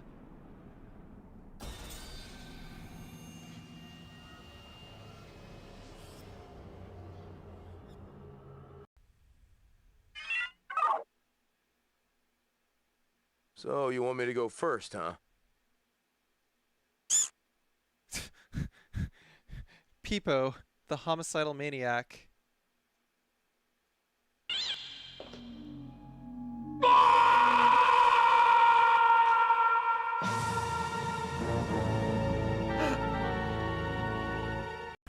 I'm probably gonna regret this. Here we go. We did it.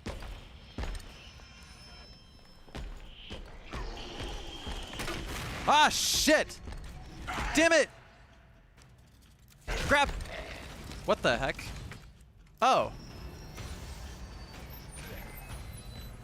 Nemesis just fucking Mr. X just punched him out of the way for me. Jesus Christ.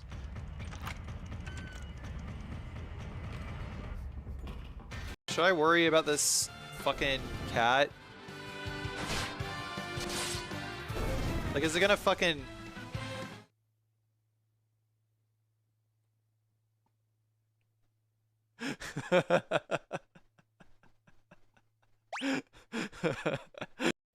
All available Bernies report to the bottom platform for group masturbation.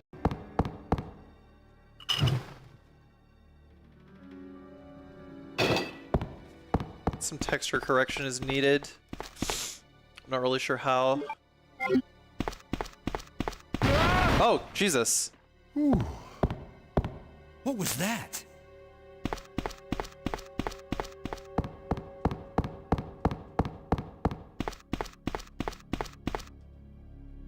Well, that was interesting. Line gun, secondary fire, and stasis are your friend. And so is selling ammo. So is selling... Oh.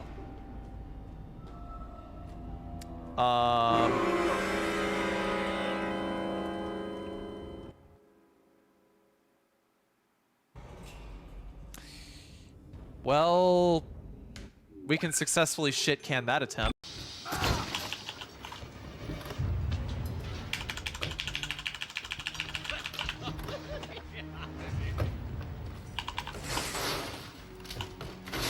Excuse me?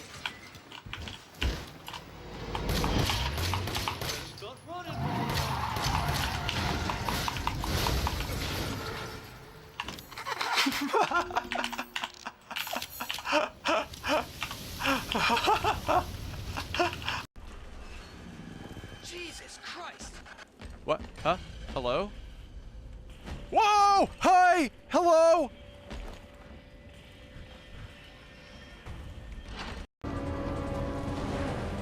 Hang on, sweetheart.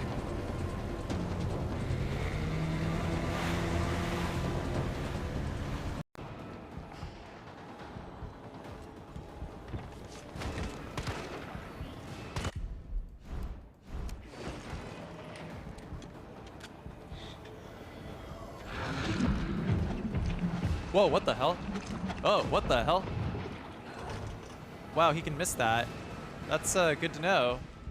And he can still swing that shit through the wall.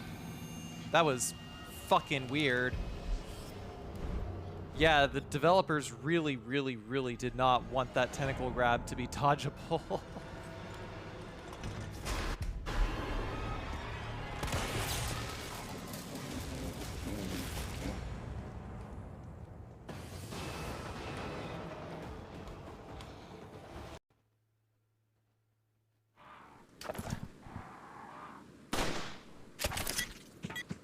What the? Huh? What?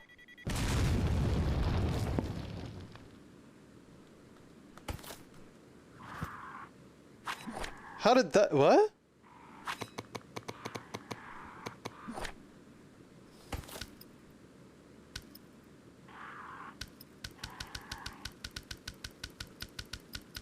I'm confused. What?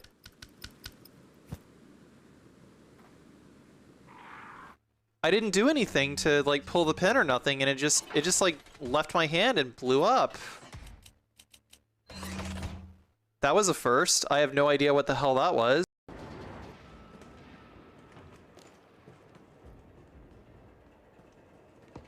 What? What? Huh?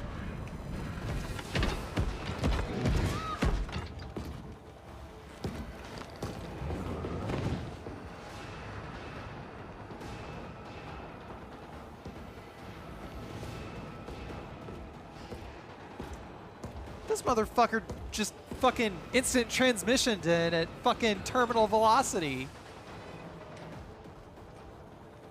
What the fuck? It's like, huh? Although I'm not gonna lie, I would probably lose my boner pretty fast if she was like, you know, dropping a massive deuce before we got busy, you know?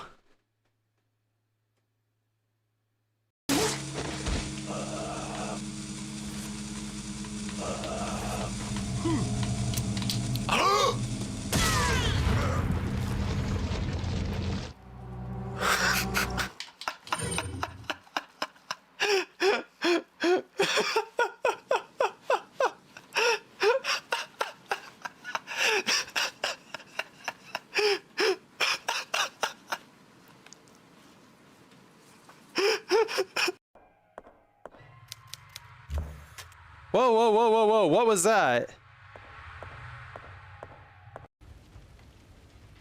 Well, hopefully they stay right fucking there, dude. Jesus Christ. Oh. Oh. Let's check it out. If someone buys it for me on Steam, then I will definitely play it on stream. 6 minutes until detonation.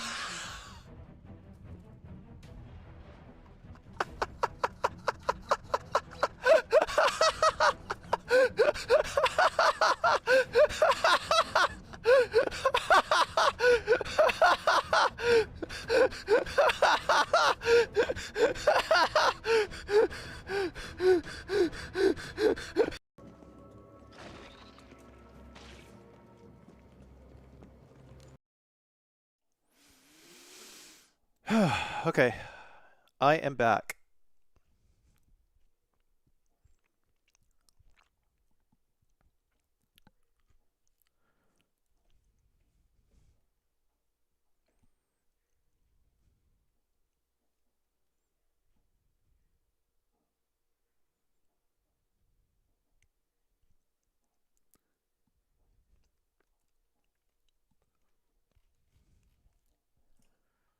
So let's see here. Yep, those are definitely Those are definitely my favorite clips that have ever been clipped.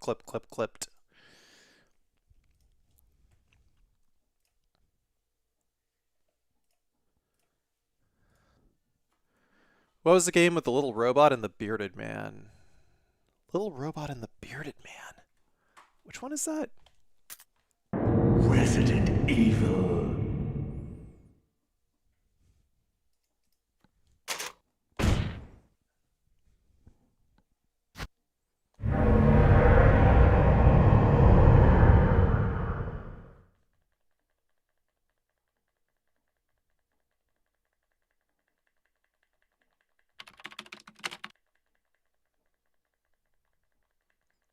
Oh, Overblood.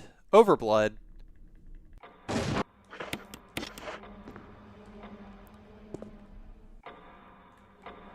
The one where he falls and he's like, blah! Yeah, that's Overblood.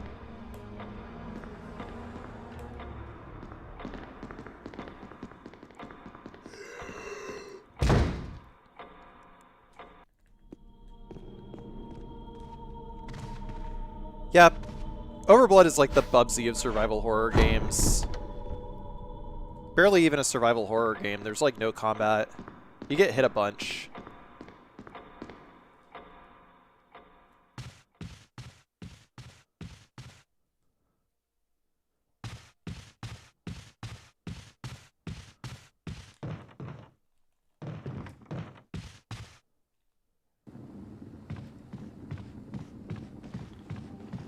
I'll definitely play it someday.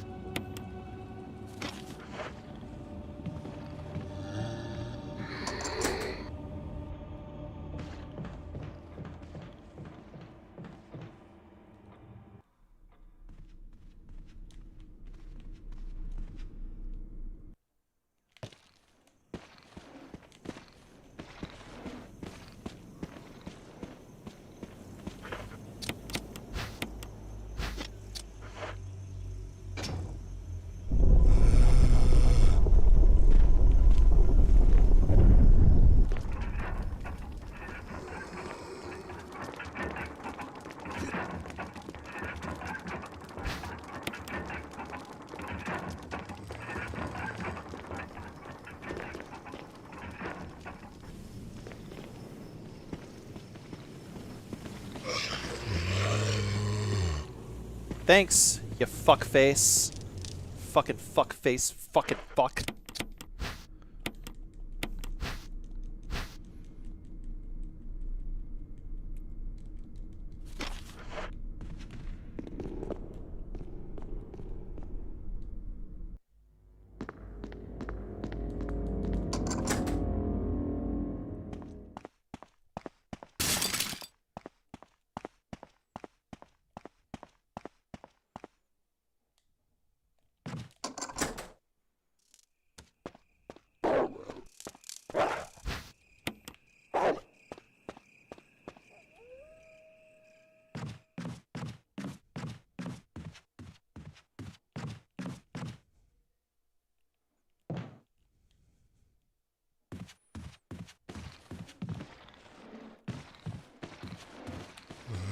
Come on.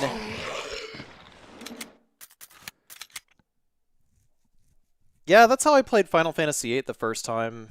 Was I convinced my mom to let me rent a PlayStation and Final Fantasy VIII from Blockbuster.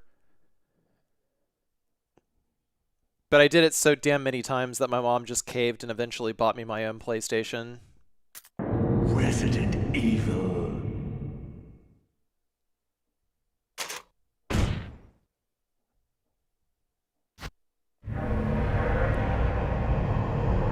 I lived in 2 separate houses because my parents were divorced.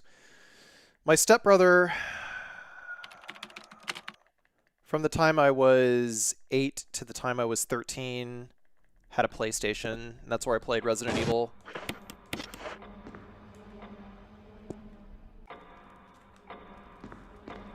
But I played the PlayStation so much that eventually they gave me my own PlayStation. And because I couldn't exactly bring these things over to my mom's house,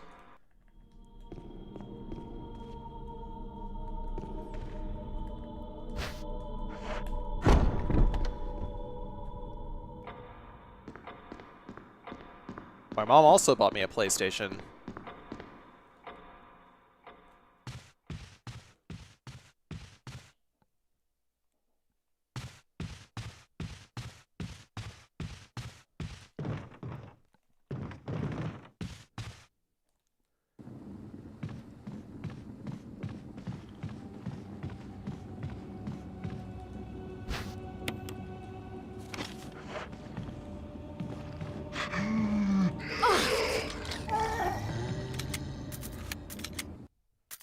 Resident Evil.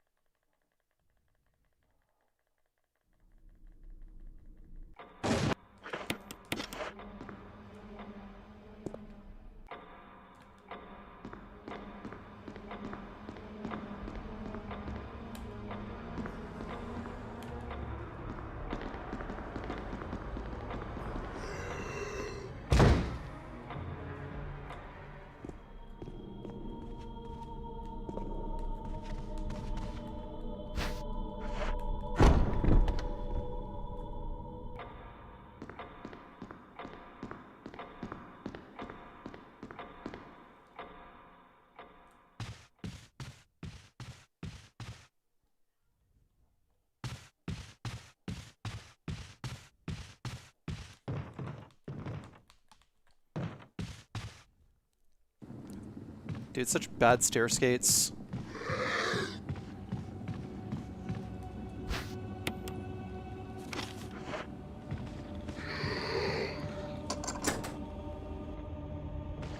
It's a bad angle of approach, so I lost a few tenths of a second.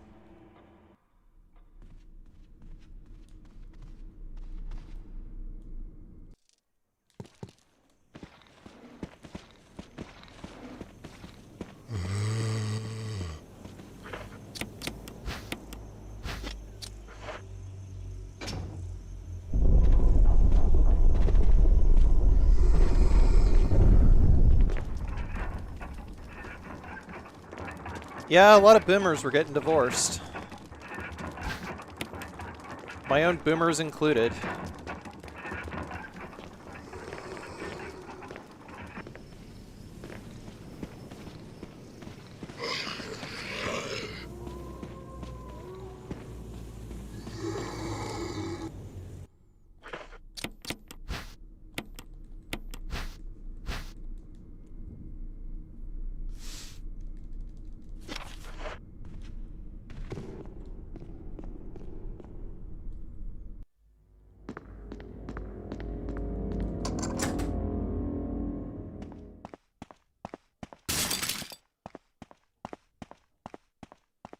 Nice, Metroid Pro.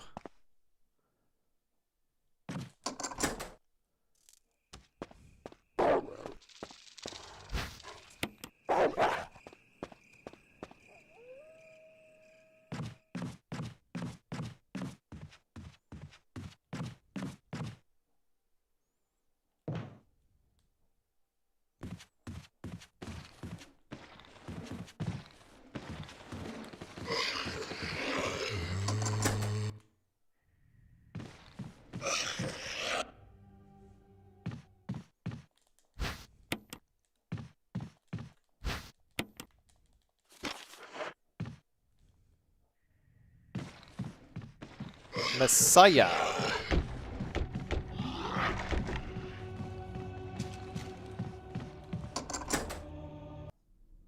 LAS 60. Leon A standard 60 FPS. PS5.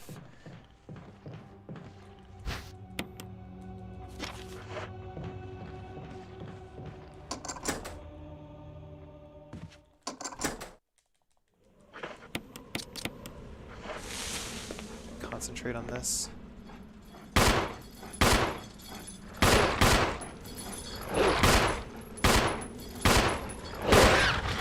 Oh, interesting.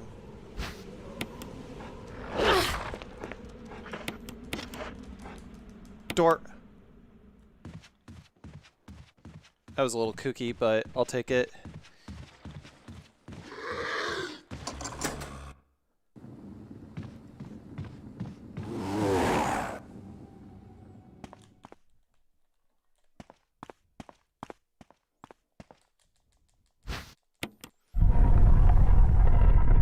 Yeah, I rarely see that, but overall it's like not the worst thing in the world, I think.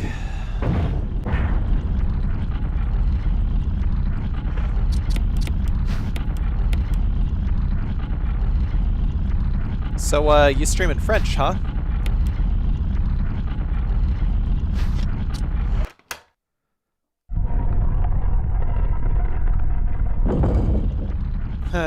Oui, oui. Haha, oui, oui.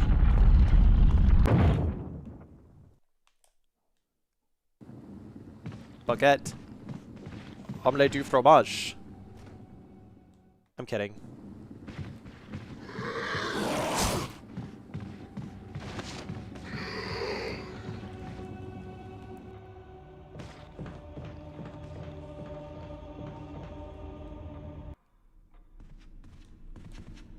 Well, yeah, I was asking you. You stream in French, so you are French.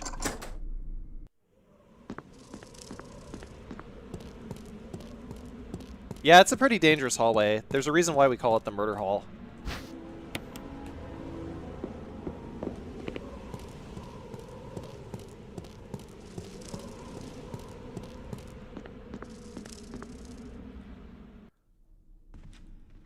Oh. Ate my input. Thank you, Martinez, for the follow.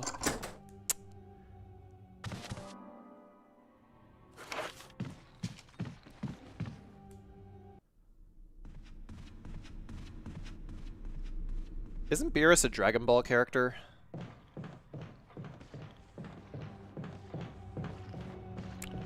Can never keep Jill moving straight. Dude, I've already lost like 1 second with all these inputs getting eaten. Okay, well at least fucking MSS Eddie is on the stairs. There's a fucking moth on my goddamn neck. Get out of here.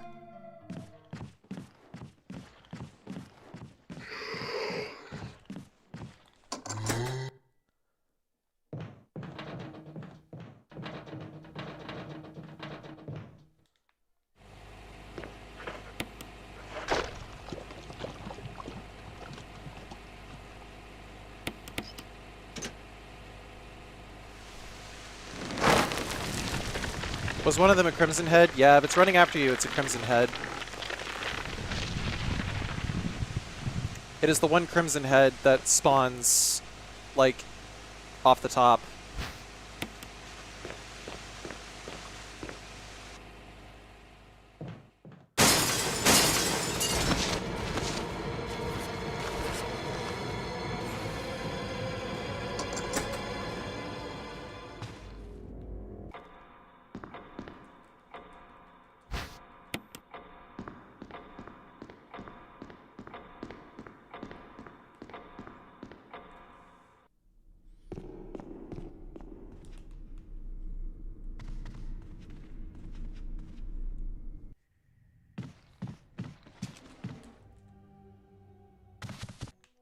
Oh yeah, it was the I don't remember what it was called, but I know about that show. It was hosted by like what's her name? Dam Dam? Yeah, Speed Game. That's what it was called. Yeah. I know about that one.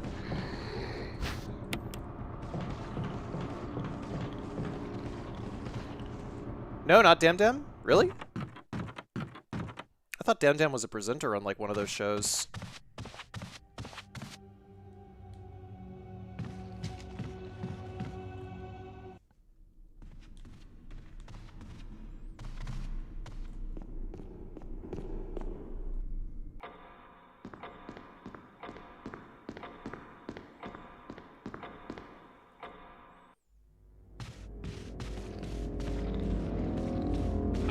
Shit.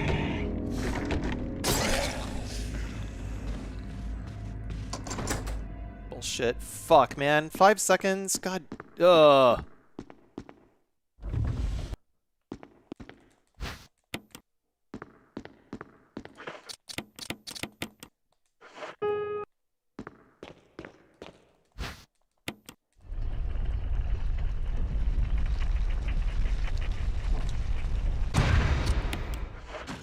I think I found this channel because you were watching your first speedrun or fastest run of RE3. Oh, yeah, that was my first... That was the first world record that I ever got. Was for the US version of Resident Evil 3.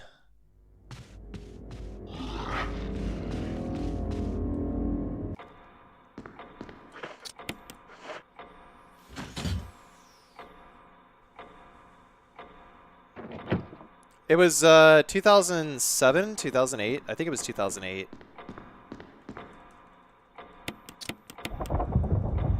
But I published that video in 2019.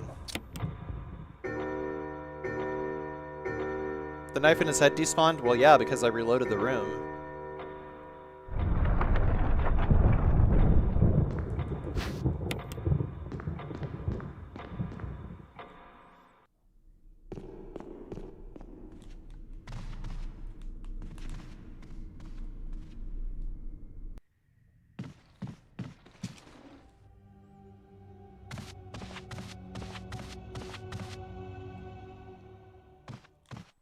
Hey, yo, Be Fresh Games, thank you for the raid. I'm getting a lot of raids tonight. Fresh raid, hell yeah. Be fresh.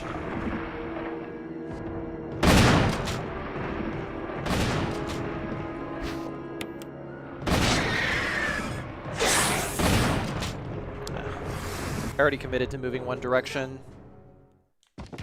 I don't think that there was a way that I could have actually made that room faster. Alright, can I make it this time, please? Fuck off!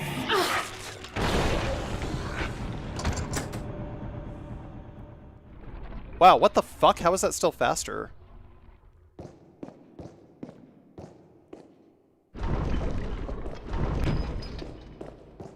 Not possible.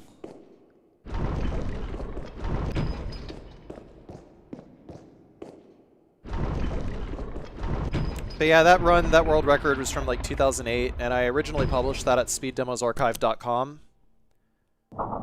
To this day, I still think that video is up there.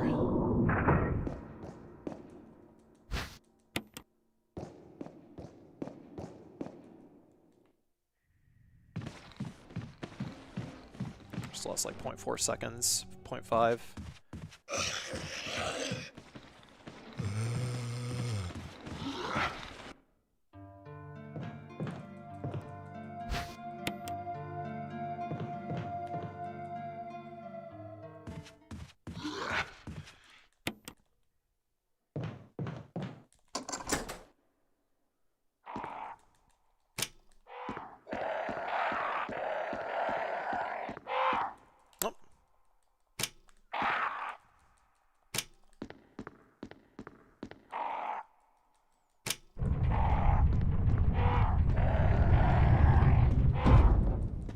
Only 2 more weeks and finally back home to Okinawa? Good.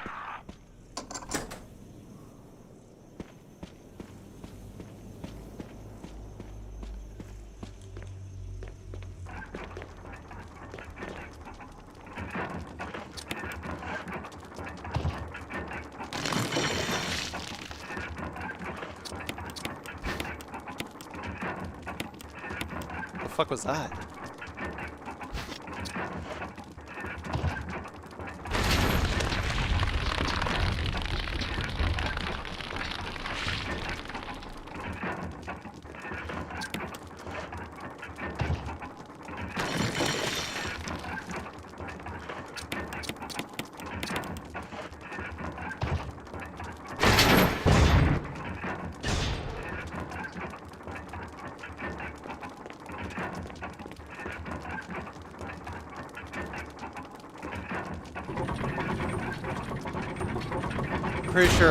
Pretty sure father-in-law likes the US KFC.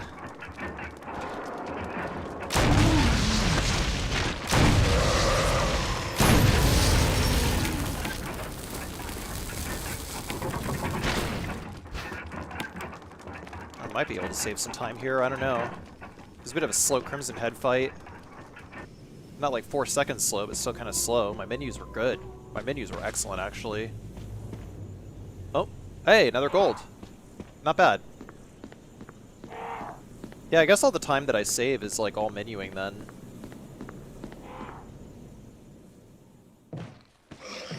God damn it. Oh, there goes the run.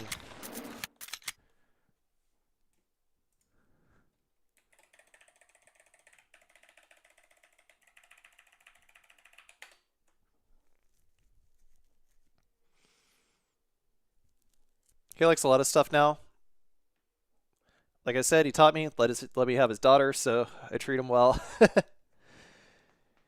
Yeah. I've made it a point to have a good relationship with the in-laws.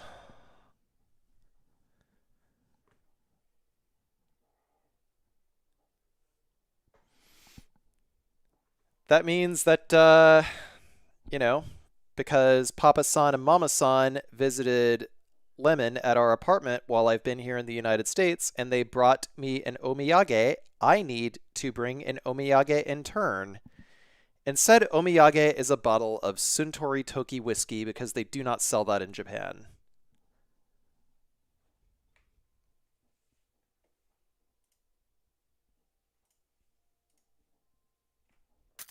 Resident Evil.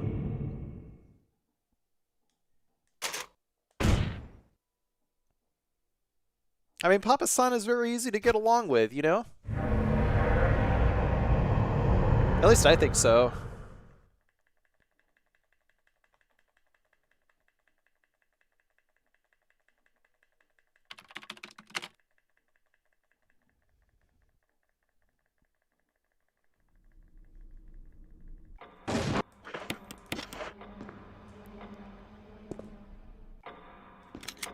Okay, see, this is what I'm talking about. Somebody asked earlier, I don't remember who asked, but what causes me to reset in the dining room? Basically what had happened was I had held up on the analog stick trying to get Jill to go back towards the door, but instead she didn't go towards the door when I held the analog stick, and she just moved like 90 degrees to the right. It's yeah, basically it's a major time loss for the first 10 seconds of the game.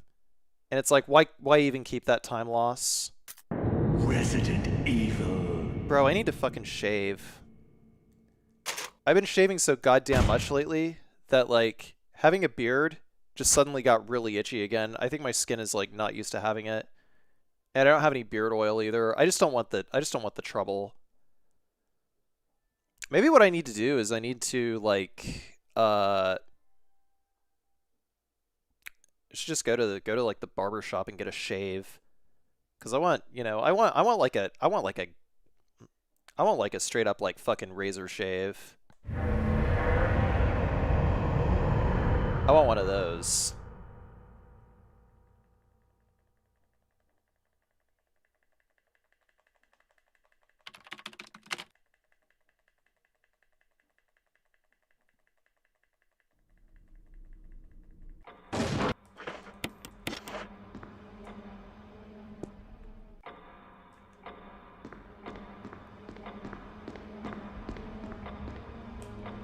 But how, balls and I dare you. What?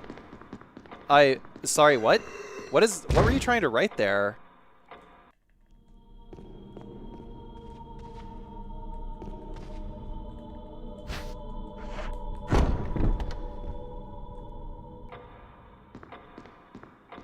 Yeah, you want to try that again, Metroid Pro?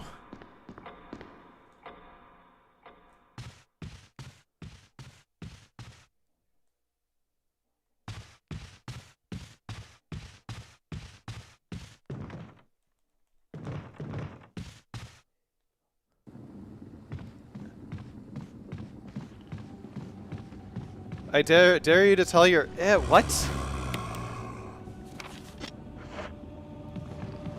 Hello? No, there's like no autocorrect. You typoed again. I can't read that. This damn phone shit, bro. Just get on a laptop, man. I'm telling you. Oh wait, no, that's right. You can't. My bad. Resident Evil.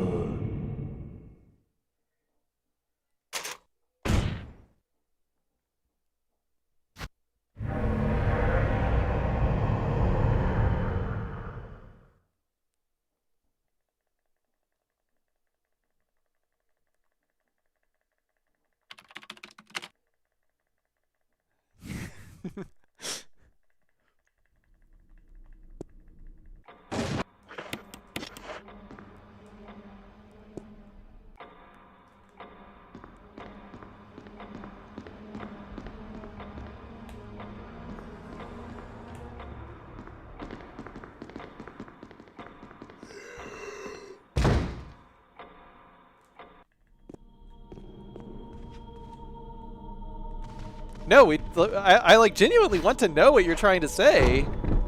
You just gotta slow down. And whenever you see a mistake, delete it and try it again. I know that's like a lot of effort, but it's like once you get used to it, you just like don't even think about it, you know?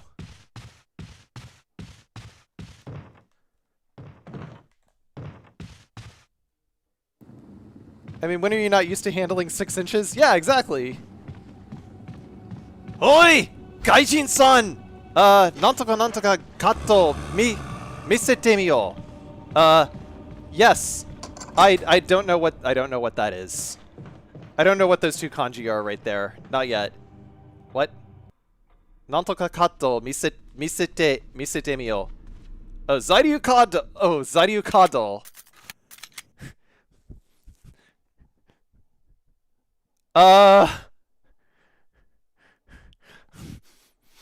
Moshiwake gozaimasen!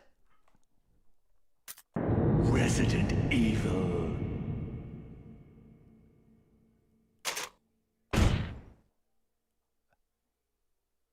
Oh, you wrote Gai Kokujin. I was sorry. I was like half looking. Yeah, I still don't know the kanji for Zairyu card yet.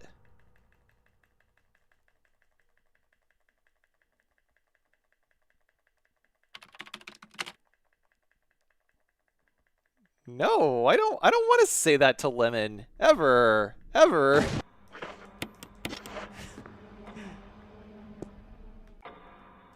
Hey, cheers, Kendo. Thanks for the 24 months.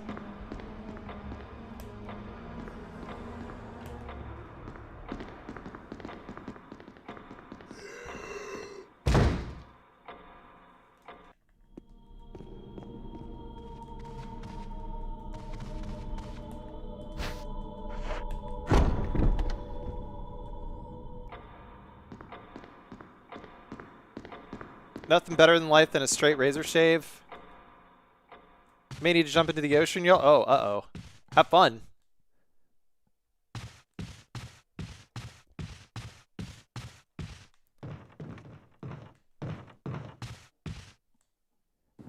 Make like Hulk Hogan and Thunder in Paradise.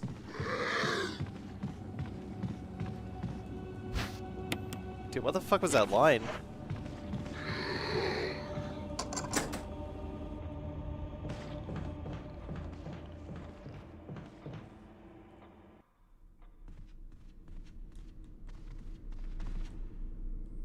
I did something like that to my wife, and what does she do? What does she say? You gotta tell us what she said. Don't leave us on a cliffhanger, man.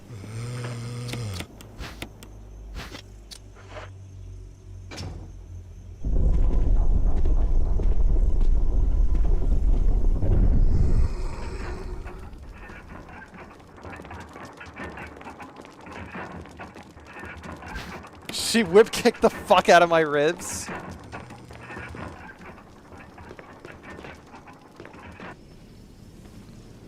Good Hatsuon.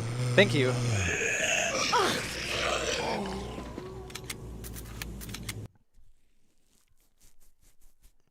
Resident Evil. My hands. My fucking hands. I've already been at this for like almost 5 hours. I think maybe after like a couple more attempts. Like if I can get one more good attempt off the ground, then I'll like continue it and I'll just finish it and then I'll just play something else maybe. Also, pitch accent is made up and I will always die on that hill. You don't need it. I will say that pitch accent does make your Japanese sound better. I think that there's more than one way to do pitch accent.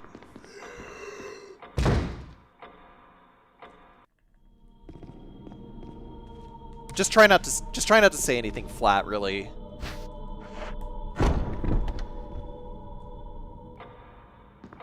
The Japanese don't even follow pitch accent. See, I thought so. I thought so. I mean, I just try to listen for like whatever inflection when using like certain parts of speech, maybe. I just don't want to fall into the pitfall of like how some people put like the wrong emphasis on the wrong syllable when they speak English.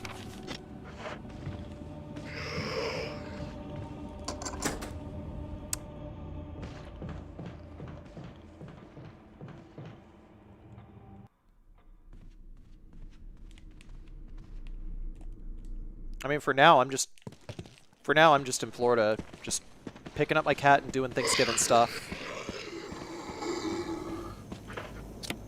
But I will be on a plane back to Tokyo next week.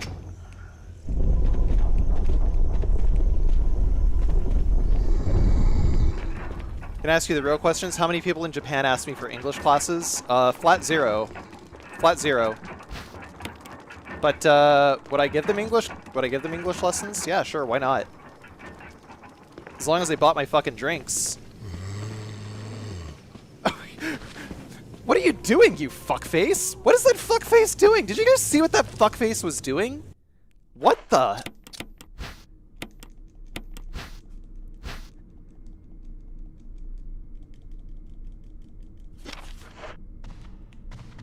Fucking fuckface Freddy. What's he doing today, man? Been there since 2006 and no one has asked me.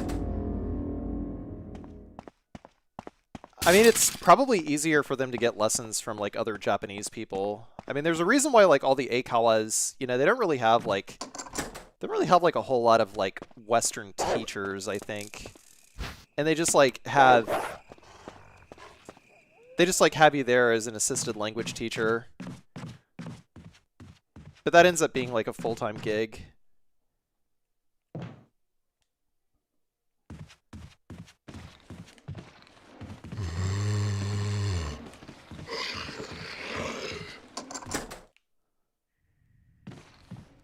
I knew that was going to happen.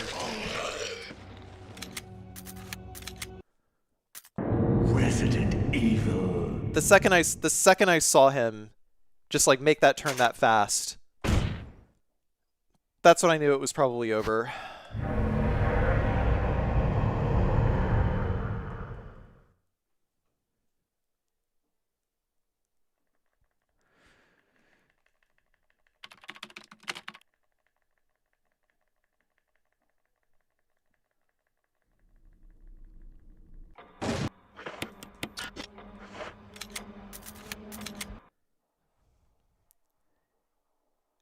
I mean, if you ever talk to anyone in, I think that reads Kanto Ben, you'll notice pronunciation for certain words is similar to Korean, with the elongated ends and talking like they have a mouthful of marbles. Tabun is the big tell for me.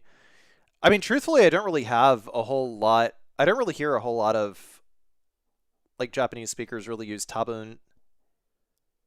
I mean, it's not, it's a word that I use a lot because I mean, I use the word maybe a lot, and I'm just like kind of transliterating my own natural pattern of speech to Japanese. But like I don't really I'll listen for it. I'll listen for it next time.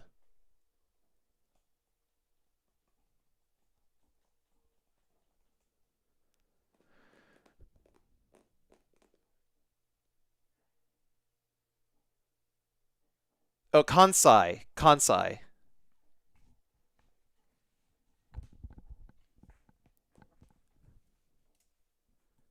Resident Evil.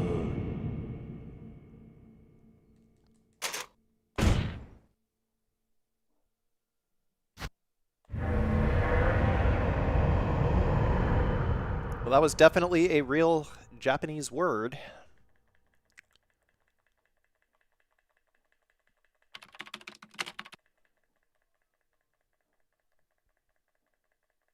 I hate the new clip menu. We can't write fuckface. We can't title a clip fuckface.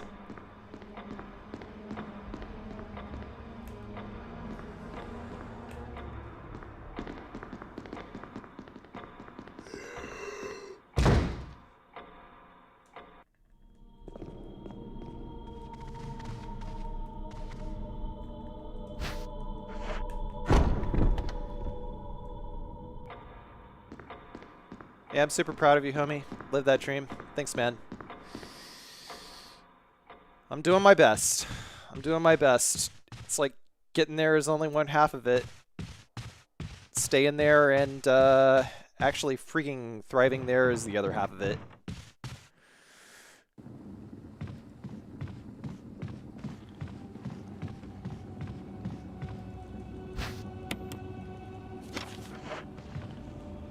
Ah, you fucking dick.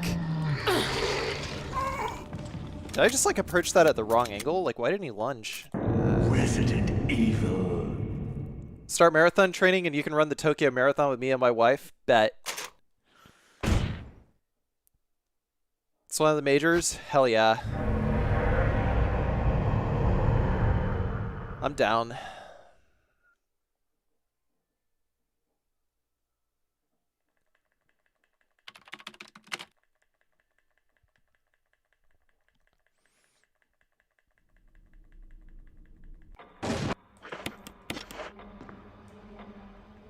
Yeah, Metroid Pro, come out to Tokyo. I would be happy to meet you and yours.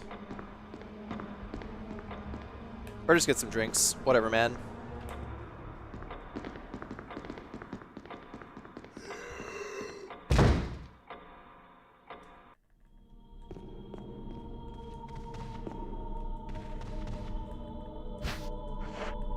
Yo, thank you, Doc. Thank you, Doc Swallman. Mental Monkey 1984 with the follow. Thank you very much.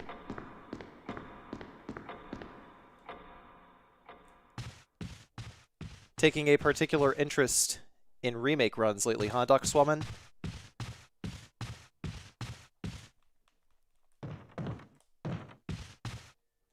I keep fucking fumbling the ball. But I'll get it, man. I'll get it. I'm getting there. I'm getting there.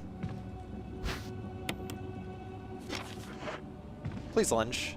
You fucking dick. Okay, that's fine.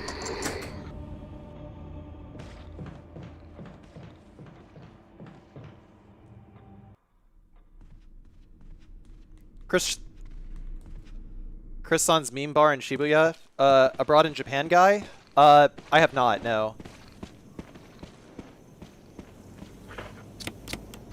I was made aware that he was living in Shibuya fairly recently because I actually really funny story, Kendo. You know the blonde-haired guy on TikTok, the Kyle Metcalf guy, who's like interviewing people until he gets fluent in Japanese, that guy?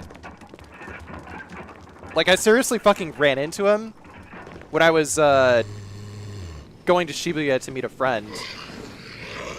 And I'm like, "Hey, you're the Instagram guy. What's going on?" And you know, we just like talked, walked for a little bit. And he just like told me that he was going to go meet Chris Broad, and it's like, "Oh. He actually lives here? I thought he lived in like fucking Sendai."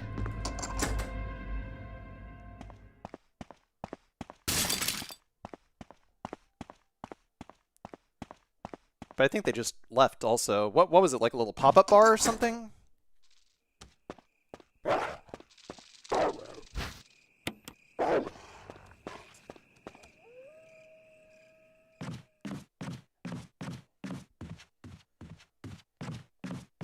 Yeah, I'll link him to you later.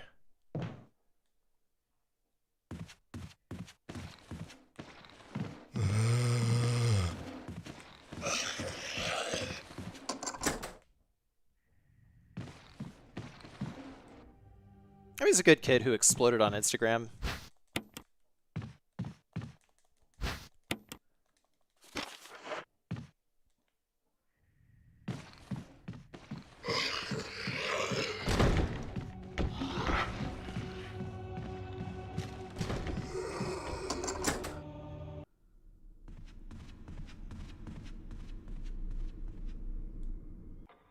Oh, that's interesting. Yeah, Lemon hasn't actually been to Hokkaido yet.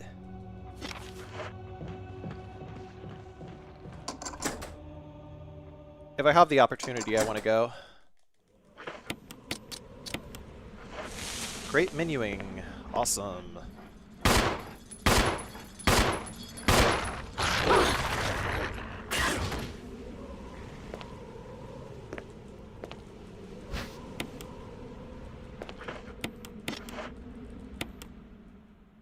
Little time save there is actually okay.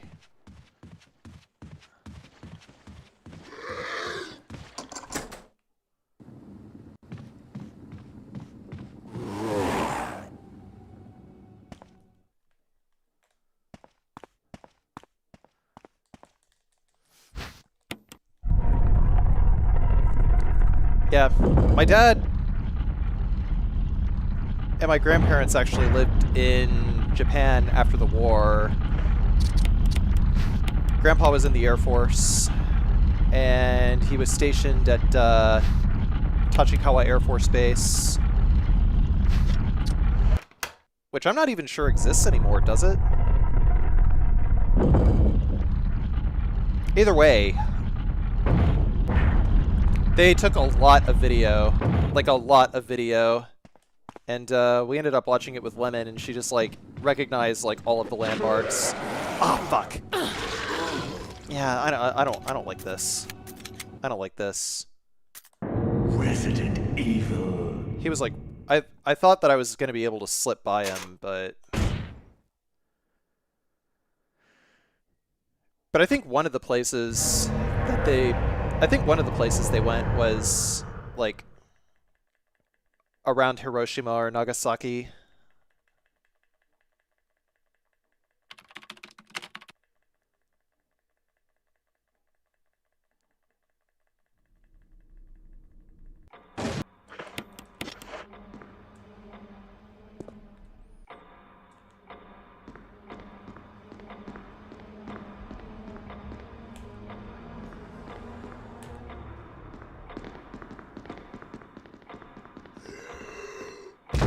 Only been in an airport in Japan? Oh, damn, really?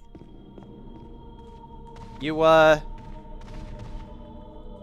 gotta get out next time. Oh yeah, you used to live in Korea, didn't you? I think I remember something like that.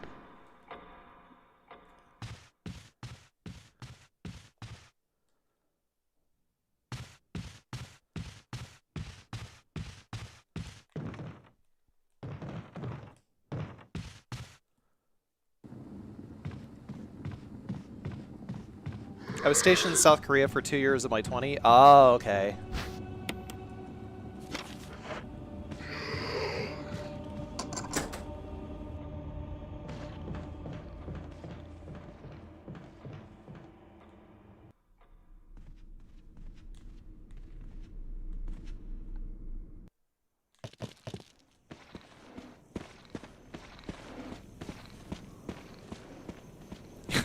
Man, the very first day that I was in Japan, actually. No, it was like the second day, actually. I was like wandering around in like Dotonbori in Osaka because my friend lived there and I was staying with him off and on. And like there was a kid, you know, maybe about like maybe like a few years younger than me. I was 25 at the time, and he's like, "American dog," and I was like I wasn't like mad or upset or anything. I was like, and then I just kept walking, and then I just started laughing. Like I was like, "Whoa, dude, that actually just happened." Resident Evil. Yeah, I know. I was caught the fuck off guard, dude.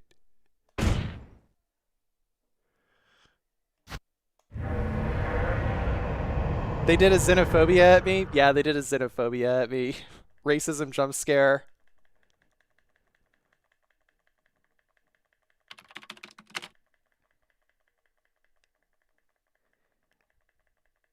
No, it wasn't a Noji-san. It was seriously a kid. Like he was like probably still in fucking high school.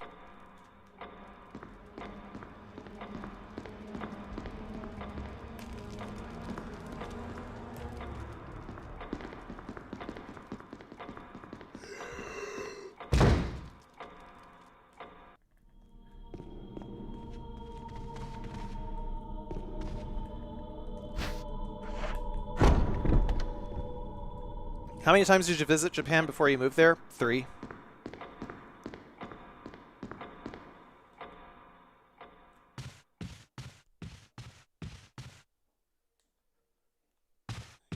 Caught the shiny Japanese racist.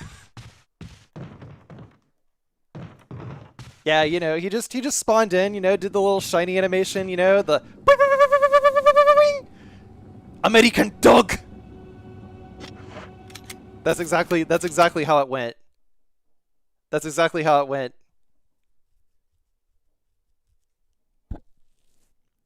Resident Evil. Carsey ran away.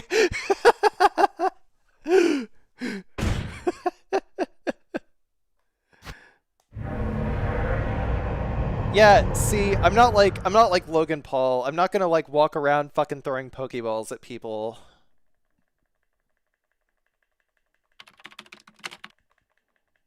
Because I actually have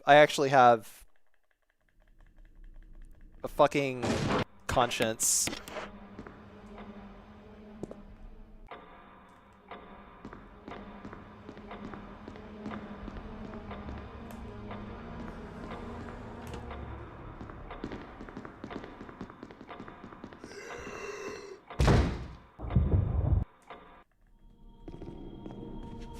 The Cricketoon cry?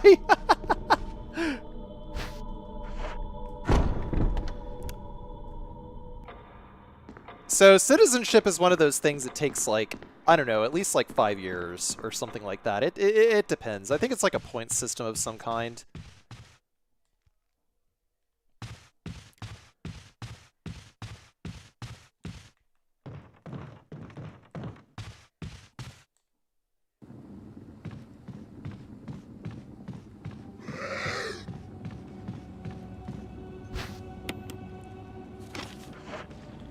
Lunch, please. Thank you.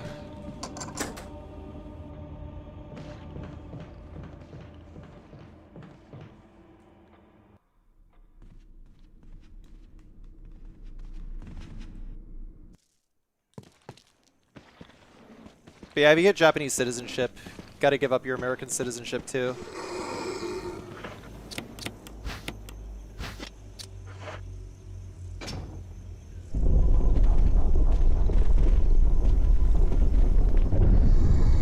I mean, if you're a resident, you can stay there for a year.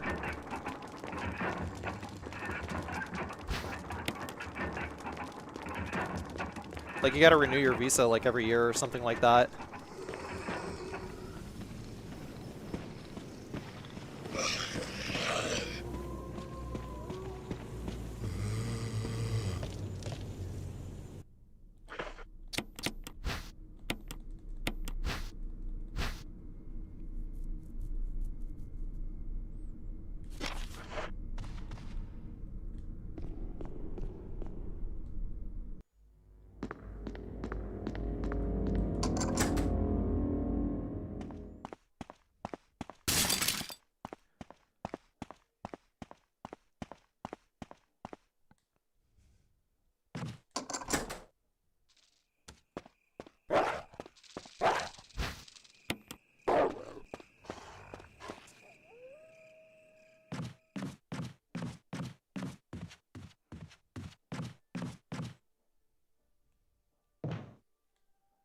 Obviously, all white people are Americans. Correct.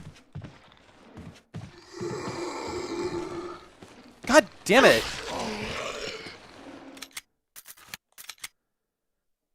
The giving up citizenship thing is a meme, very unenforced. Interesting.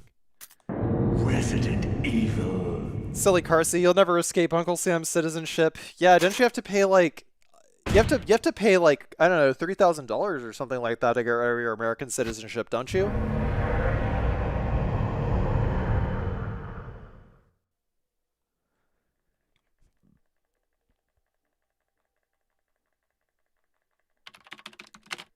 But yeah, it depends on the visa.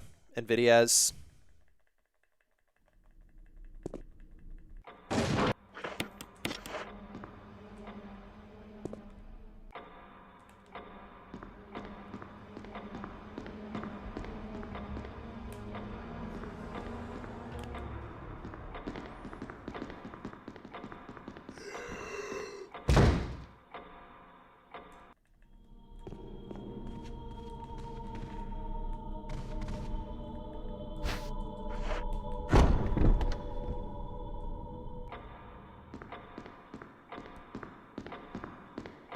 I mean, it is definitely a subject of ongoing debate.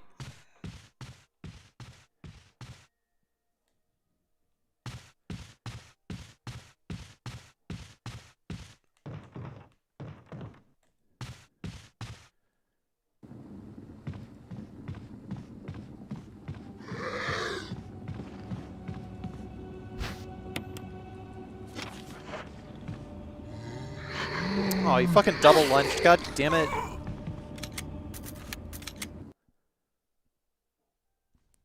Yeah, I think I'm done for now. Let's play something else. I want to continue that Half-Life playthrough that I was working on before, that Half-Life 2 playthrough.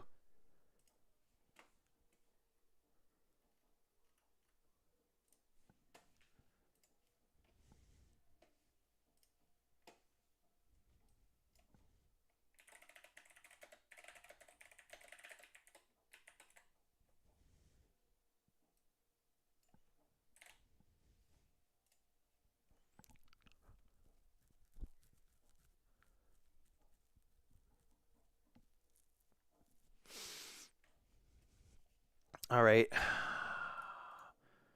me shut that.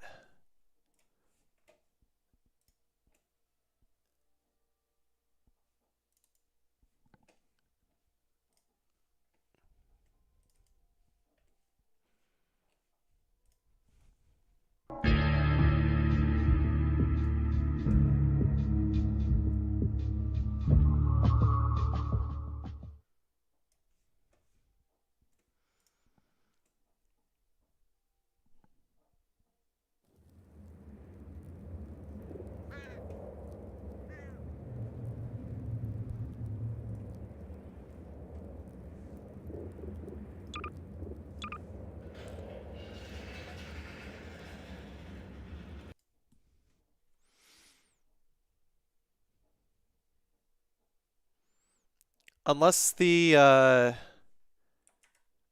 what the, hang on.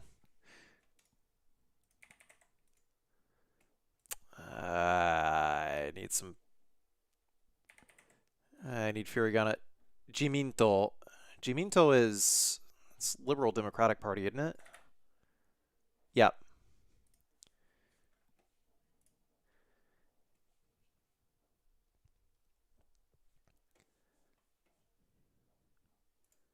Unless the Jiminto ever loses power, they won't while the boomers are alive. It won't be addressed. Yeah. Okay. I'll take you down to Eli right away. He would never forgive me if I kept you waiting.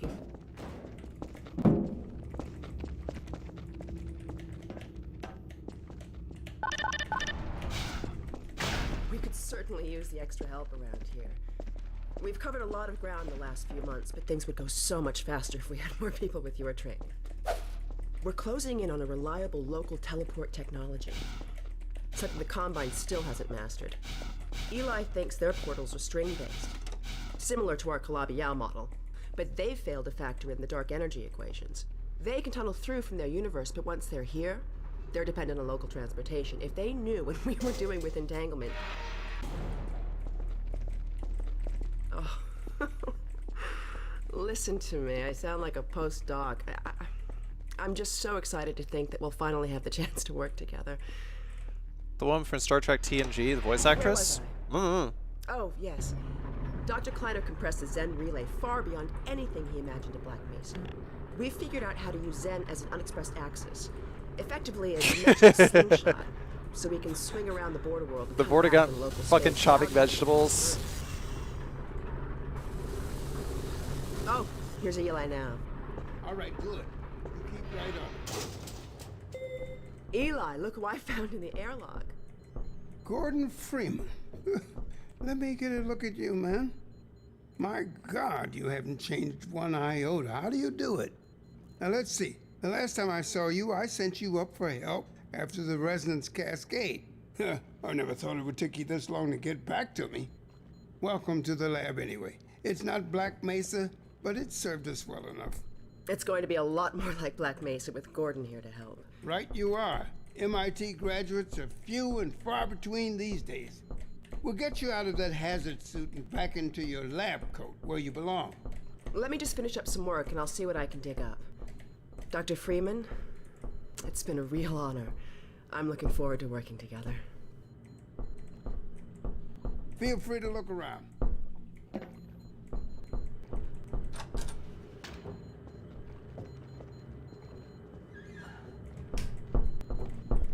The Eli almost Vance got that has portal earned our working trust. again. But I wouldn't blame you if you didn't volunteer for the next trial run. The Eli Vance was our first collaborator. The Eli Vance almost perceives the all-in-one. The Eli Vance is indispensable to the liberation. We are pleased that the Eli Vance thinks so highly of the Freeman. Oh, Gordon! The Vortigaunt said you were here. I can't believe you made it so quickly on foot. I believe he broke your record, honey. Well, he earned it. Oh, I no, guess you you're good, proved Kendo, you you're can good. handle yourself out there. There's nothing Gordon can't handle, with the possible exception of you. Dad, I'm just like please. half paying attention to the story right now. Jaminto is a word you'll hear a ton when you listen to Geekai debates on Japanese news, so it's a good word to know. I'm not sure that I've ever actually seen Take a look at this, Geekai. Gordon.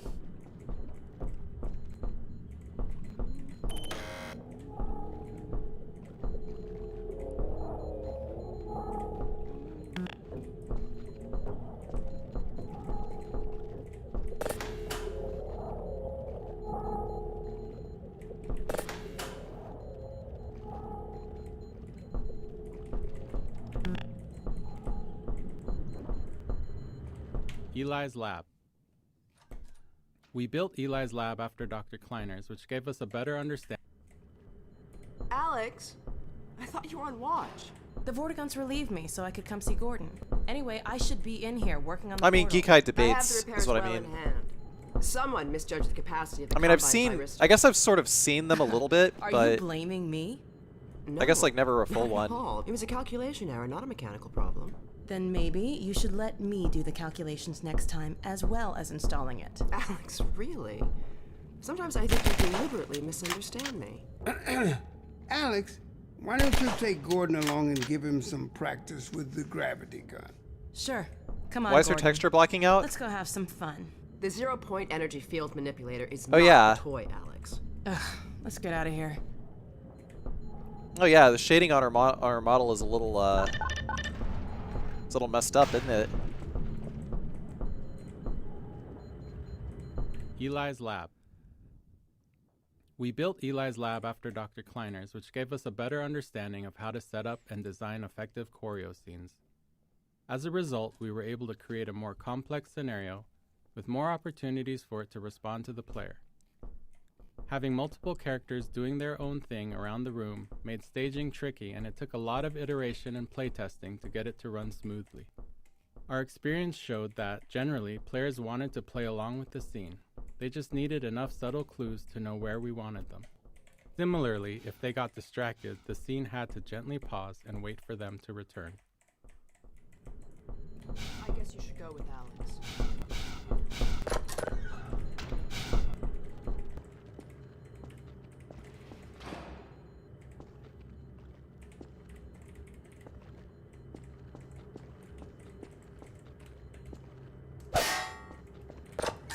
Go with Alex, Gordon. She'll look after you. Busy listening to commentary. Shut up. Bugs and pickups. Sometimes even little things can be a nightmare to get working. For example, getting a character to hug another character, or even more simply, just to pick up an object from a table, can cause a lot of issues. Even worse, in our dynamic environment, where the characters and objects aren't in preset positions, and the player is running around getting in the way, these require a level of synchronization that can be quite tricky. They're made harder because humans handle them without thinking. As you're moving to the table to pick up a cup, you're doing all kinds of preparation with your body to get your feet and hands in the right position to be allowed to do it comfortably. Everything ready right when you get there. If you're moving in to hug somebody, you're both doing it at the same time, adjusting constantly based on each other's movement. To get these features to work in the game involved a lot of synchronization work, making characters aware of each other and the world, and at the same time, getting them to know more about their future plans. It's tempting to want to break up, pick up a cup example. Yeah, into Trump discrete Ditorio. steps. Walk to the table, face cup, pick up a cup, because it's much simpler that way, and it makes the steps nicely reusable. But that's how robots work, not humans.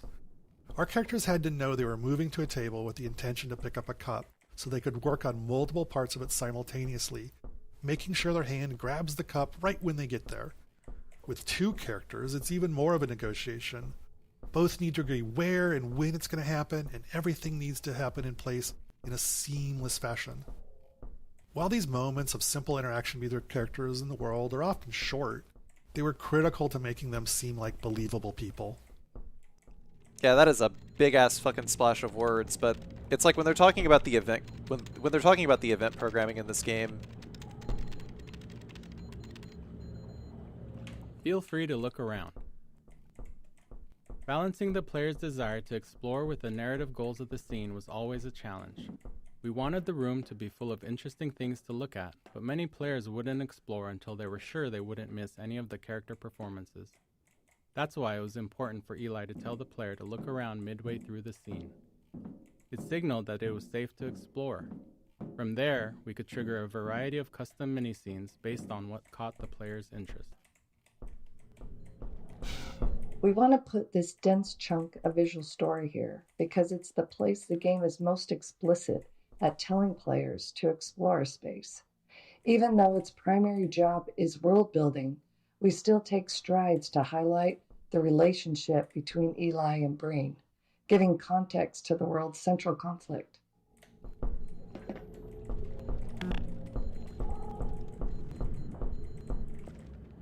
Half-Life 3 is coming soon, guys. Trust. So I see you've met Dr. Mossman. She's one of the main reasons I spend so much time outside. You should hear her drone on about how it should have been her in the Black Mesa test chamber that day. I'm sorry, I shouldn't be talking behind her back. It just gets a bit claustrophobic down here.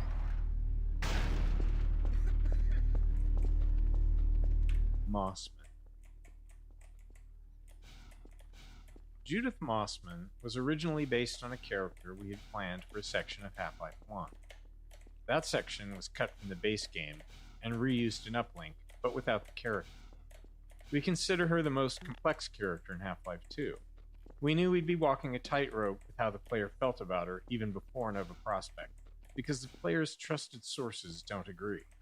Eli likes her, but Alex doesn't. We recognized there was a limit to how much complexity we could pull off in relationships, but we felt that a stepmother-daughter dynamic was something players would understand. Whether or not you agree with Mossman, she's doing something heroic. She risks being a double agent to get the information she needs to protect Eli and Alex. She just didn't plan for Gordon. Yeah, see, I didn't really understand, Mossman's angle in the, in Half-Life 2. Also, Mark Laidlaw, Was he the writer for, all of Half-Life? I think he was. Like, I've heard his name before.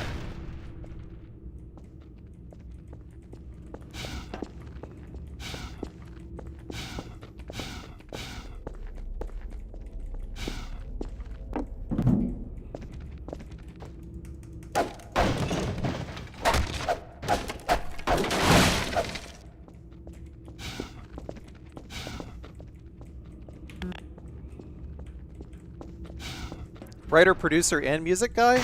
Oh wow. He didn't even know how to do music? Wow, that's wild. So, here we are. Knocked it out of the fucking scrapyard. park.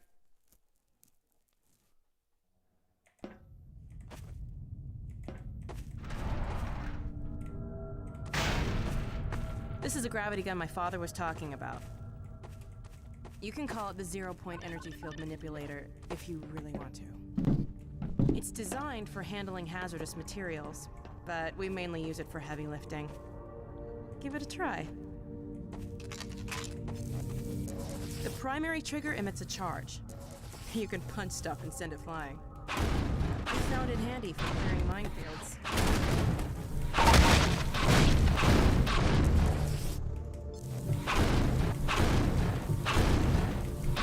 Secondary trigger lets you grab things. You can throw them with the primary. Once you pick something up, you can drop it gently by pressing your secondary trigger again. Pick up some stuff and toss it.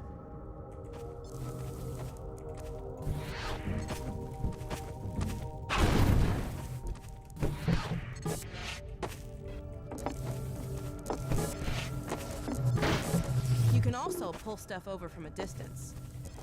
Try grabbing those barrels from that ledge up there.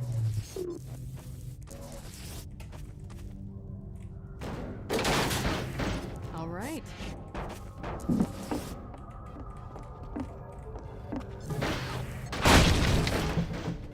Handy. See if you can stack some stuff to climb up here. Character lighting. In the first year of development, we were struggling to get our characters to feel as realistic as we wanted them to. Do you have Battletoads? There are actually quite a number of different problems. What is this, fucking all of which eventually 2004? required specific technological and artistic improvements to fix. The first major problem was lighting. At the time, lighting technology in games had many shortcuts. Some due to performance, but many due to misunderstandings of how it all works. To make characters look good at the time, models and textures had to be created with much of their lighting solution baked into them, like shadows and glossiness. The characters looked cool, but they also looked like video game characters. Oh, We you were started being building serious, Alex with this cocksmuggler. approach, because that was how you were supposed to do it. We used the bake solutions and lit her like a movie actor, essentially as if she had a custom lighting rig that followed her around and ensured she always looked good. But it didn't You really gotta work. say pool's closed The there range of too, lighting buddy? environments and the dynamic nature of All video games hail Afro meant they should look Duck! great in some environments, but always end up looking terribly unrealistic at some point. We tried iterating on our lighting rig, increasing its capabilities, but eventually it felt like we were at a dead end. Returning to the drawing board, we decided to try a different approach. We built her and the lighting and the textures from the ground up, throwing everything away, focusing on not on what we wanted her to look like in our ideal lighting, but on how things were supposed to work in the real world. It might seem obvious, you but got it me. wasn't how it was done, at least Yeah. not in video games. You fucking When we looked got at me real outside good. the game's renderer, these models and textures actually looked worse than the previous versions, but we managed to methodically pull out all the shortcuts and misconceptions about how light and texture and graphics cards worked and put it all back together. After all that was done, when we were finally able to look at New Alex friends in can't game try with the force. new models and textures and a dynamic environment that kept her visually consistent at all times, well, she looked great. Totally seamless and part of the Half-Life 2 world. Facial technology. We wanted players to care about our characters, and to even have a chance at achieving that. God, We Ken knew we had to Birdwell is invest fucking a verbose lot as of fuck. technology for our characters' faces. It's well understood that humans are wired to pay attention to faces, subconsciously reading all kinds of information from them, so it's an extremely high bar, and if we couldn't reach it, we'd probably push players away from our characters, not towards them as we hoped. We started out doing a lot of research. It was not heartening. The best examples we could find weren't anywhere near close to being able to be run in real time, while the best real-time ones weren't close to the quality we wanted. We wanted to look as good as an animated movie, but they often took hours to render frames and were totally linear, authored by up to 100 animators, whereas ours had to be dynamic. A character might be trying to speak dialogue or have a facial move derived from a player's actions, and created by just a handful of artists. These requirements eventually led us to Dr. Paul Ekman's facial acting coding system, a system for taxonomizing human facial movements done back in the 1970s. It gave us a vocabulary for describing facial movements throughout our tools and code, and a target to aim for when designing our characters' faces. With it as a framework, we started a many-year process of iterating on how we built faces and heads of our characters. Where others had tried taking bits of Ekman's work, we wanted to try to use it all. That meant a lot of time spent figuring out how to do each piece within the tight performance constraints we had. But we also spent a lot of time just looking at these days they just use middleware for all that. that. Extra features that would add the most value, like skin elasticity, teeth shadowing. In the end, while we weren't able to do everything we wanted, we did manage to get the pieces we thought were the most important to a convincing facial performance level on our characters. Can't you do prop climb glitch on the current patch? I don't know. How do I do that?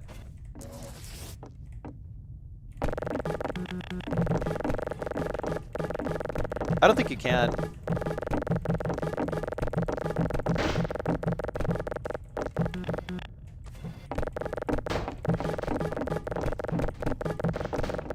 I mean, maybe you can do it a little bit.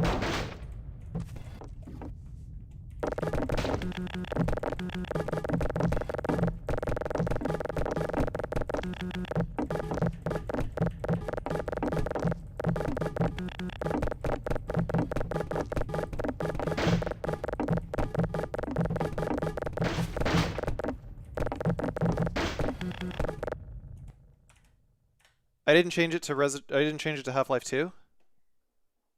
Oh, what the? Hang on.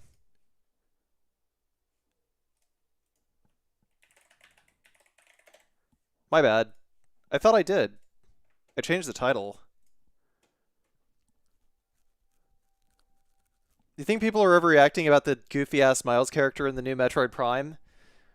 I mean, doesn't he speak like a Joss Whedon character or something?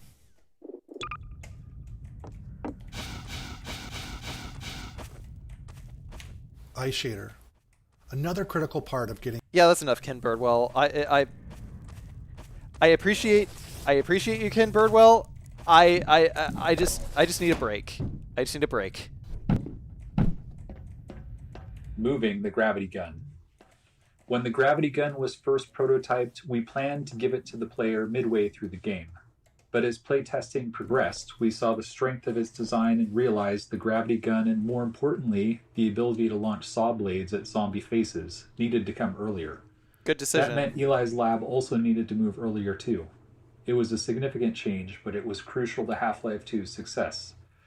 It serves as a good reminder that storytelling and gameplay are intertwined, and neither can always take priority. They have to work together.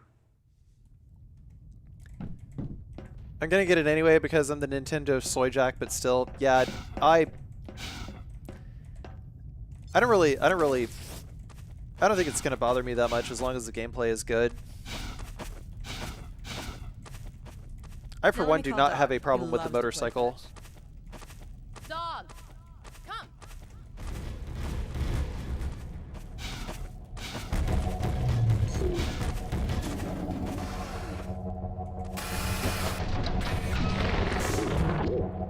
Good doggy. Gordon, this is Dog. My dad built him to protect me when I was a kid. First model was about yay high. I've been adding to him ever since. Haven't I, boy? Okay, Dog, let's play catch with Gordon. You'll need to use the gravity gun. Go ahead, Dog. Throw!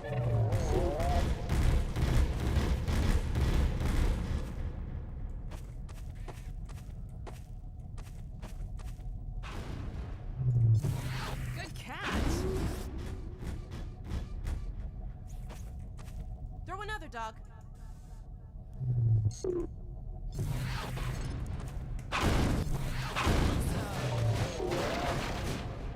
Another one, Dog.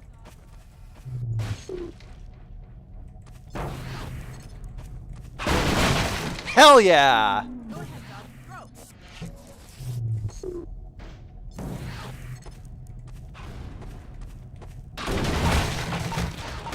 Throw another, Dog.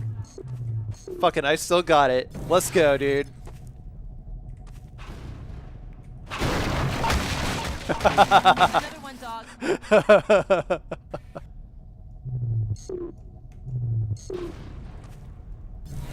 Excellent. Dog, go get your ball.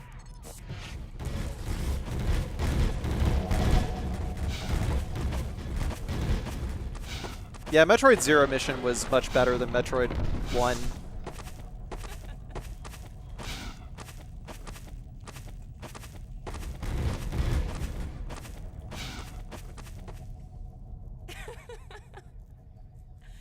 I'm jealous because you can get Japanese whiskey at not bullshit prices. I remember when Hibiki Harmony was under $50 in the States.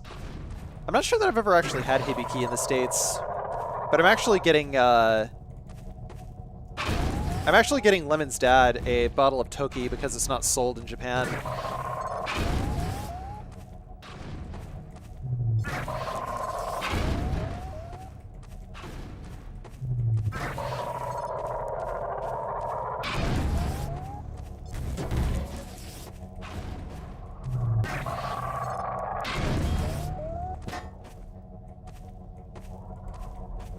Toki is made for highballs, not made for neat. Yeah, that's what I told him.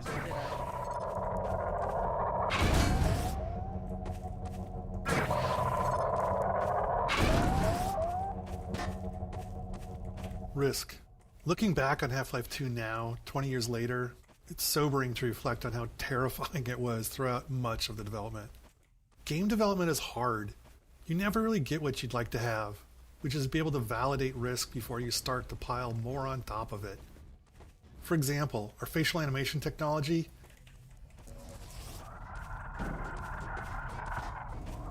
No, dog. No, boy. Down. Put him down. What is it, dog? Oh my god, what was that? Scanners! Combine sweeping the area! You gotta head back to the lab. Come on, Gordon.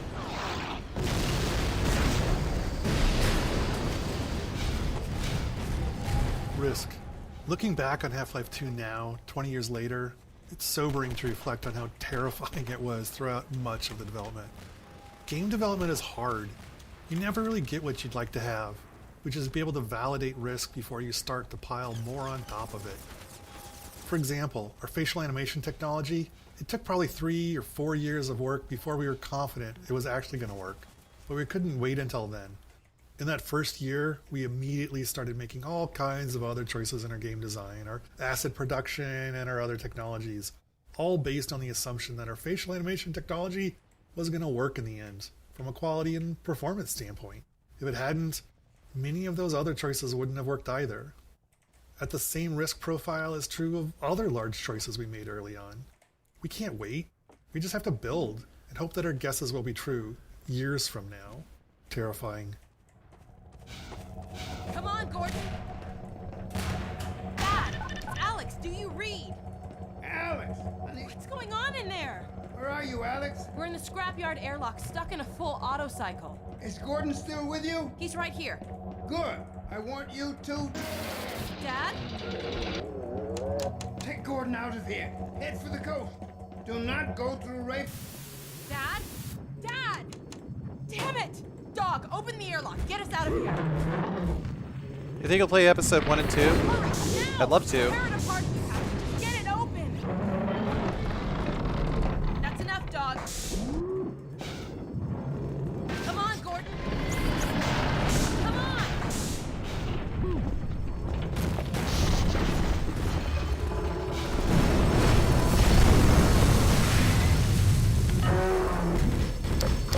Gordon, you need to get out of here. I can't leave my father. Dog, take Gordon to the Ravenholm tunnel, then circle around and try to meet up with me. Hurry!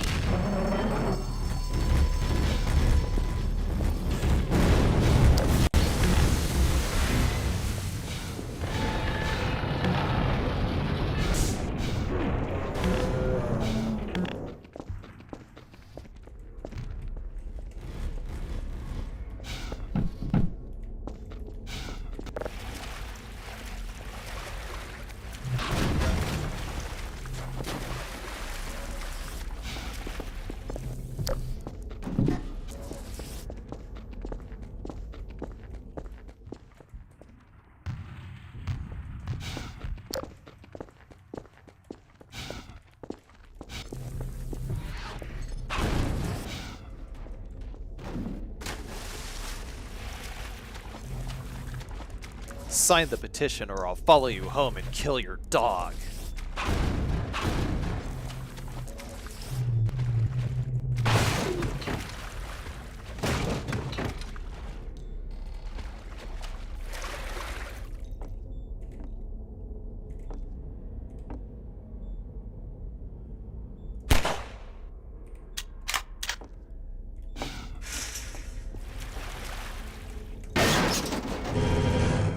Oh, whoops. Half-Life Full Consequences? What is that?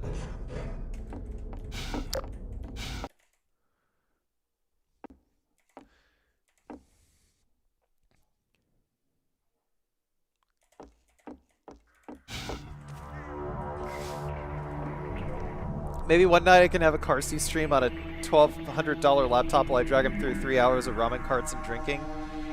Well, I mean, we have IRL streams for that.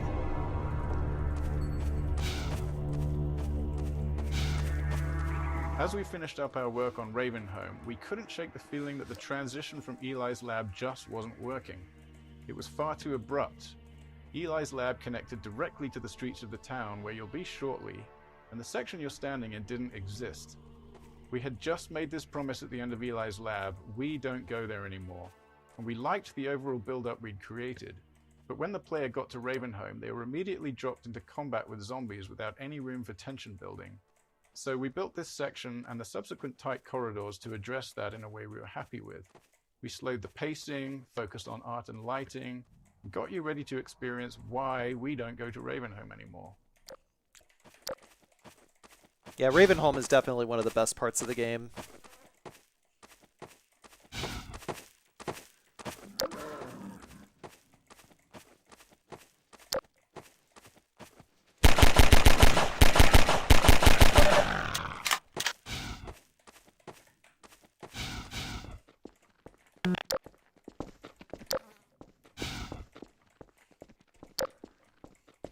It's a Gmod animation based on bad fanfic with a really terrible grammar of the stuff of legends. Oh, okay.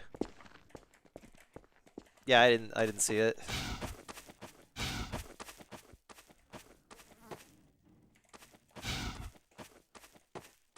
Ravenholm Gameplay Focus. After watching many playtests of Ravenholm, we knew the core gameplay of the level revolved around the gravity gun and physics. Once equipped with that knowledge, we felt we could appropriately build the transition into Ravenholm and help the player learn and understand a bit about what the upcoming experience would be. This happens often. We build the level track, figure out what's working, and then design its prologue. We built the following set of rooms with that table setting in mind. The brutality of the tools we provide the player seemed to aid in setting the mood we were striving for, helping to shift the tone from the safety of Eli's lab to something darker and more frightening. Bringing physics to the enemies. The physics traps in Ravenholm were some of the first gameplay elements in the level that we were really happy with, but they lacked player agency. It was the saw blades that helped us figure out what Ravenholm was truly about. With saw blades, the player was able to bring physics to the zombies instead of leading zombies into the physics. Once we had that understanding, Ravenholm evolved rapidly. We kept combing through the map, looking for anything, especially anything unusual, that could be turned into a tool or weapon for the player. Play Power Wash Simulator with me? Okay. Player tools. By this point in the game, players have a lot of experience with Half-Life 2's physics, but they've just received the gravity gun, which provides a whole new way to interact with the physics objects in the game. We iterated on a variety of the physics objects that the player could play with, things like saw blades, the catapults, explosive canisters, traps, spears, and so on, and honed in on the ones that worked well with the physics gun and cut the ones that didn't. Then we went about stripping the levels of ammunition items so that the player had to rely on these objects to survive.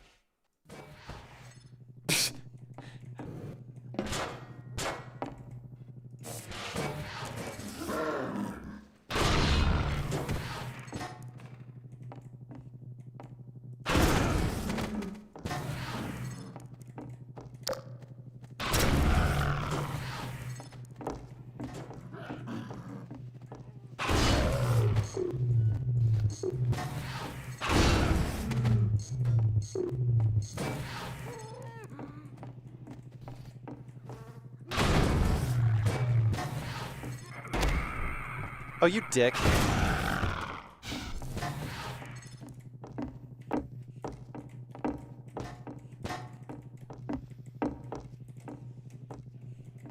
Oh, they are almost certainly based on this, Liz.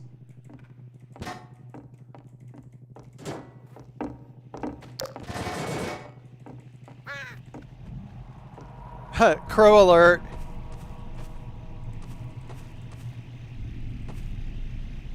Echolocito is a lot more playable since the updates.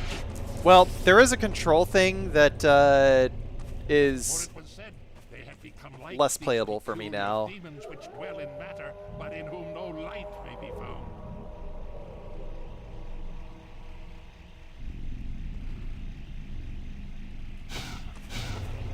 Contrived setups. There's a pretty obvious contrivance in a bunch of the gravity gun and physics object training. The player pulls a saw blade out of the wall with the gravity gun, and right on cue, a zombie stumbles around the corner, just begging to have a saw blade launched at it. Then the player crawls under a spinning blade trap to turn it off, and suddenly 3 zombies appear, taunting the player to switch the trap back on. We didn't have much time to iterate on this section, so we needed setups that worked for all players, not more open-ended ones that relied on them making the right move. While this kind of design has the potential to reduce players' creativity, in this case, we found that they didn't seem to mind that we forced their hand a little bit. I mean, this is still a tutorial of the Ravenholm area, so it makes sense to railroad the player into that kind of thing.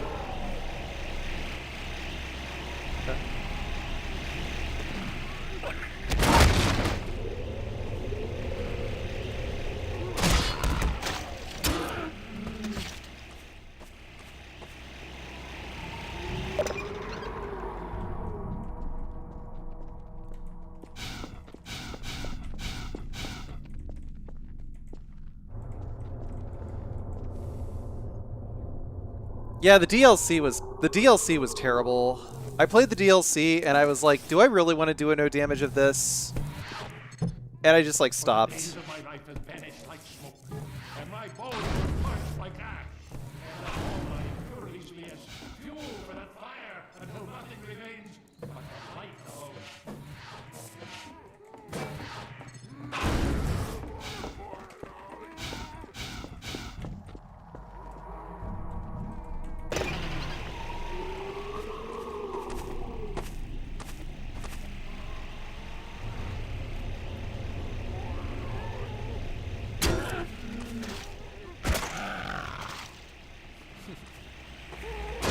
Oh, what the? I can't see it. There it is.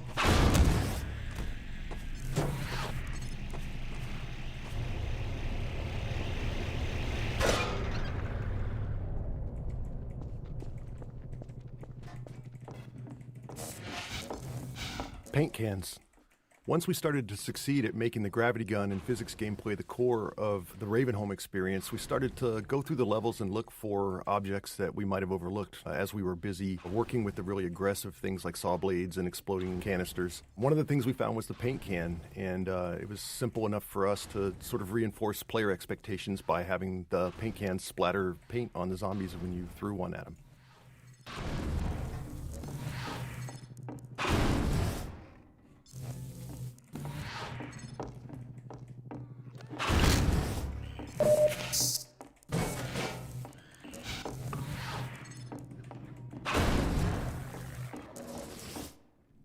I don't see any paint on the head crab. That's too bad. You're a middle school Doom floppy. Don't copy that floppy. Oh, can I hit the crow with it? No.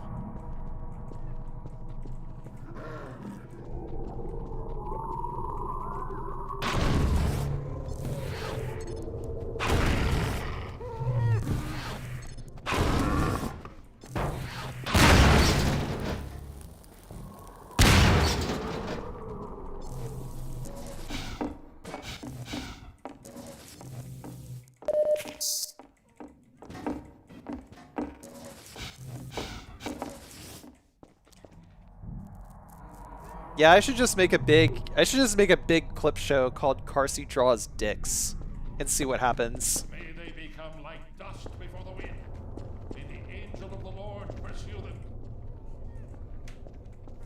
Ravenholm's development. We began developing Ravenholm early in the production of Half-Life 2, so it went through more than one full development pass. The first version predated the gravity gun, with gameplay focused on traditional zombie combat using guns and some of the physics traps. We even planned to showcase Ravenholm at E3 in 2002, but the game was ultimately unveiled a year later in 2003. By that point, we had invested heavily in Ravenholm's art, something which we generally avoid until the gameplay is fully proven. So once we went back to Ravenholm with the gravity gun mechanic in mind, we were working with a lot of pre-existing level geometry that had been designed with a very different gameplay goal in mind.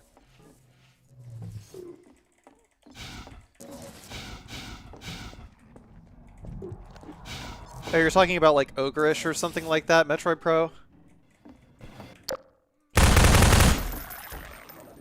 There's like Ogreish, there was Rotten.com, a couple places like that.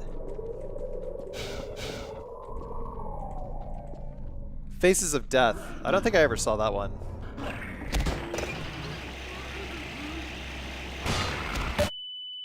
Oh, bullshit.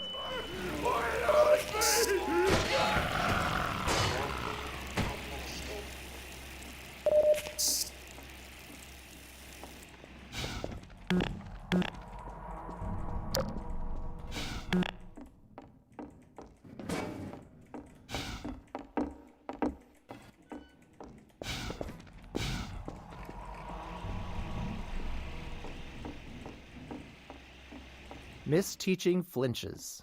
Yeah, don't go there. Another memorable playtest and example of the danger of misteaching players occurred in Ravenholm. One of our design principles is for the game to respond to the player as much as possible. So when designing the gravity gun, it seemed obvious that if the player pointed it at a zombie and pulled the trigger, something should happen. It was simple enough to make it zap the zombie for a tiny amount of damage, causing the zombie to play its flinch animation, which felt good and responsive. Later, we watched a playtest where the tester discovered this interaction immediately upon arriving in Ravenholm, and interpreted it as a feedback that the gravity gun was hurting the zombie. Which it was, just not very much. So they zapped the zombie again, repeatedly, shocking it over and over until it died. This is a slow, unfun, inhumane way to fight zombies, especially where you're surrounded by saw blades and explosive canisters. Having learned our lesson, we removed that flinch animation, even though it meant losing that interaction between the zombie and the gravity gun. In this case, it was better to not have the simple interaction, rather than give the false impression that the gravity gun was an effective way to fight zombies. Even simple principles can require trade-offs when you get into the details.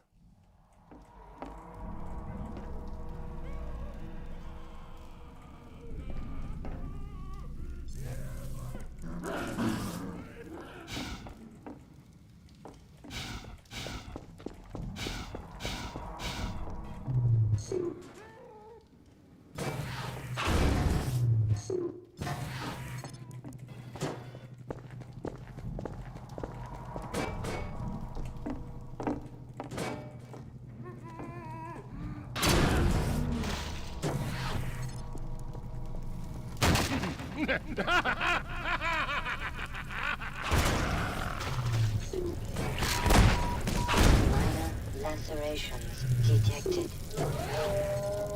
But who is this? Another life to save?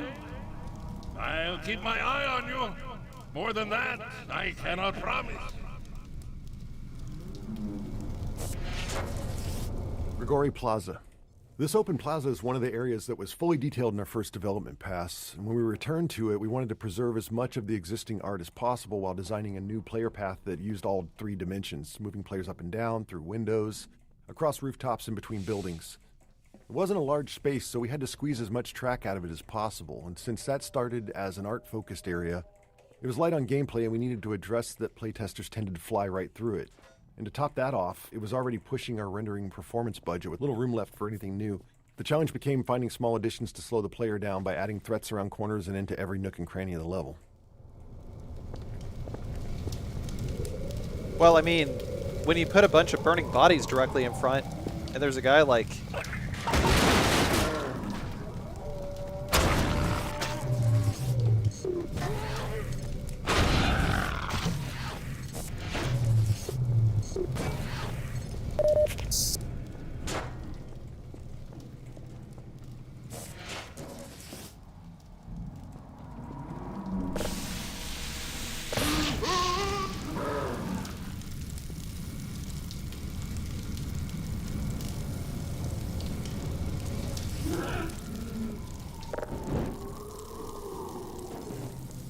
Well, that was neat.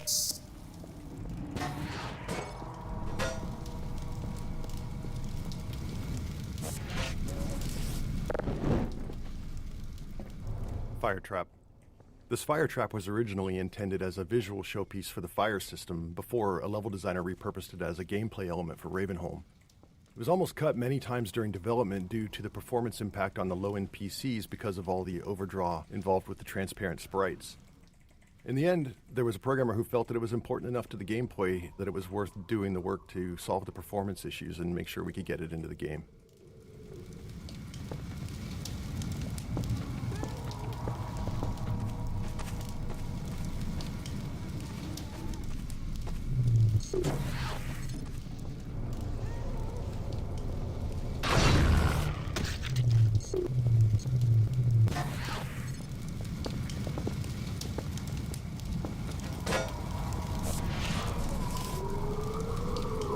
Oh, there's a lambda cache over there.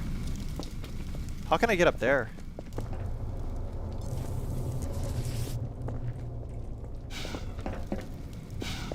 I don't see any, like, crates or nothing.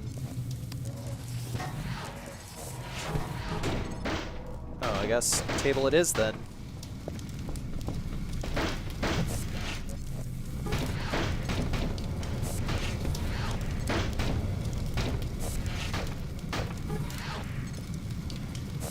What?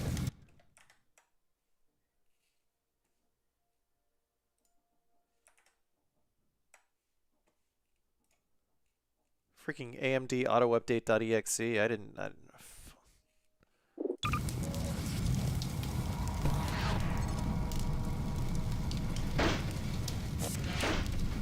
Ah, you dick. Ah, you dick.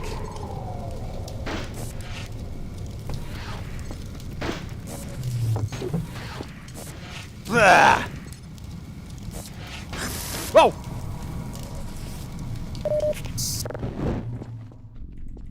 Oh.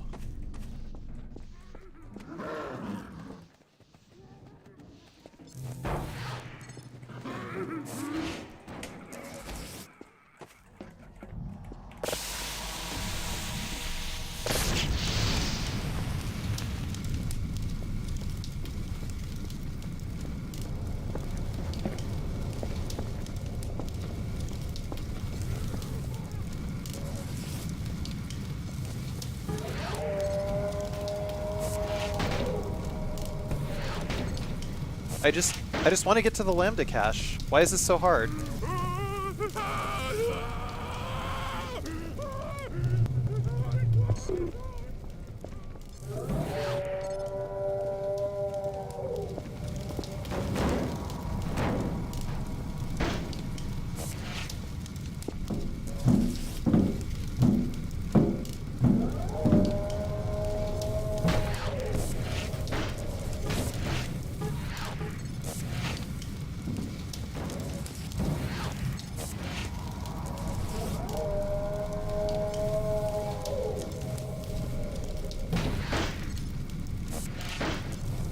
Okay. Stay. Stay. Stay.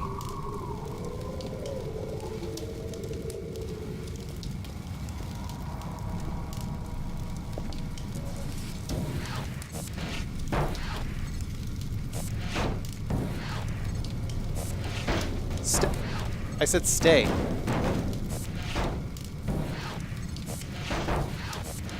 Okay. Stay.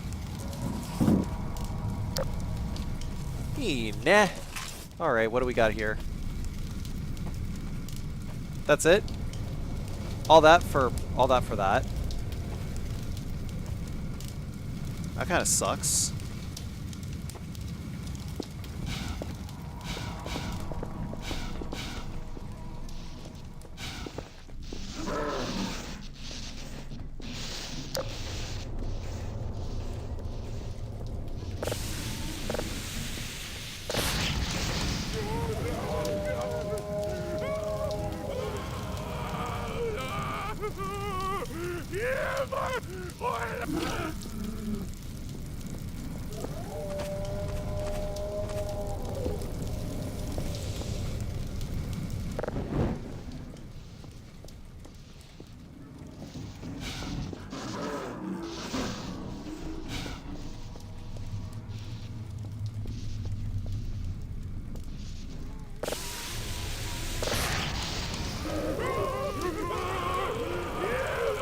No, it's very casual, J-Dog.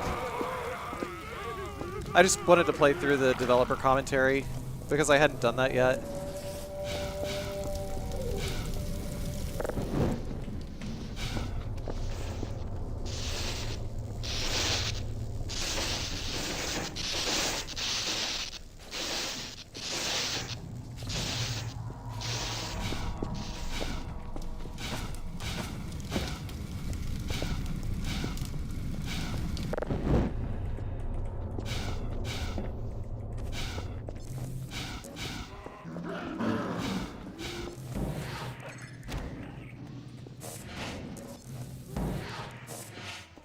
These guys on a tether? What's going on? Oh, wait, that's right. I can't just sit there.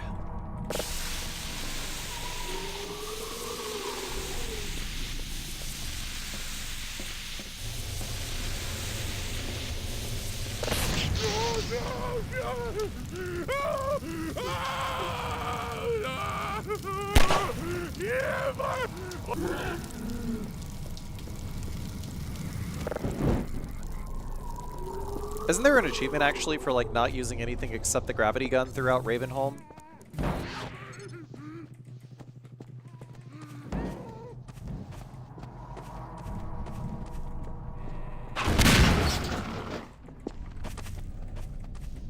Already messed that up.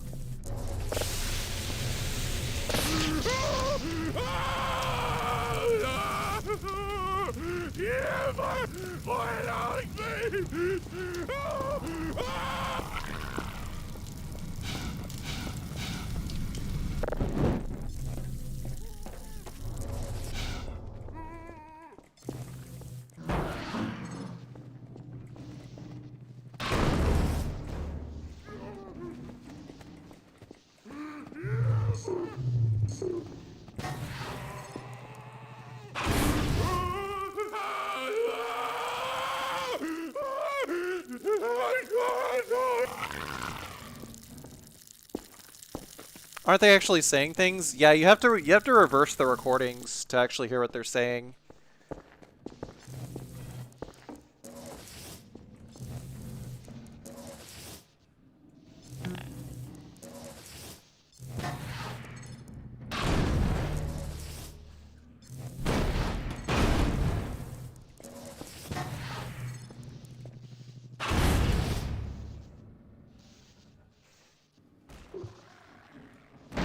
Oh, well, that's one way to kill a head crab. Damn.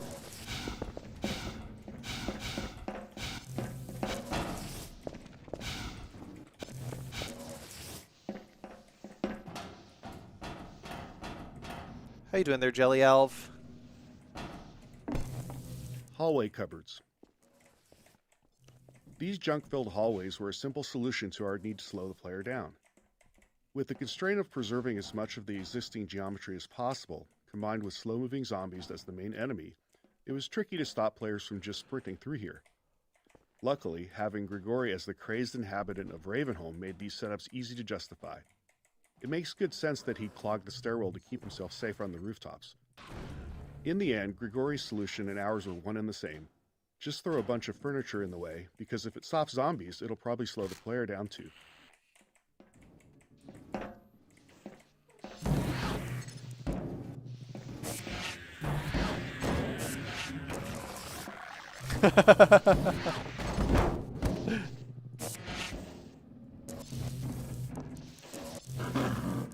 Ah.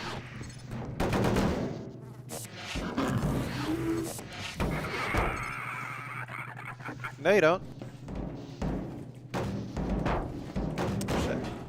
Let me out.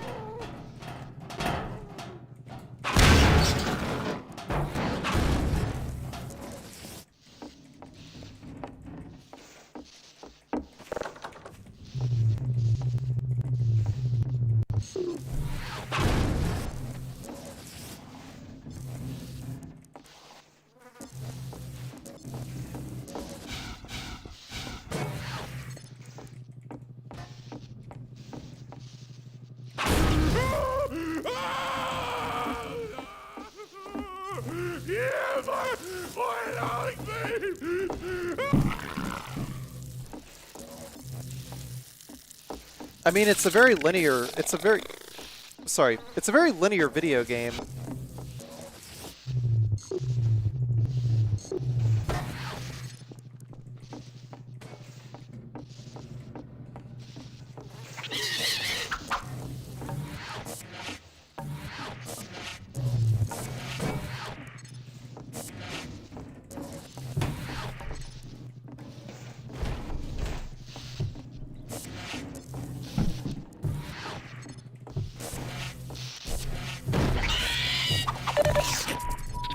Oh shit. Blood toxin level detected.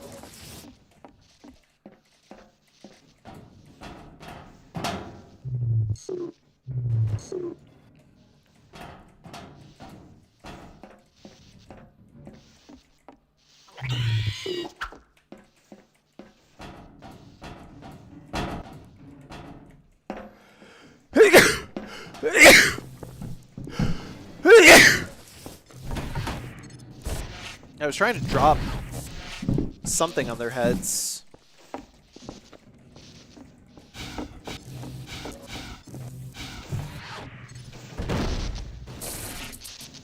Oh, see? I could do that. It just wasn't letting me before.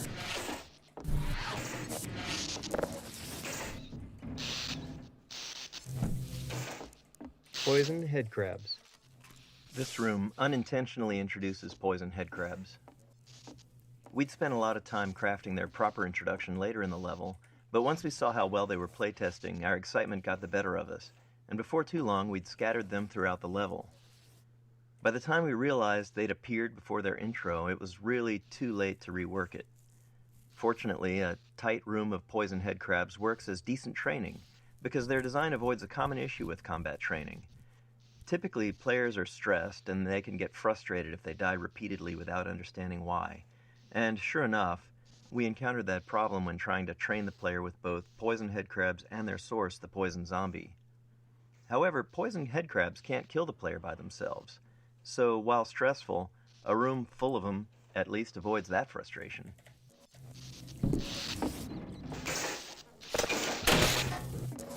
Even with all the work we did to try and make a connection between this lever and the outside electric fence in the players' minds, some testers would still flip the lever and not know what they'd done. They'd even wander around, flip the lever back on, and wander around some more. With not much time to spend on making the connection clearer, we elected to just have the lever break off. This prevented players from undoing their progress and added to the feeling that Ravenholm was an unreliable and decaying environment.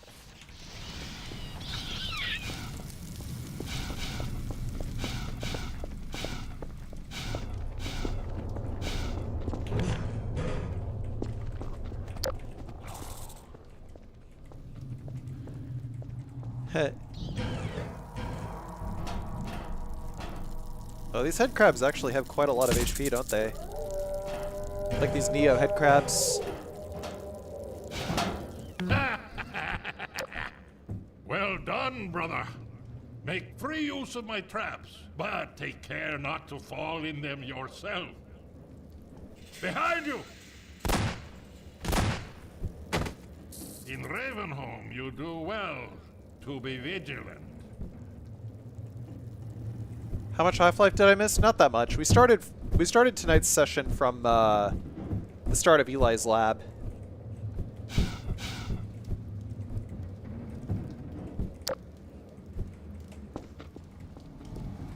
We all went to Ravenholm. When fans talk to us about Half-Life 2, Ravenholm is often the most remembered section. Thanks to its multiple development passes and the density of the material in it, more members of the team are represented in Ravenholm than anywhere else. It was where we figured out how to apply our artistic pipeline to the set pieces and mood we wanted, how physics and gameplay combined with the gravity gun, how head crabs and zombies need to evolve for Half-Life 2, and much more. Looking back on it now, it reassures our belief in individual empowerment over centralized design. Ravenholm is dense, highly efficient in its gameplay and artistic execution, and the sum of many small contributions by individuals who understood how they could push it just a little further with their own unique capabilities.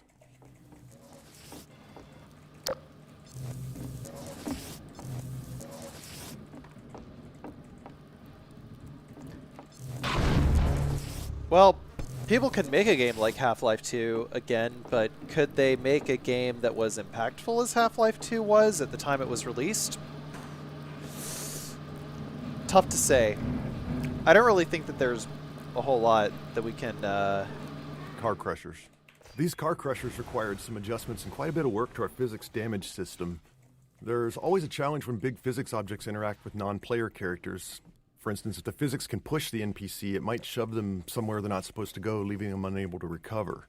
This isn't a big issue for something like a head crab, which can just hop out of a tricky situation, but for something like a zombie, it could mean they get stuck and end up helpless, flailing away in whatever gap they manage to wedge themselves into, which kind of kills the survival horror mood we're going for here.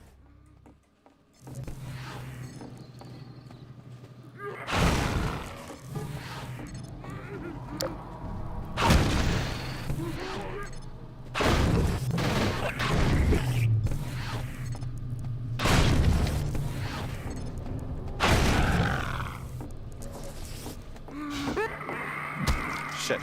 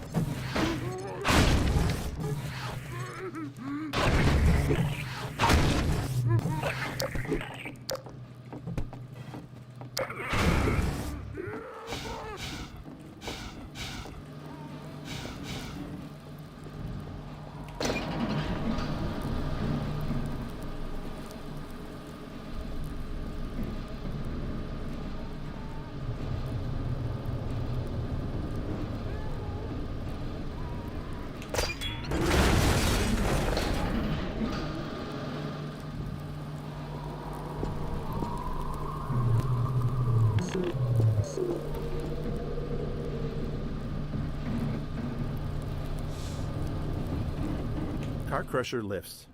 Getting the car crushers to lift the player was also tricky.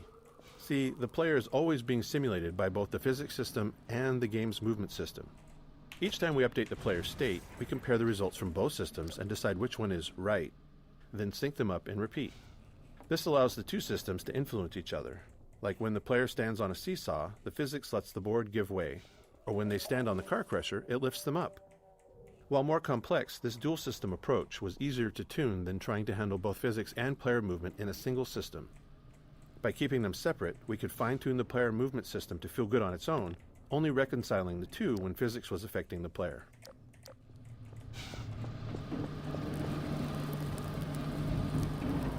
Oh.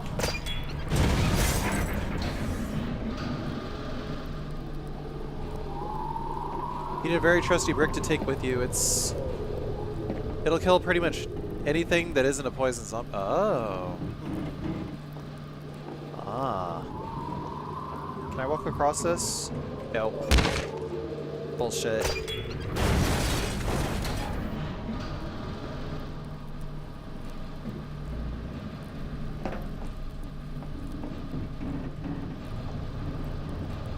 Oh, that's where I just came from. Better and better. I am Father Grigori. You have already met my congregation.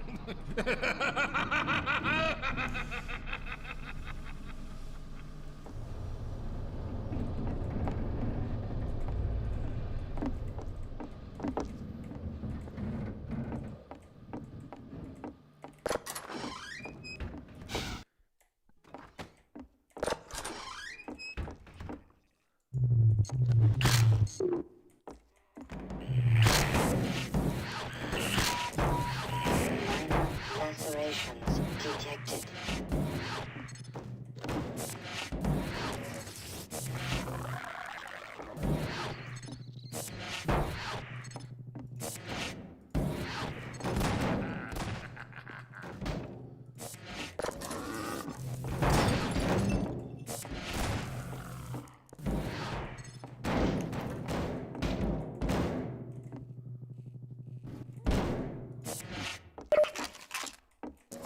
It is you, brother. I apologize.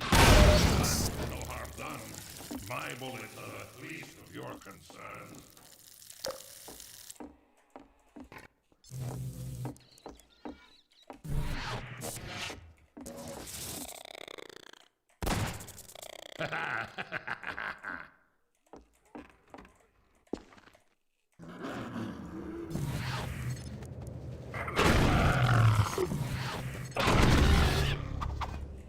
What? Oh shit. Warning. Where is he? Toxin levels detected.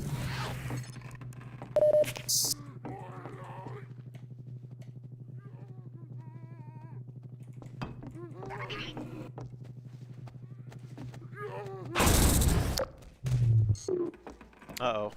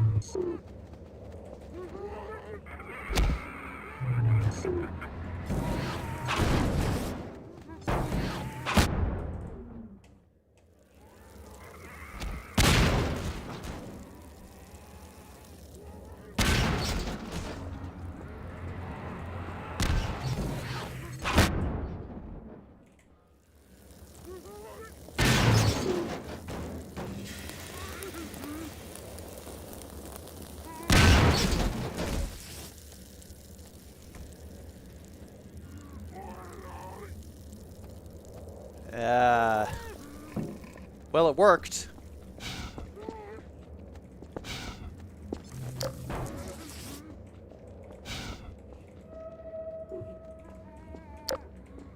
Pacing switch. Now that the player's through the training section, we can start shifting the pacing from moody, claustrophobic spaces to more combat-focused action arenas. With the player familiar with the various physics tools in the environment, we can start mixing those into open spaces and just give the player the freedom to choose their approach. Reasonable.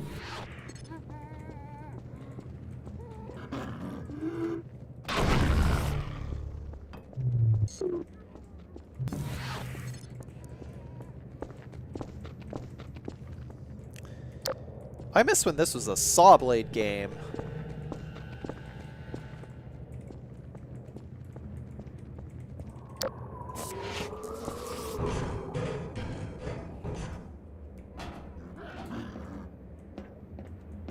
Although they call me crazy, I care not, for thou art my helper, my strength, and my reason. Does it just like get more and more unhinged as the level goes on? Oh fuck. Minor lacerations detected.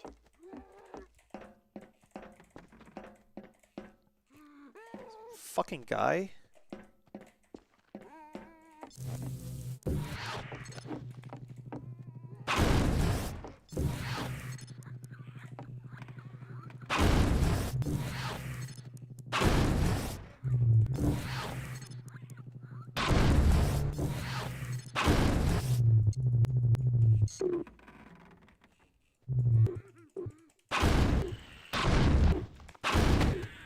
Oh, I guess I could just do that, yeah. No one said I couldn't.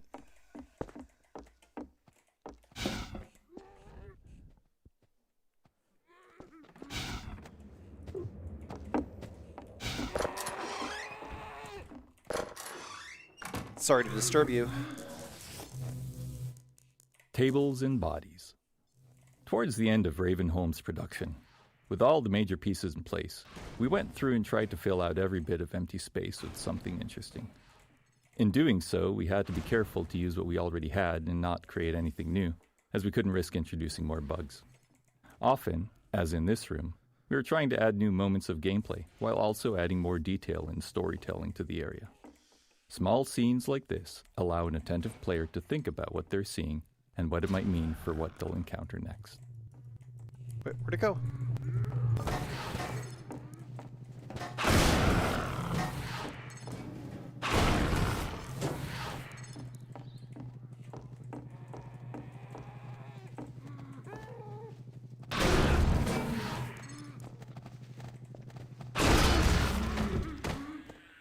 Oh man, I almost got 3 of them at once.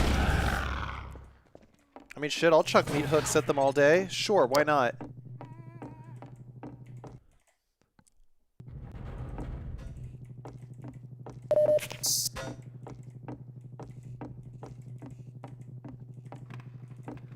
Skinless turkeys without the head? Yeah, they kind of do. In a Half-Life 2.5 episode where you were supposed to play as Adrian Shepard, Father Grigori had a meth syringe made of head crab blood. What?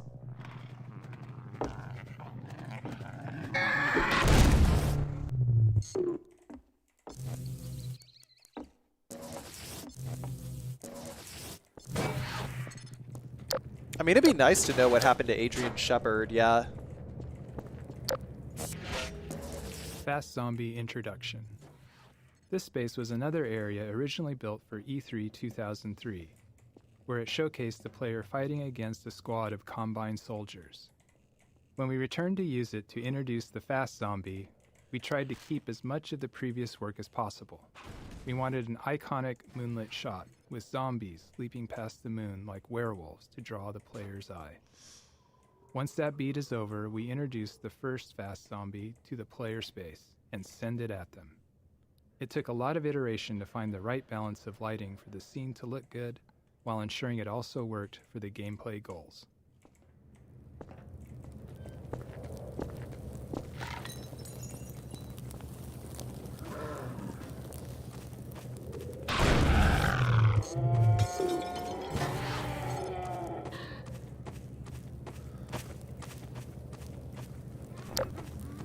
That's not a headcrab zombie, that's a headcrab motherfucker is what that is.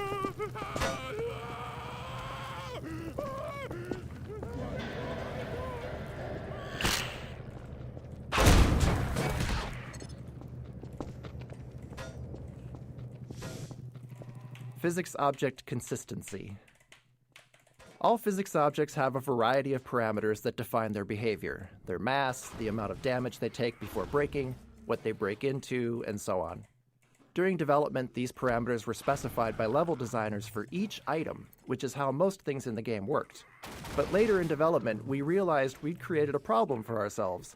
There were thousands of physics objects in the game, and no method to ensure consistency across them.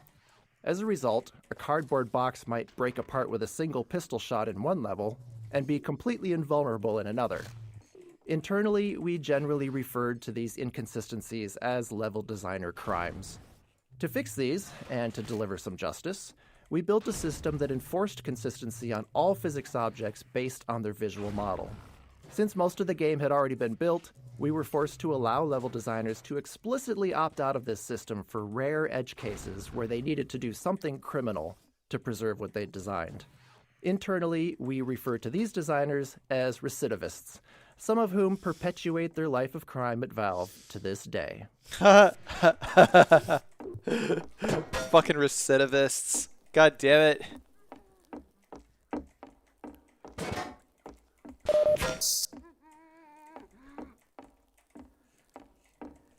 Recidivists.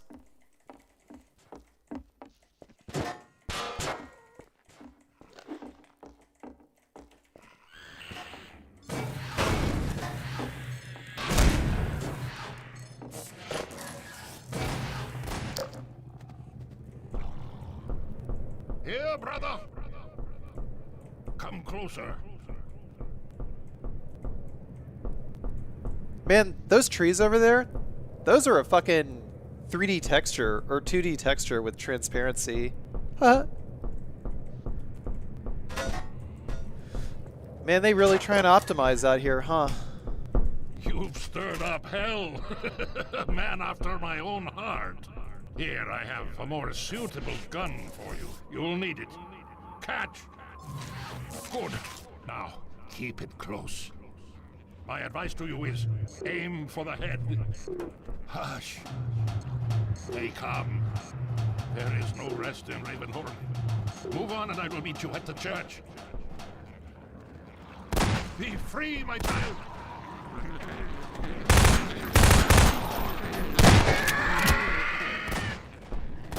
Woe betide thee, child!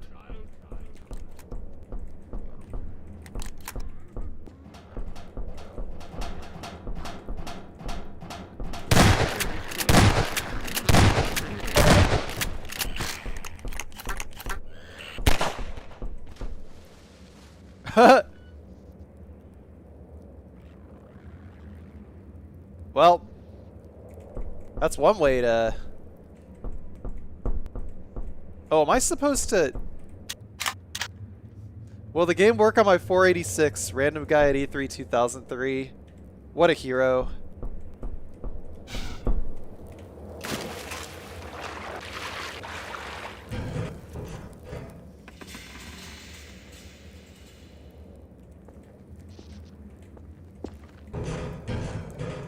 But these days, my question would be, can I have your 486?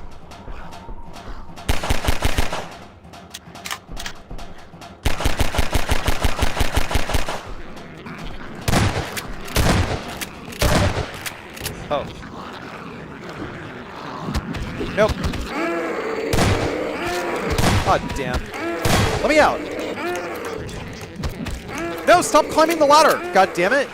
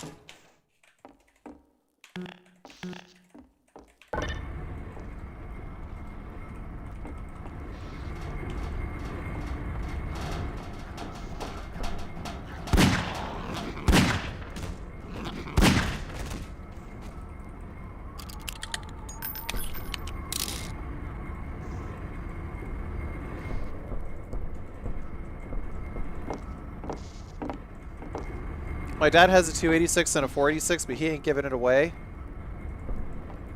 Good man. Poison Zombie Introduction. Constraining the player in a tight space while providing them with a view outward is a useful way to increase the chances that they'll notice something we want them to see. Here, we draw the player's attention with the sound of a whale before the poison zombie itself becomes visible. Originally, this encounter was also the first time players faced poison headcrabs, but as mentioned in an earlier node, we got far too enthusiastic in proliferating poison headcrabs around the level and ended up spoiling their joint introduction here. In the end, however, these first encounters worked better as separate instances anyway.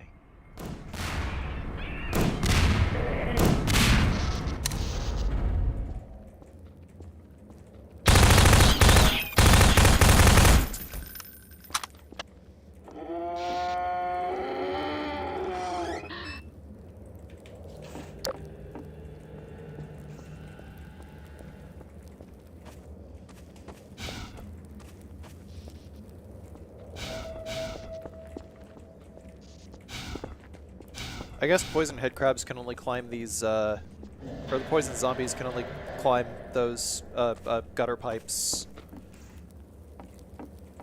Definitely not a thing that I am capable of doing.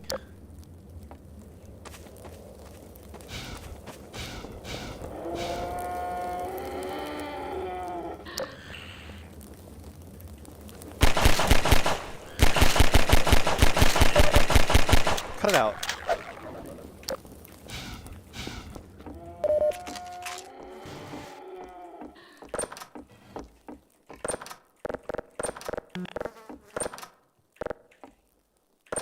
That's so weird. It doesn't give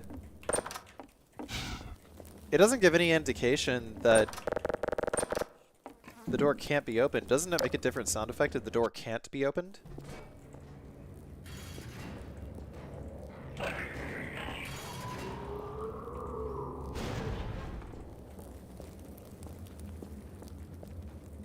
Gamma correction. Our game engine has a rendering system that's responsible for taking the entire state of the game and calculating a color value for every pixel on your screen to represent that state. But code and software from other people are involved in the process of calculating those pixels as well. As an example, the software and hardware in your GPU and monitor. At one point during development, we were unhappy with how our characters Sub-It looked. Wizard. In particular, we thought that they looked waxy or sickly. Their skin was wrong. We spent some time tuning our lighting, but we just couldn't get both our characters and our world to look right.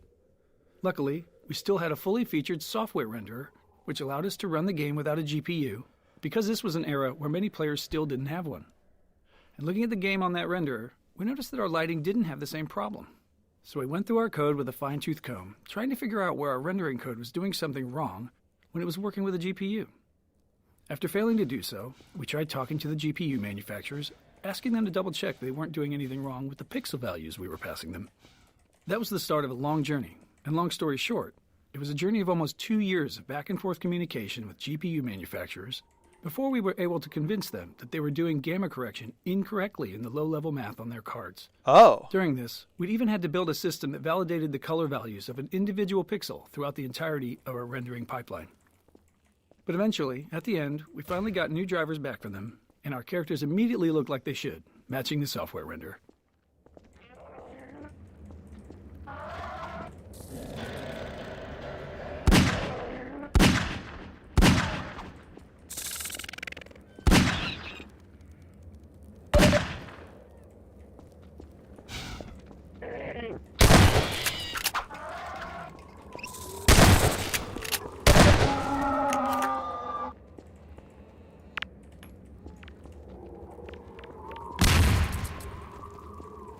Okay, that worked.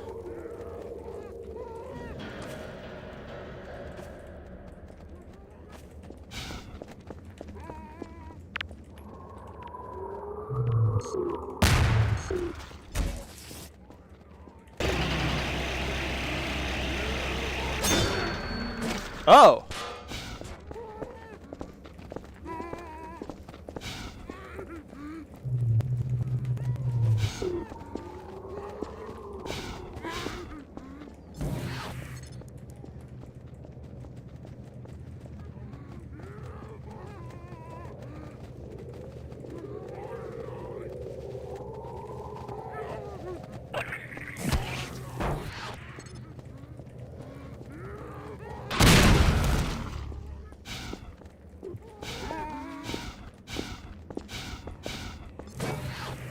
Oh, well, you know what? I can still use this. Whoa, whoa, whoa. Come back, come back. Come back. Come back. I can't see. Oh. Yeehaw!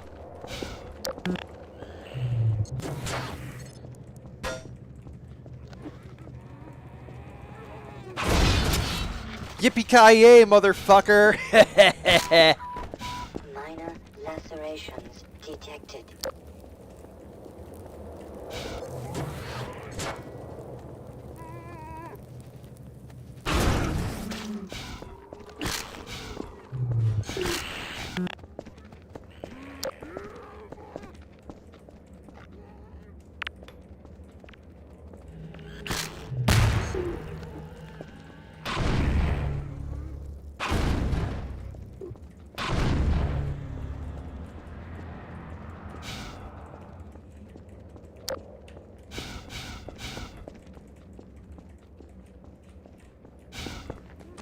At this point in Ravenholm, the player has learned all the gameplay elements available to them and can predict their interactions.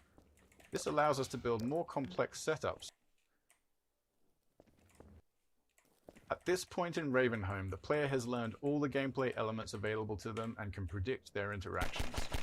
This allows us to build more complex setups, providing a greater level of threat and more freedom in how the player can approach each scenario. This arena is a deliberately entwined space that the player will need to explore, and we use that exploration time to slowly ramp up combat intensity. The faster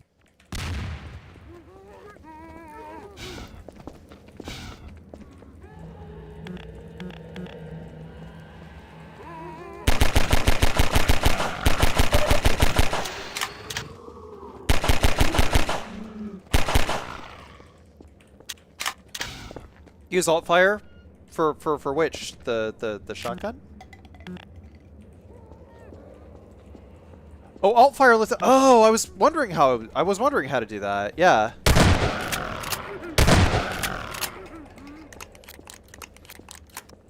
At this point in Ravenholm, the player has learned all the gameplay elements available to them and can predict their interactions. This allows us to build more complex setups, providing a greater level of threat and more freedom in how the player can approach each scenario.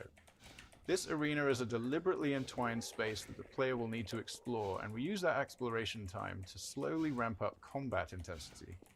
The faster the player explores, the faster we ramp it up. The freeform nature of this design made it challenging to tune, given the large dynamic range in how players played through it.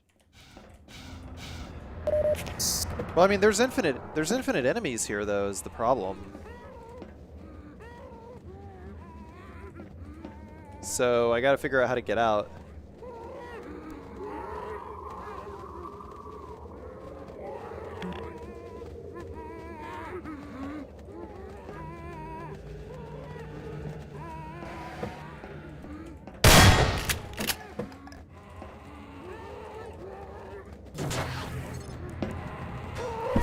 Oh!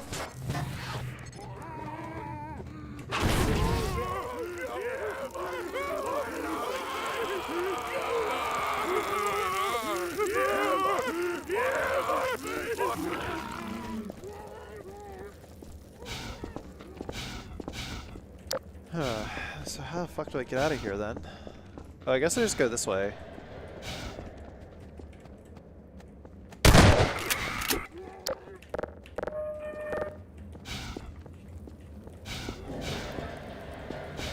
Oh, no?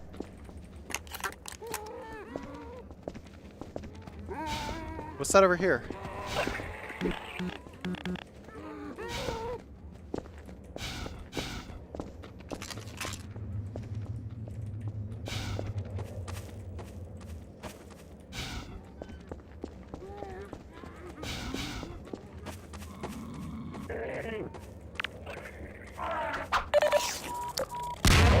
Blood toxin levels detected. Uh-oh.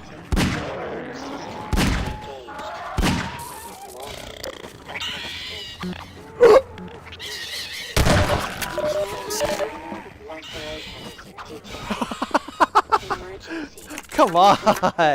Imminent vital signs are dropping. Warning, vital signs critical.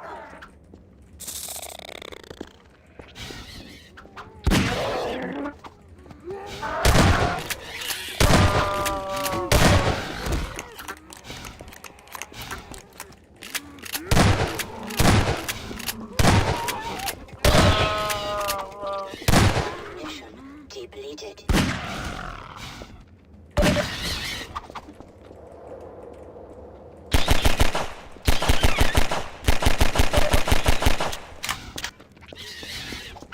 Oh, hi, BDU. How you doing?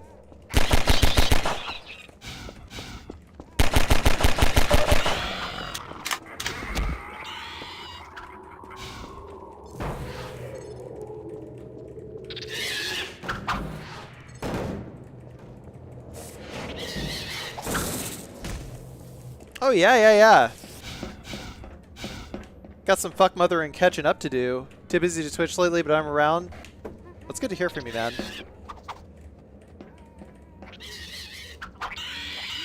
Fuck, what do I do?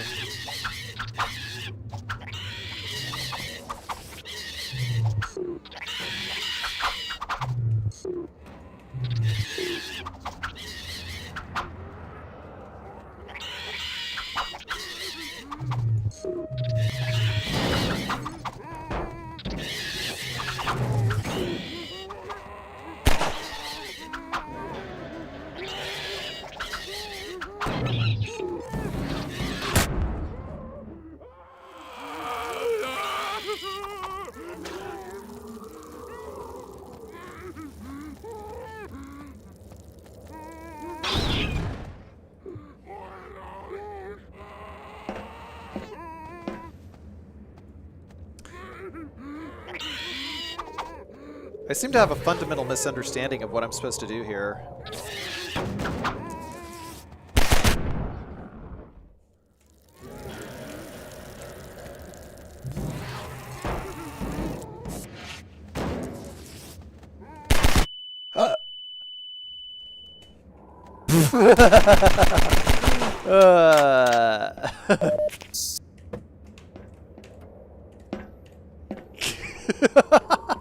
Oh, wait.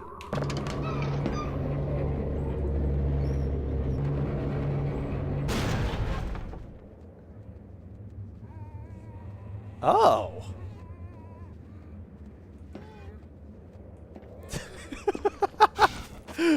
Okay. Okay. Okay. I understand the assignment now. Proof Carsey doesn't read chat. Hey man, I was fucking fighting for my life over here. I didn't yellow lever on the balcony. You missed the yellow oh. Man. Man. Classic Carsey not reading chat moment. Okay. Playtester archetypes. Iteration and regular playtest were the lifeblood of Half-Life 2's production. Every week, we'd quietly watch over the shoulder of a player going through the section we were working on, taking notes on what worked and what didn't. It was important for us to test with a wide range of skill levels, to be sure that we weren't making decisions that only worked for some. Over time, we learned to choose specific types of playtesters based on the development stage we were at. Early on, we used experienced gamers, usually teammates, who could handle rough, unfinished areas and were good at explaining their thought process. For combat testing, we'd find players of all skill levels, especially those creative in their usage with the tools. Finally, as sections became more polished, we'd focus on beginners, people who didn't play games much or weren't familiar with first-person shooters. Even if they weren't necessarily someone who might buy the game, we often learned something valuable from watching them.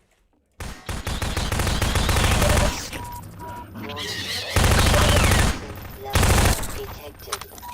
Ah! Minor lacerations detected.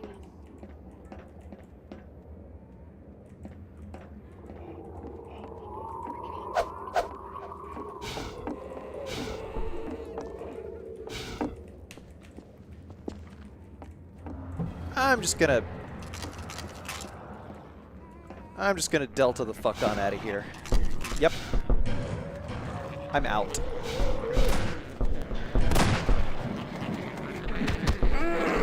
Ah! East House! Huh.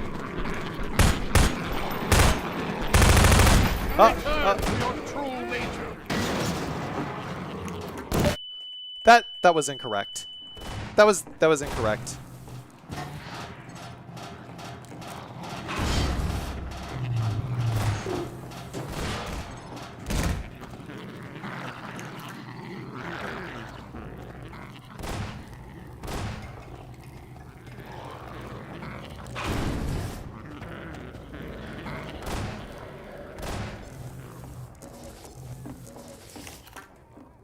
I thought I had my ground. Oh shit.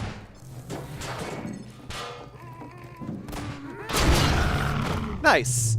Oh, bring it back. Bring it back. No. No. Oh, okay.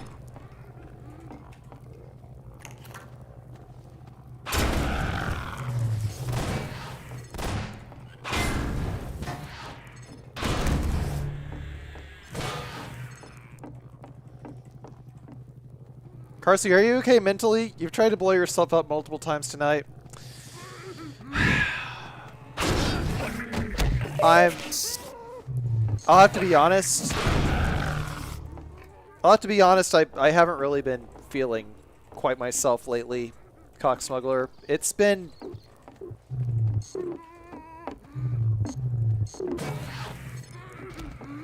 Things have been...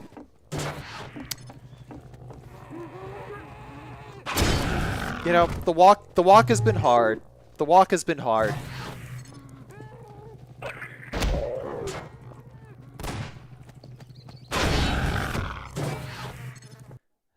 really need to talk to you, chat, because the last time we talked, the walk has been hard.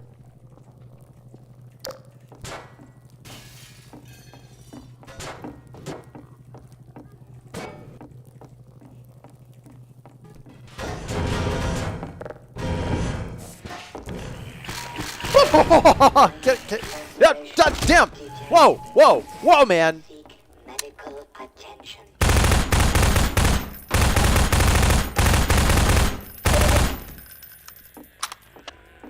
Damn, this is actually kind of tough.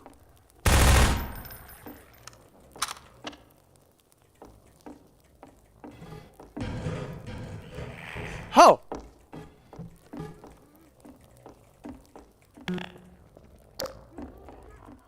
You know what? You know what I'm gonna do? I'm about to fucking blow up this huss. That didn't go as planned.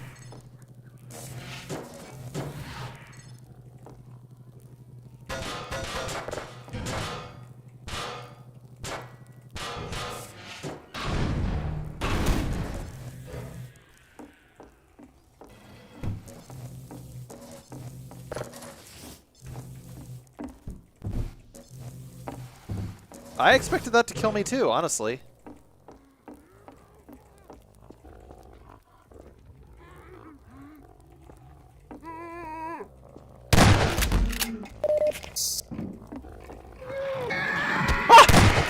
Minor lacerations detected. Wait a minute. I know this area.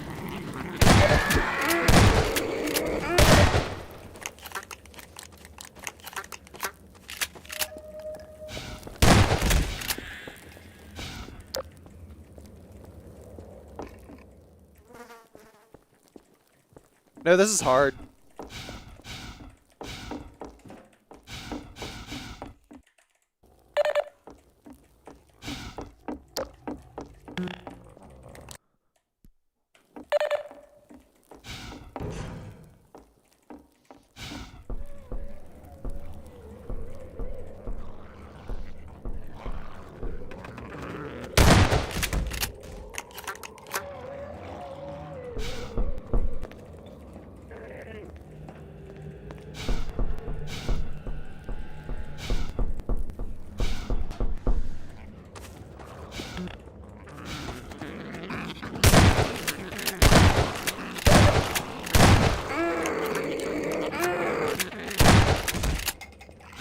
Oh, the head crab!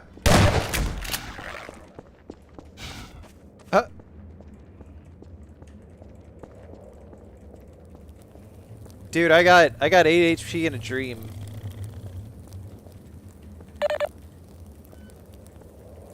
And not a whole lot of bullets left to go.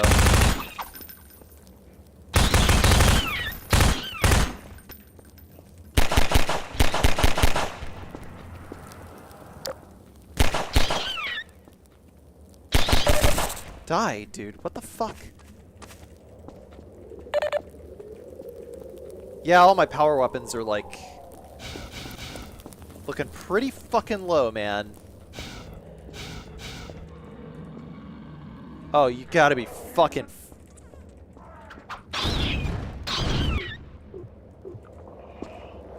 Fuck it, I'm going for it.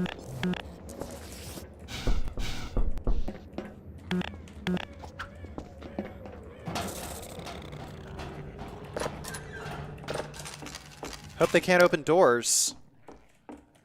But I'm not going to stick around to wait to find out. Yeah, this is hard difficulty.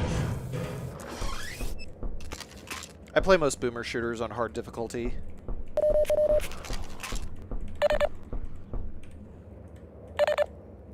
Okay, we got some power weapons.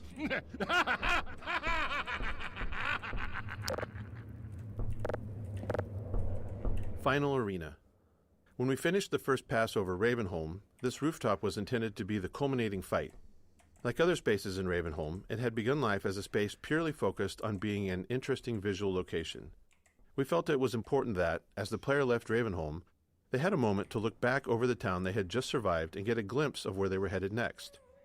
Multiple gameplay groups took a shot at building a fight here, but the tight geometry and performance constraints meant we never really created a finale we were happy with.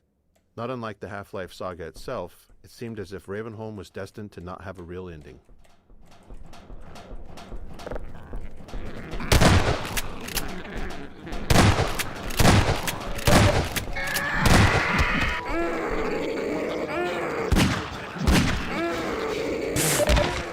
Whoa! Major fracture detected. Emergency. User dead imminent. There's more.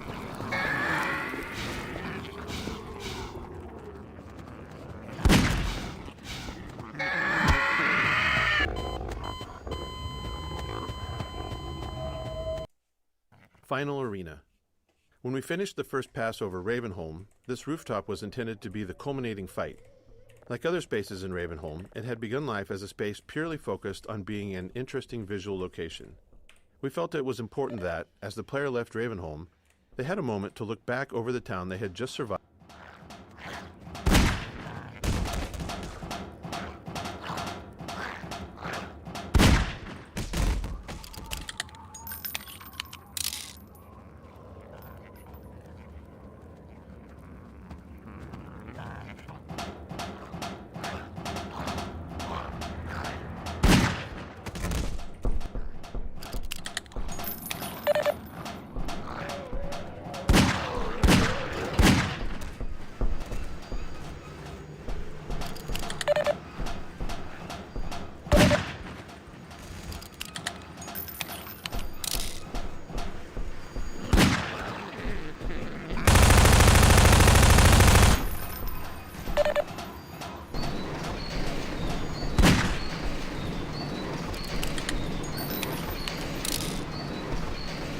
Almost there, brother.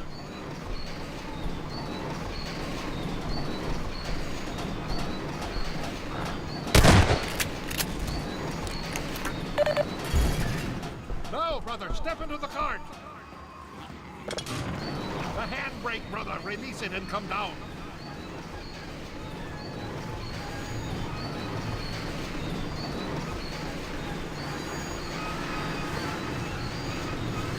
Greetings, brother. And so we meet at last. You are to be commended for avoiding my traps. The work of a man who once had too much time on his hands and now finds time for nothing but the work of salvation. I suspect you have little wish to remain in Ravenholm, so I will show you to the mines. As for me, a shepherd must tend to his flock, especially when they have grown unruly. Follow me, brother, and tread lightly, for this is hallowed ground.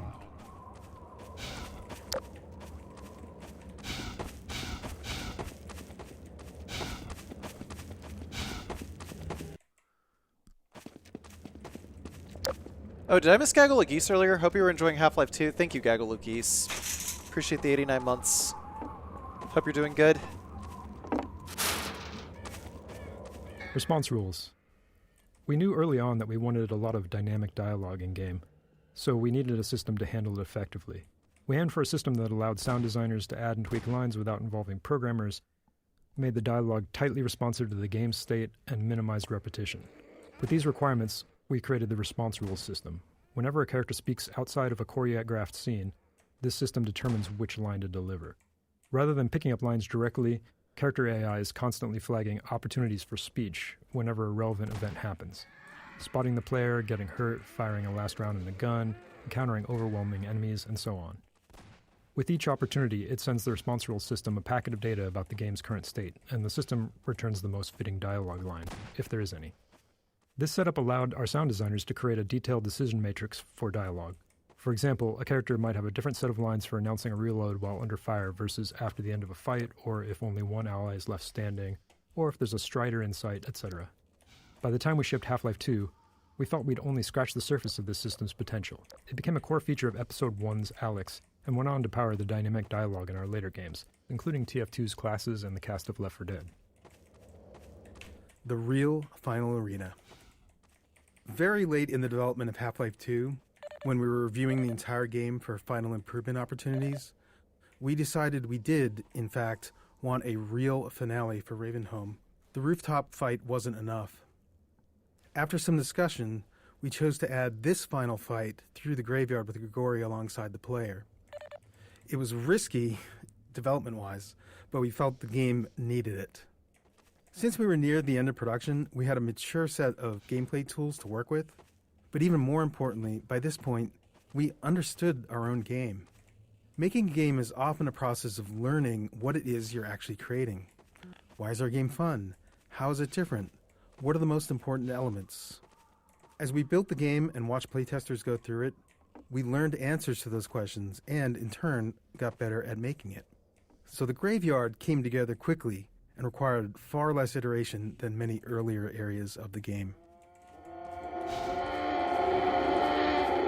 Aim for the head. I think no worse of me.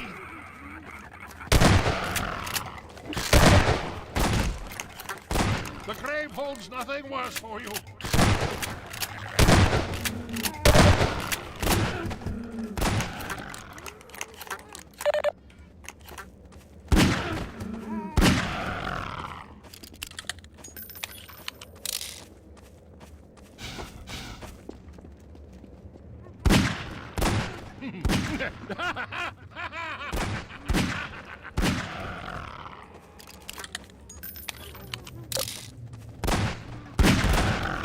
Come!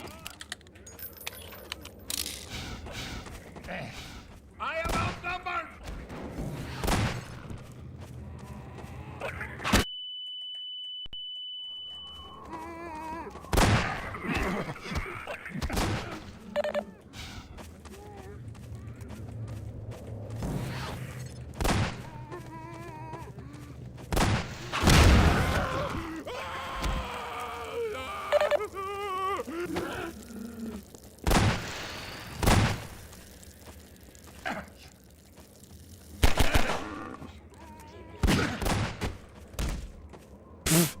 Okay, that was pretty sick, Grigori. Dude, cut it out.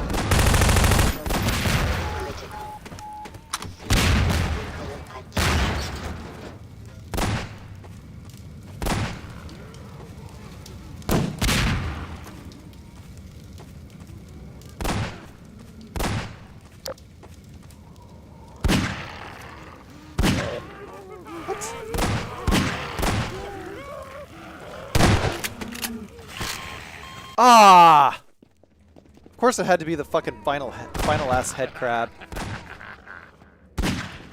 What? Stop it.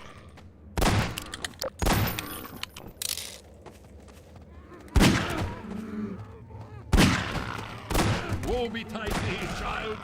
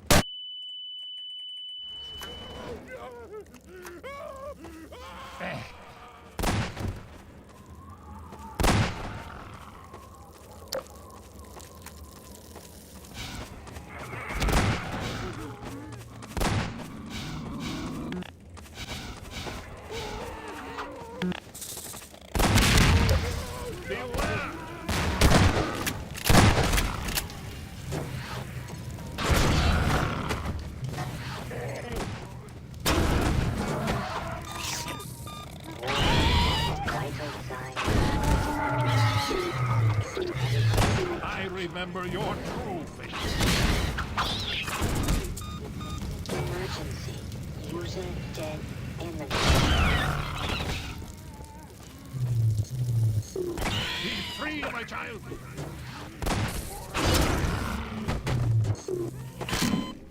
God.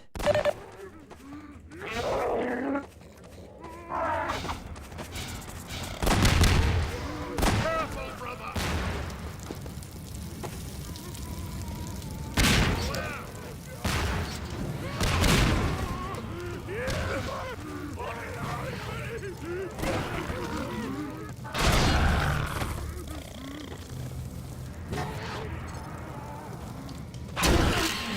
Duh. Yeah, I keep getting. This trap work. There's a trap here. Oh, that's not a trap.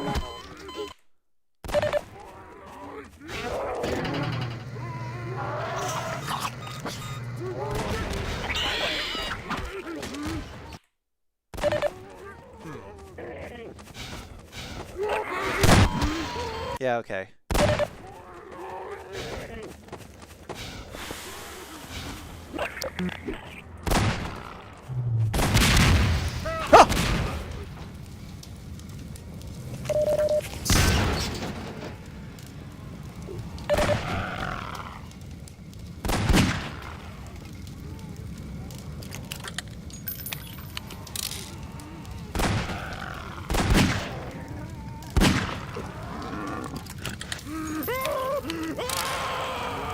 Rest, my child.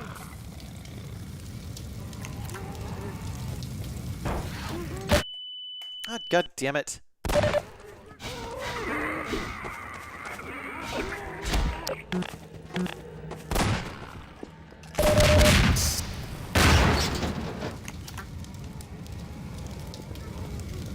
I remember your true face.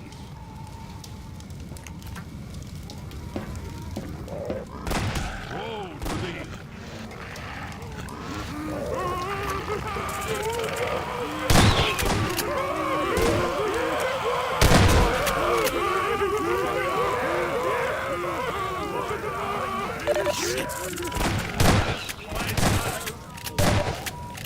Warning.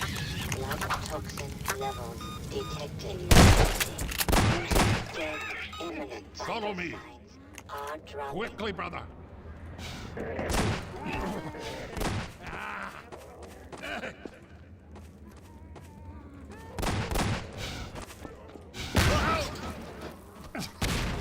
Lend a hand.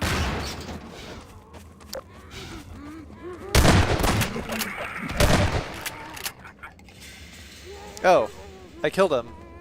Oops.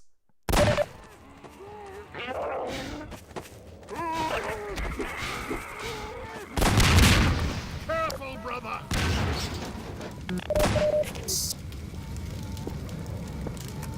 God, this section is actually obnoxiously difficult.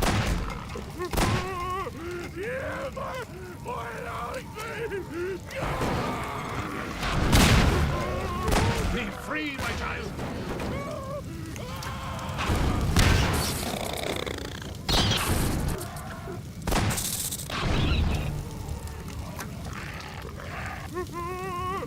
Return to your true nature.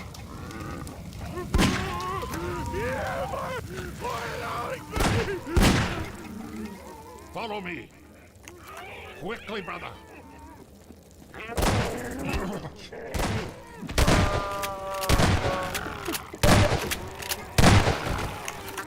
Where art thou?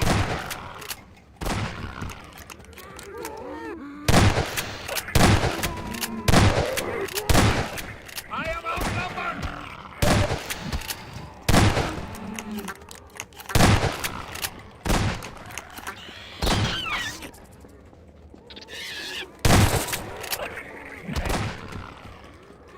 You meant no harm.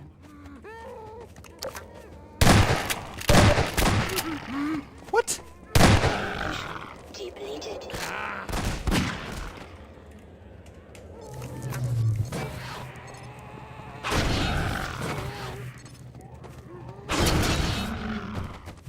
Hell yeah, dude.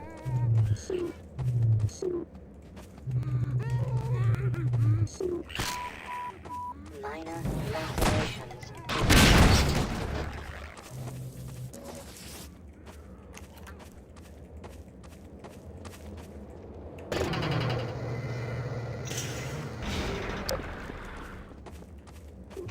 Hurry while I hold the gate!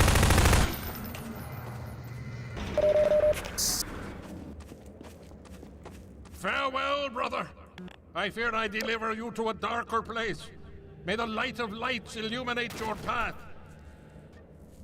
Look to your own salvation.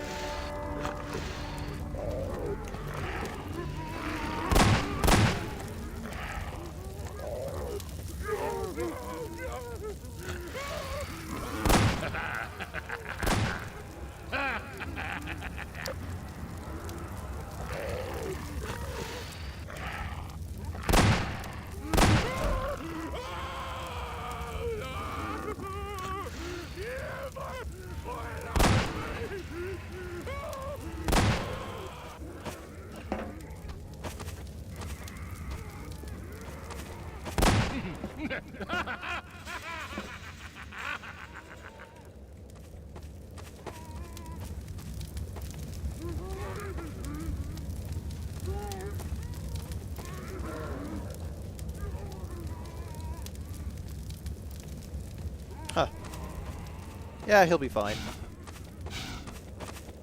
He is one tough badass.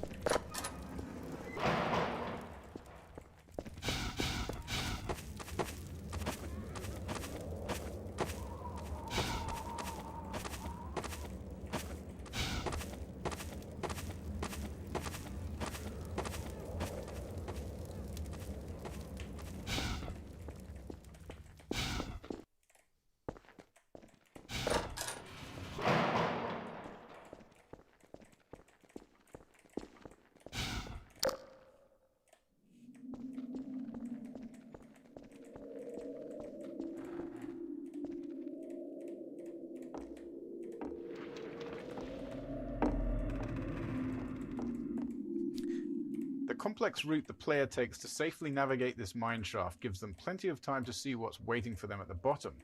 And surprise, it's headcrabs. Honestly, it's often headcrabs. But in this case, it's poison headcrabs, which are fun by themselves, but a real riot when you add fast headcrabs into the mix. These two guys make a great combination. Neither is particularly dangerous on its own, but together they're incredibly lethal. Once poisoned, a single hit from a fast headcrab is enough to kill the player. And this is what biologists call symbiosis. At least that's what we think.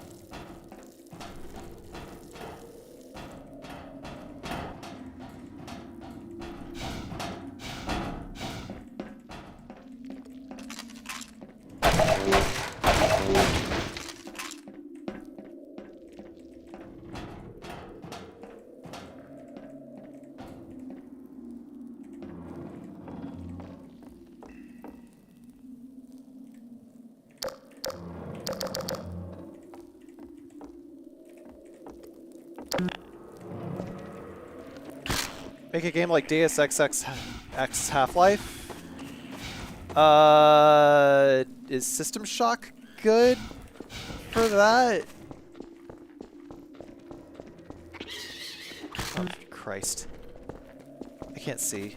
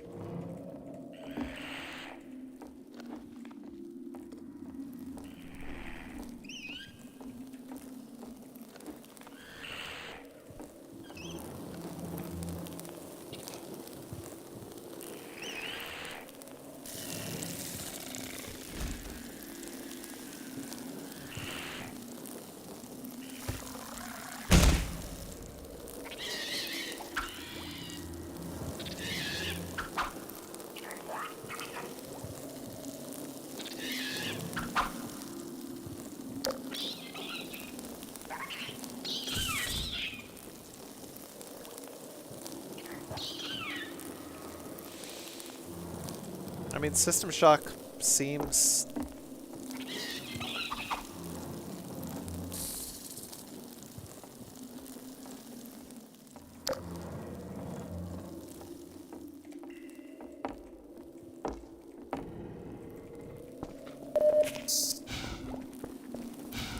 Seems like it fits the bill.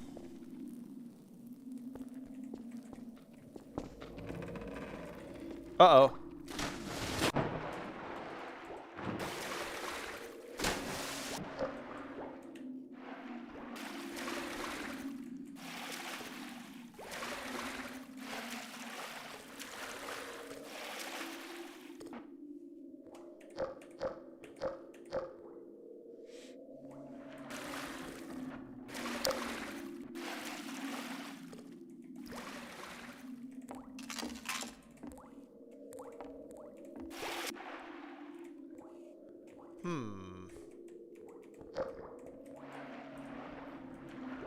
Is this a rope I can climb up?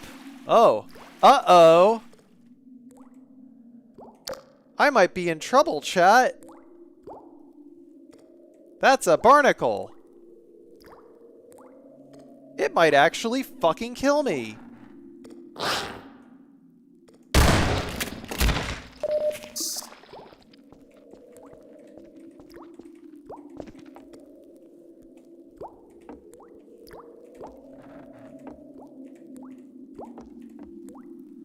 Barnacle XD.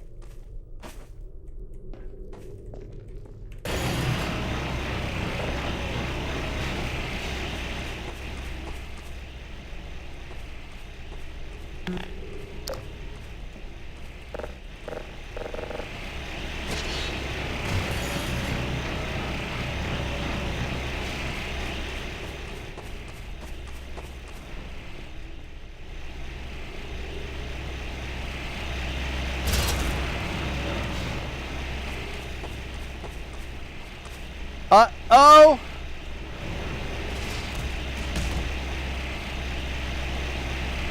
Whoa!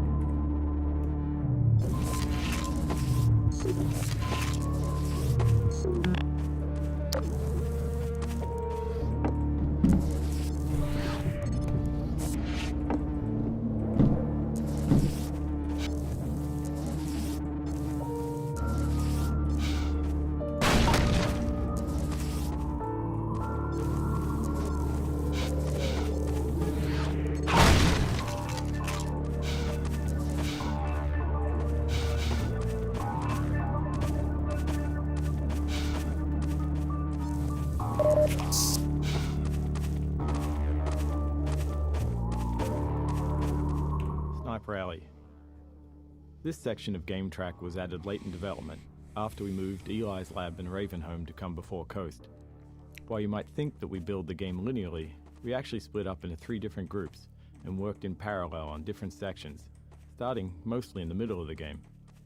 Each group's first pass focused on nailing down the core of their section before they moved on.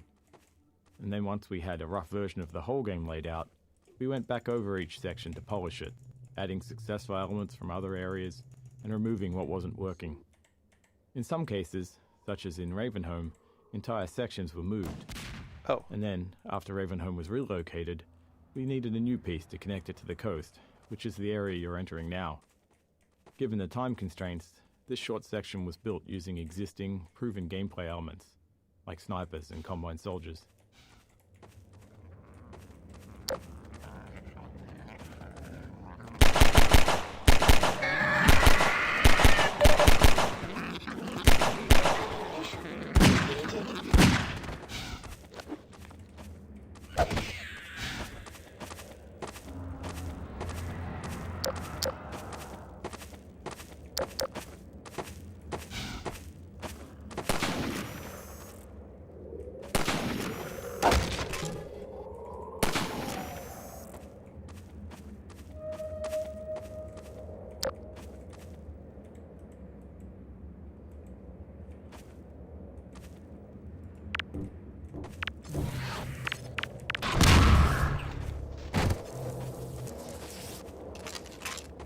That's how you play Half-Life 2.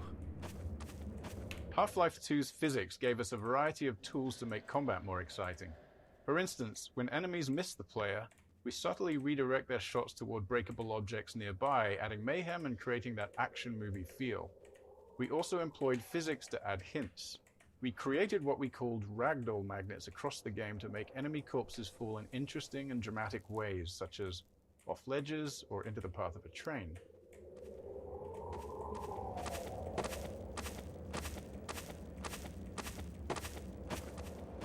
Snipers. The Half-Life 2 team was never very large, so we were always looking for ways to create new gameplay Jesus without Christ. high asset production costs. The sniper is a great example. It has no actual model, just a laser beam, so it required no art or animation support. When it dies, it simply spawns a Combine Soldier ragdoll and launches it out the window. Despite that simplicity, we got a lot of unique gameplay from it. We were especially happy with how it interacted with the physics objects in the game world. Players are used to exploiting explosive objects near enemies, so it felt fitting to have an enemy that flipped that dynamic when the player was in cover.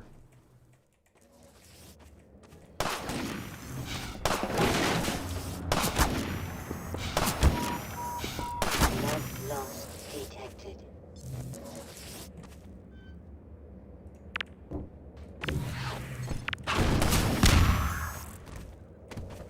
Bitch.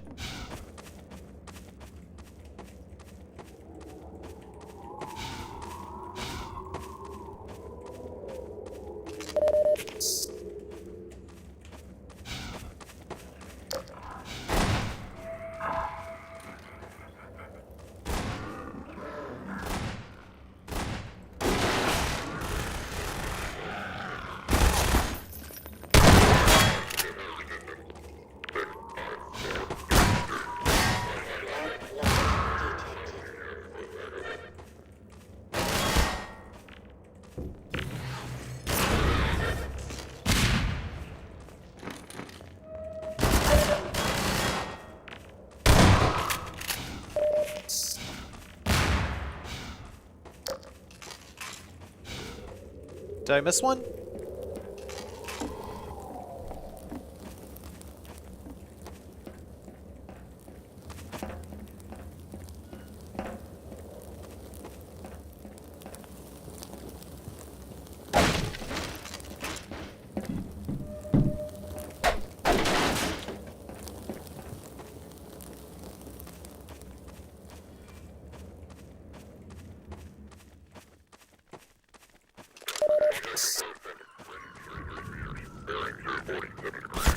Huh.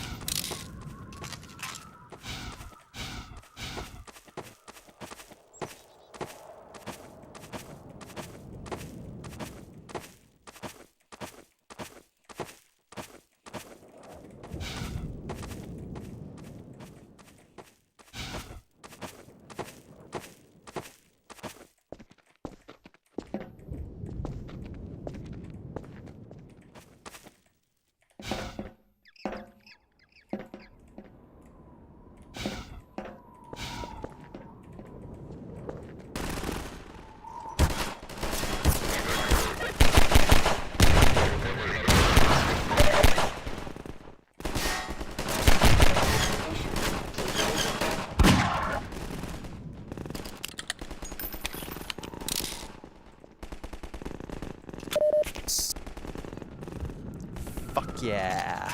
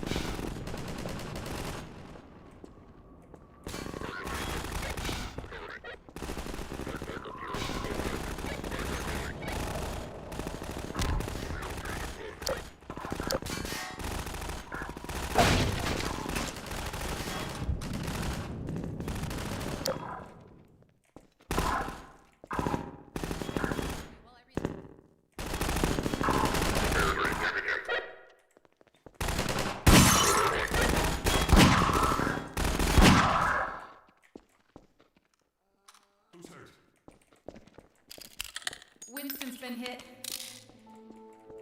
Patch him up and get him to the back as soon as he's stable.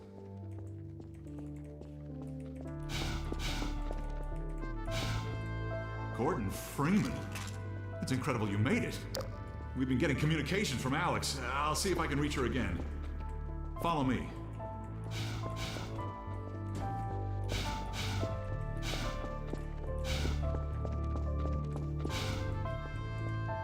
I remember the Ravenholm. It took me 2 weeks because I was so scared of it as a kid. I wasn't ever scared of Ravenholm, but... Over here, Dr. Freeman. Fuck, it was fucking hard as balls.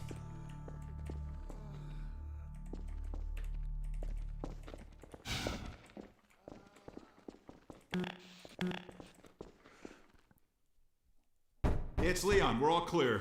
And I've got Gordon Freeman. Dr. Freeman, you're kidding. Look, I've been on the line with Alex. Her father's been captured. Over here, Dr. Freeman. The Eli Vance is indispensable to the liberation.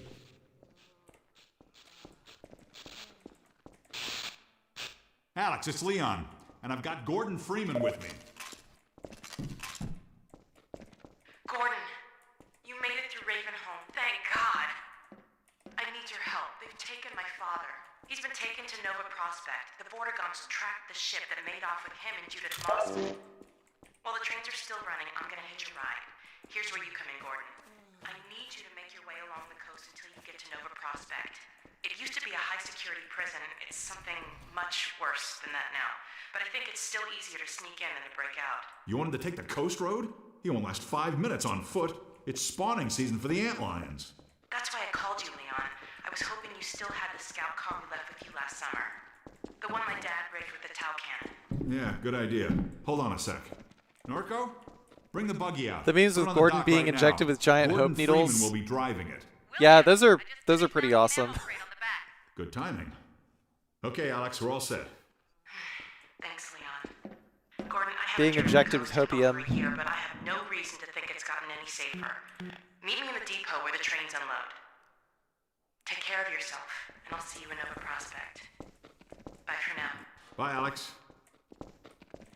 Okay, Doc. Before you hit the road, you might want to grab some med kits, restock on ammo, maybe check the map, see where you're headed.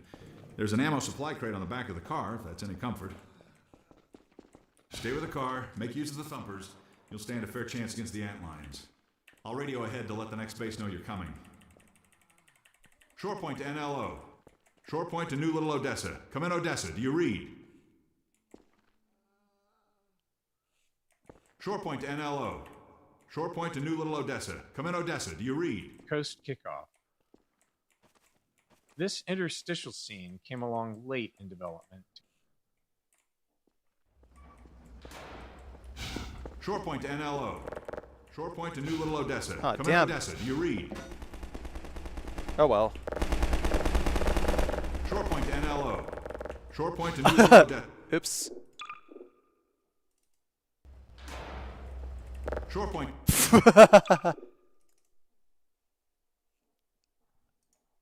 Yeah, I soft locked myself. Shore point to New Little I tried to Odessa. go back. Come in, Odessa. Do you read? We remember the free man. We are coterminous. Shore point to NLO. Shore point to New Little Odessa.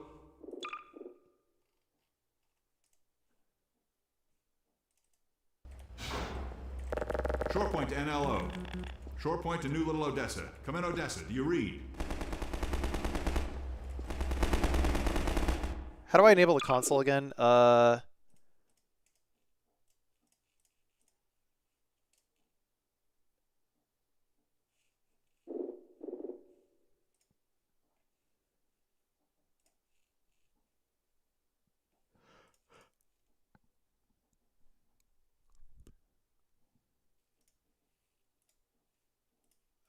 Oh, okay. Shore point.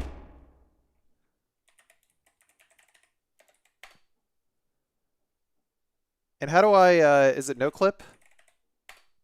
To NLO. Shore point to New Little Odessa. Come in, Odessa. Do you read?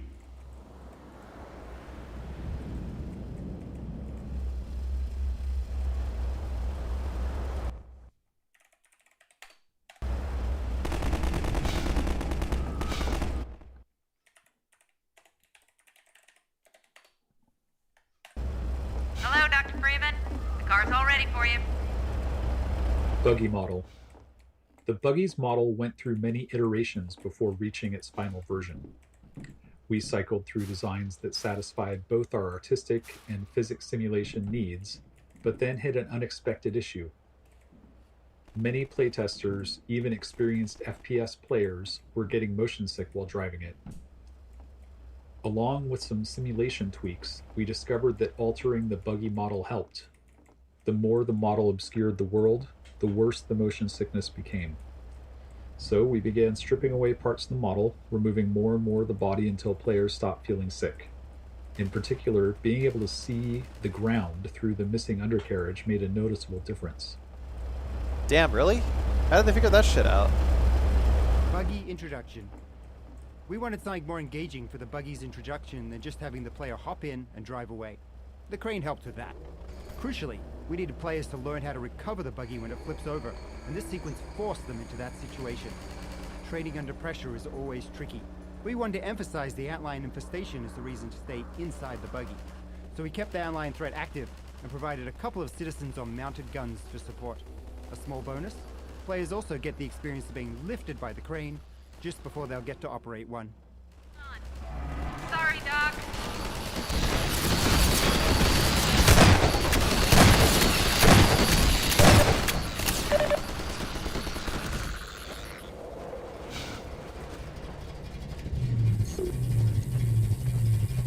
Get that car up, right? Get the hell out of here! Buggy training course. This training section was designed to let the player play around with their buggy. At the time Half-Life 2 was released, this level of physical simulation in the vehicle was novel, so we wanted to give players ample opportunity to experiment with it. A player has also just left the tight confines of Ravenholm, and we liked giving them the contrast and reward of being able to move quickly through a large space, feeling safe inside a vehicle. We made sure to require a turbo jump to get out of this area, which doubled as a test to make sure they'd reached a level of comfort in their driving, and also ensured that they didn't leave their buggy behind.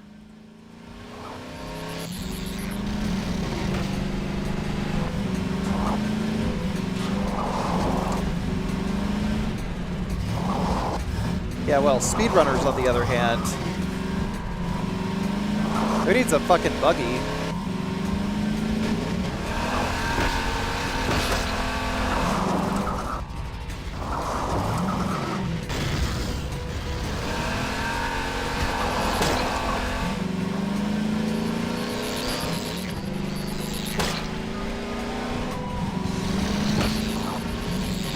The speedrun of this game is an all-timer.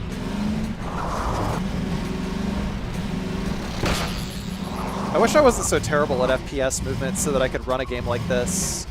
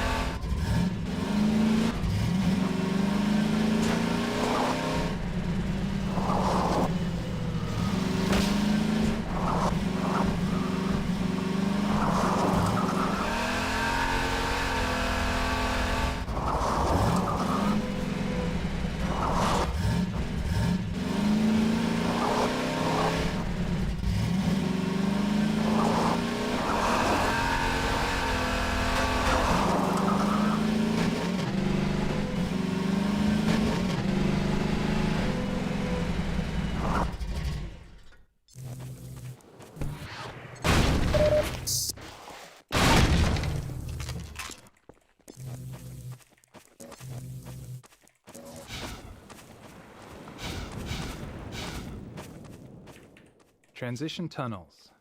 Building the coast required us to develop a way to handle level transitions. To move from one level to another, we need to save everything in the transition space as the player leaves the first level and restored in the next level after loading. Critically, we also have to save and restore everything visible to the player in the transition area, even if it lies outside the space itself. For this reason, we aim to keep transition spaces as small and enclosed as possible.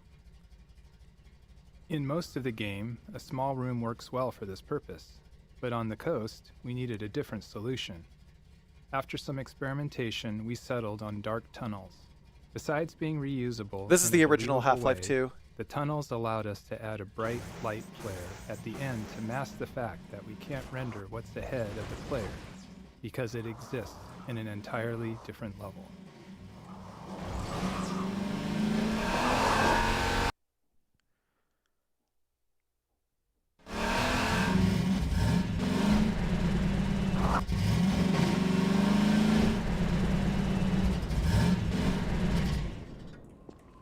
Buggy sound engine. The audio for the Buggy was challenging because we wanted to feel like a really powerful vehicle that's driving along at super high speed, even though the maps aren't really big enough to support that, and the Buggy doesn't really leave first gear, and it has a top speed of maybe 35 miles an hour. Now, in our defense, 35 miles an hour is still pretty fast, especially back in 2004. In addition to the speed, the driving inputs are really simple. So with a keyboard as your target input device, the player's controls are basically binary. So the Buggy's either accelerating or not accelerating, it's turning fully in one direction or not. So essentially, we need to create all this audio complexity to represent a simulation where the complexity doesn't actually exist. So we build a fake engine for the Buggy's audio. It's got its own transmission, and we combine the player's inputs with data from the physics simulation. We measure the torque on each simulated wheel, whether it's spinning or making contact, and we create a set of looping sounds and then carefully blend between them as the fake engine shifts gears in response to the wheel data. And we just basically kept trying different things. We added more complexity, we did some fine-tuning until the Buggy just feels more fun and sort of rewards you for that feeling of going fast. And most players, they don't really comment on it other than saying the Buggy sounds good, and to us that's the success, given the amount of craziness that was going on under the hood. Oh, I'm not in Japan right now. Dumpers. Whenever possible, there's a lot of value in players feeling like they figured something out on their own. It makes the world feel more alive. I'll be back in Japan next week. Gameplay elements line up for the player. If we can accept the risk that some percentage of players might miss an element entirely, we can take a more subtle approach. We took this approach with Dumpers, designing setups that players are likely to encounter, but aren't forced to engage with. There are plenty of visual and audio cues, as well as inline reactions, to help the player understand what's happening. It doesn't guarantee all players will figure it out, but playtesting showed that most did. Antlions. With the player driving the Buggy throughout the coast, we needed a pervasive enemy that could justifiably appear anywhere and act as a constant threat to keep the player in or near their Buggy. Antlions spawning from the sand were the perfect solution. Their high mobility allowed them to keep up with the Buggy for short bursts, unlike our humanoid enemies. Plus, they were very satisfying to run over.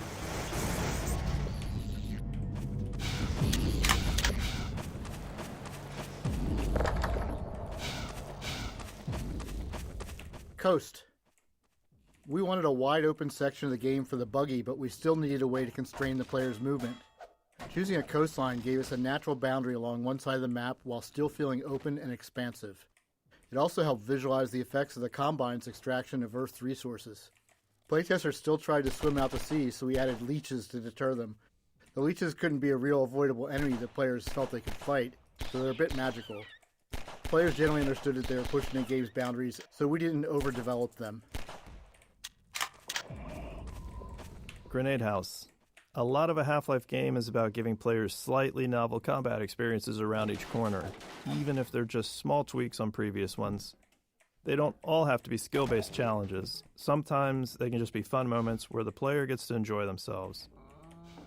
This Grenade House is one of those moments, with the twist being that we've inverted the usual setup. Instead of letting the player drop grenades on enemies below, we've put the enemies above. The unlimited grenade box is a somewhat clumsy way to encourage players to engage with the scenario, but its invulnerability also ensures the players can still climb up to the floor above, even if they've blown up everything else.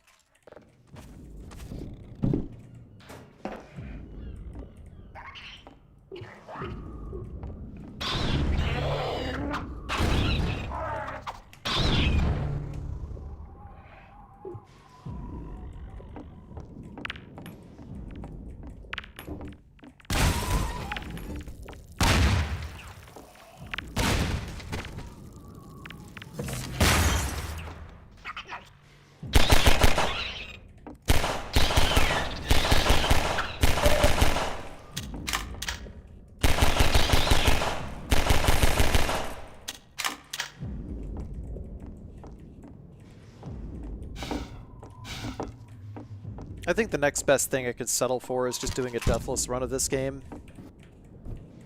Even though that on its own is like, I guess, not really that impressive.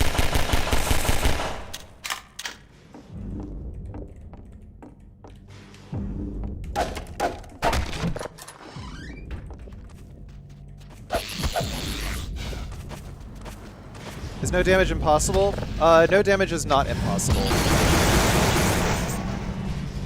I know of one person who has done a segmented no damage run of this game.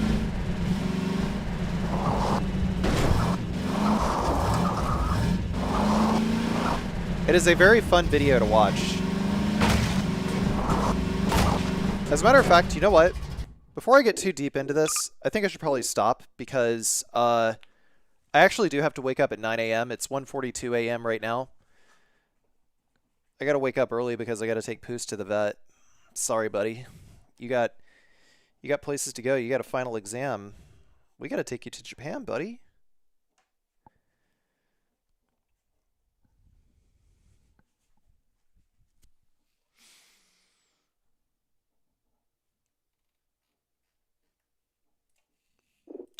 Let's see where the last... Buggy sound engine. The audio for the buggy... Okay. There we go. Okay. I guess it's Poos time. Guess what time it is, chat? It is time for Poos. Come here. Come here, buddy. It's Poos time.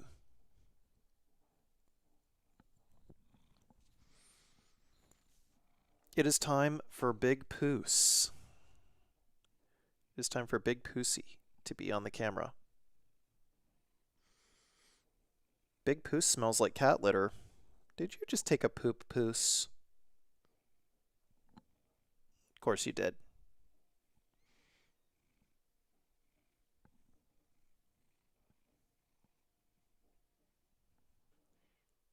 Yeah, that's right, Poos. You took a poop. You took a big boy poop.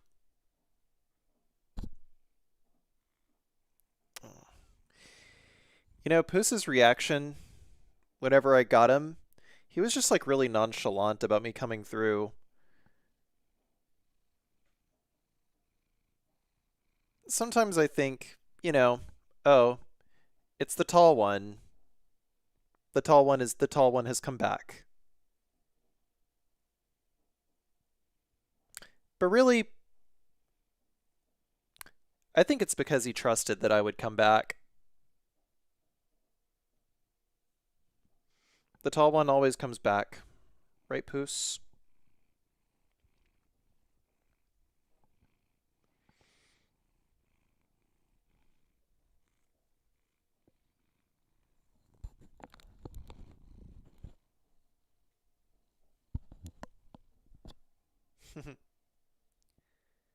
Yeah, he doesn't like having the mic in his face.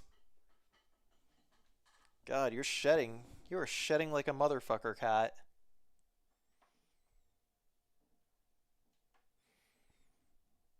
Chat, can I just say how much I love this fucking cat?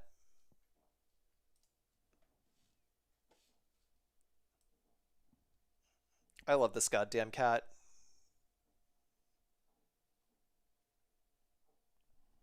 Oh yeah, this is what the rest of my office looks like. Oops.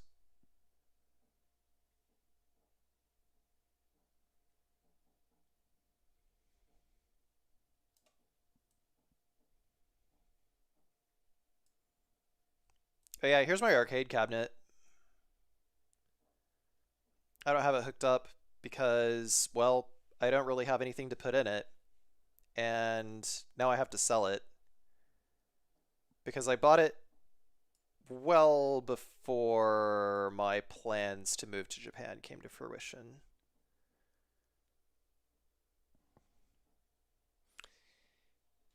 It's okay, we all gotta go sometime, right?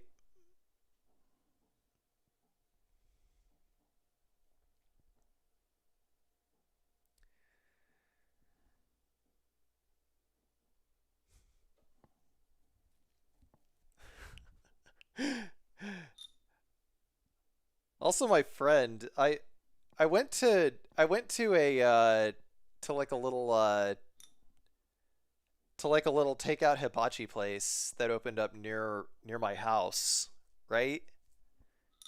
You know, like I just live in the middle of podunk nowhere, and you know they opened up a little hibachi place. Even though hibachi, it's not really called hibachi. It's actually teppanyaki is what it's supposed to be called. And I got Ramune there, and my friend has very eclectic taste. Okay, he's got a very eclectic. How do I put this? Every time he has always gotten food, okay, he's always gone for the safest thing. And I mean the safest thing.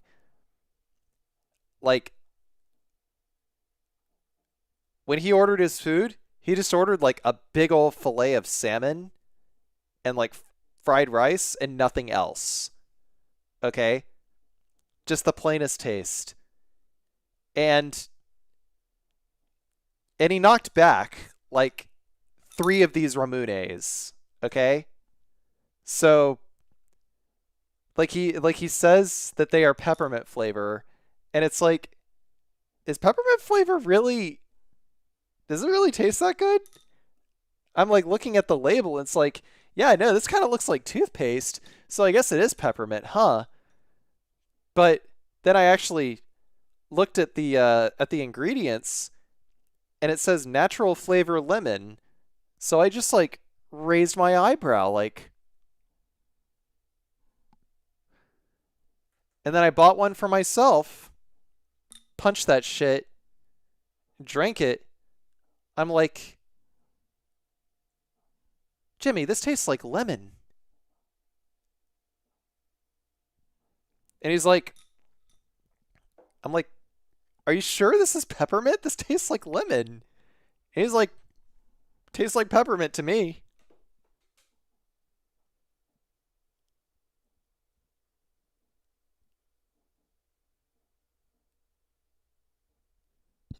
And it's like, I don't know. Man, old Jimmy's taste buds.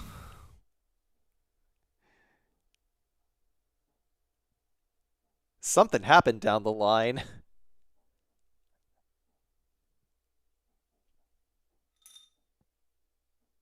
But if this tastes like toothpaste, it explains a lot.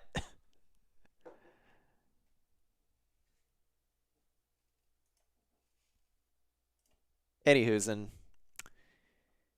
It's time for me to go now. So we are going to go raid the 24/7 channel.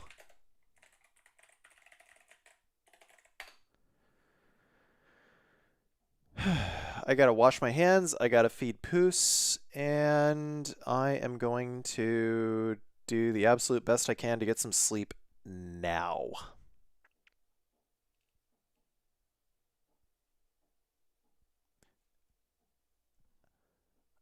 I will most likely be back tomorrow. I'll see you guys then. Have a good night. Thank you for watching.